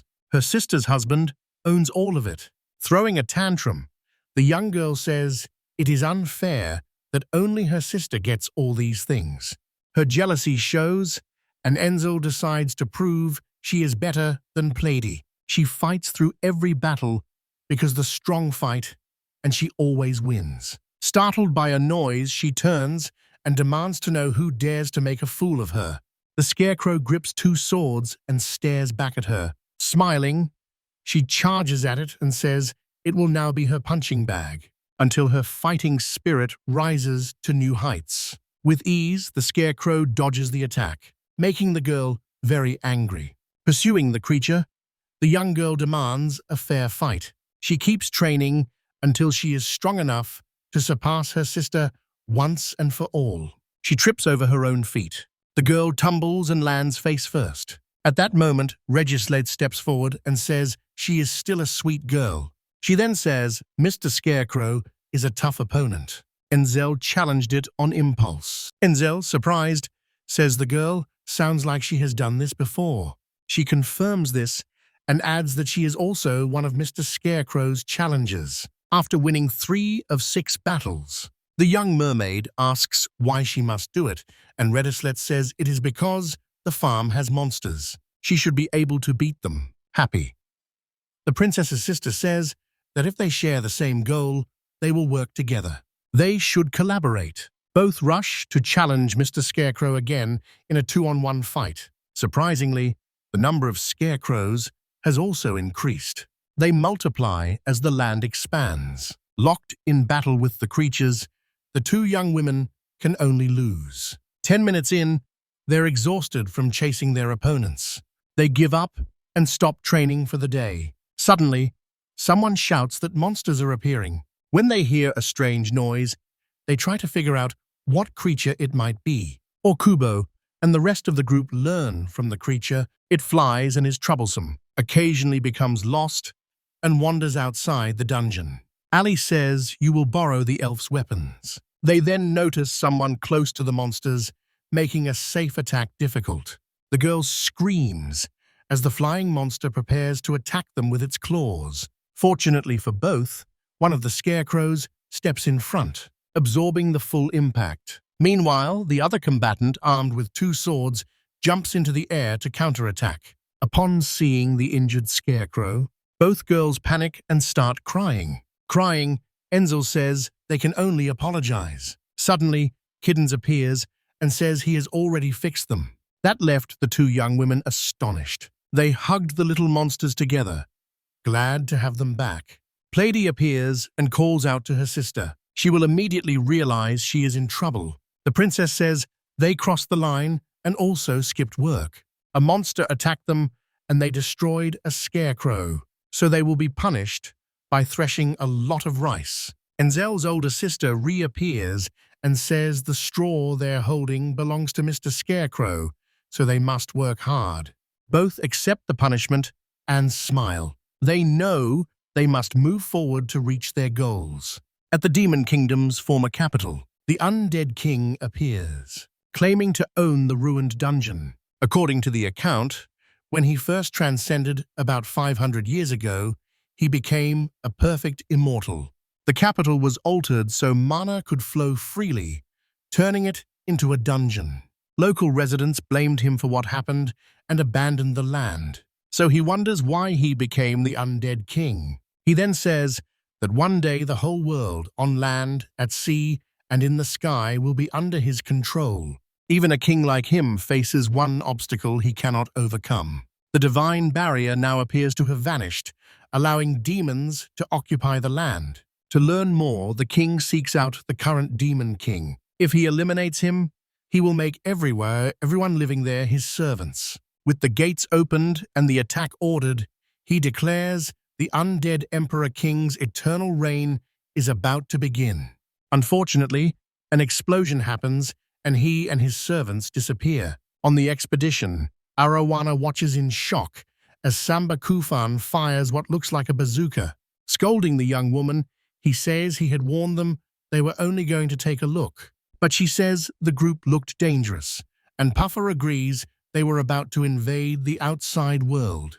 If they had attacked, things would have gotten ugly. On reflection, the Merfolk Prince says it was inevitable to attack them that way.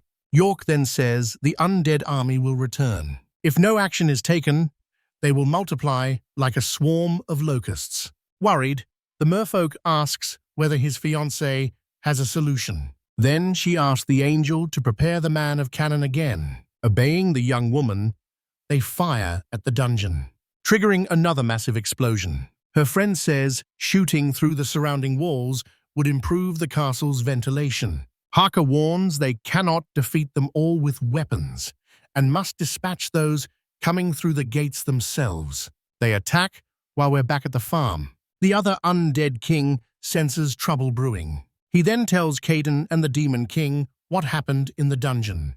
Puffer returned, and the worried king asked what had happened. She reports the undead army was trying to invade, forcing them to wipe out everyone, including the military commander. The young woman says everyone is safe now. The demon king says that's good, and the hero asks what is happening with the capital. Sensei then explains that the army's leader is called the Emperor.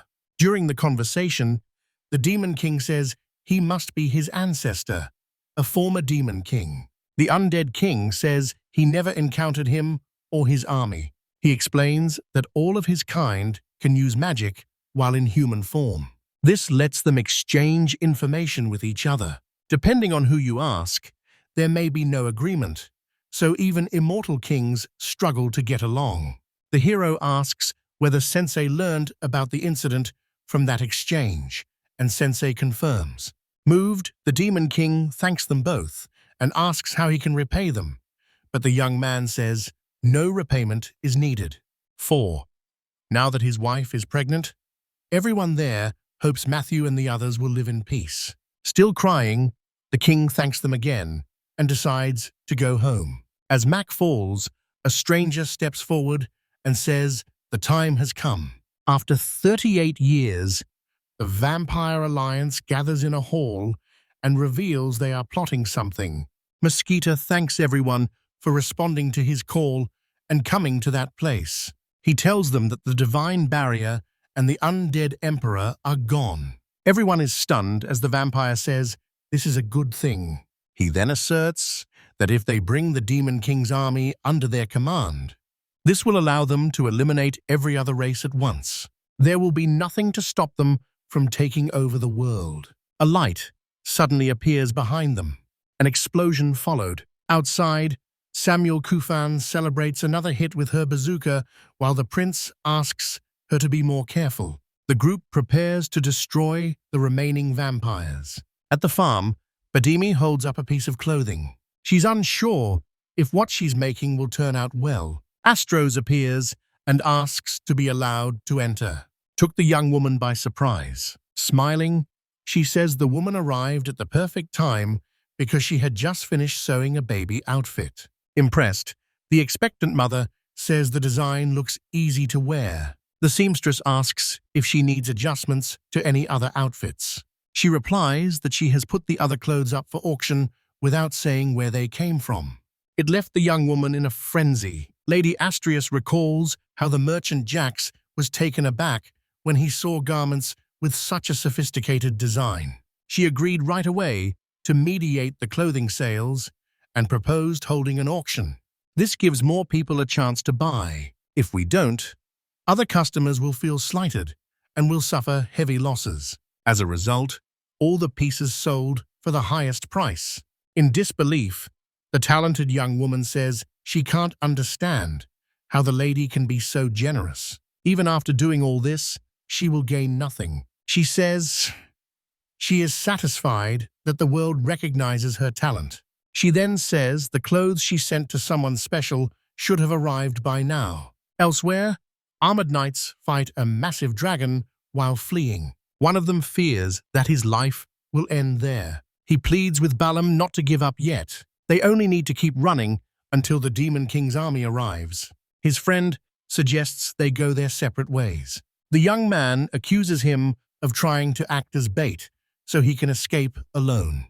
The demon confirms that his friend is a promising aristocrat, so nothing bad should happen to him.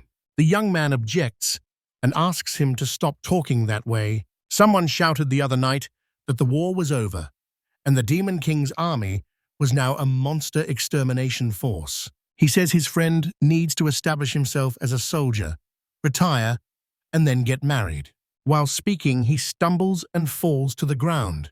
Balam then tells Ola not to worry about him and to run.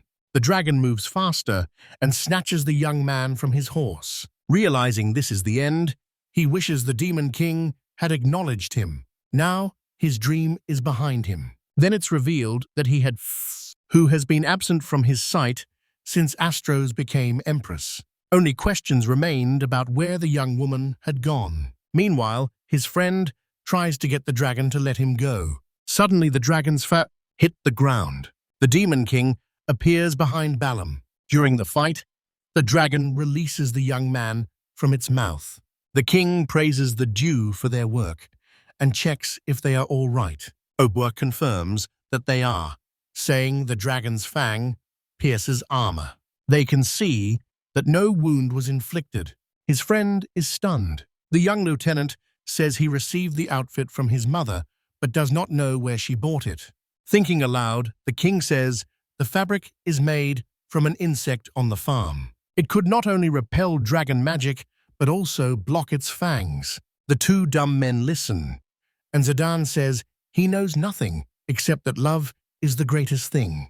Valim says he wants a similar outfit too. The trio gets ready to go home. On the farm, Asterisk tells Batamine the armor she made fit the lieutenant well. The young woman feels happy and hopes he stays safe until they meet again. Stay here if you don't want to miss the turn on the notification bell. Spend time on Todd's channel.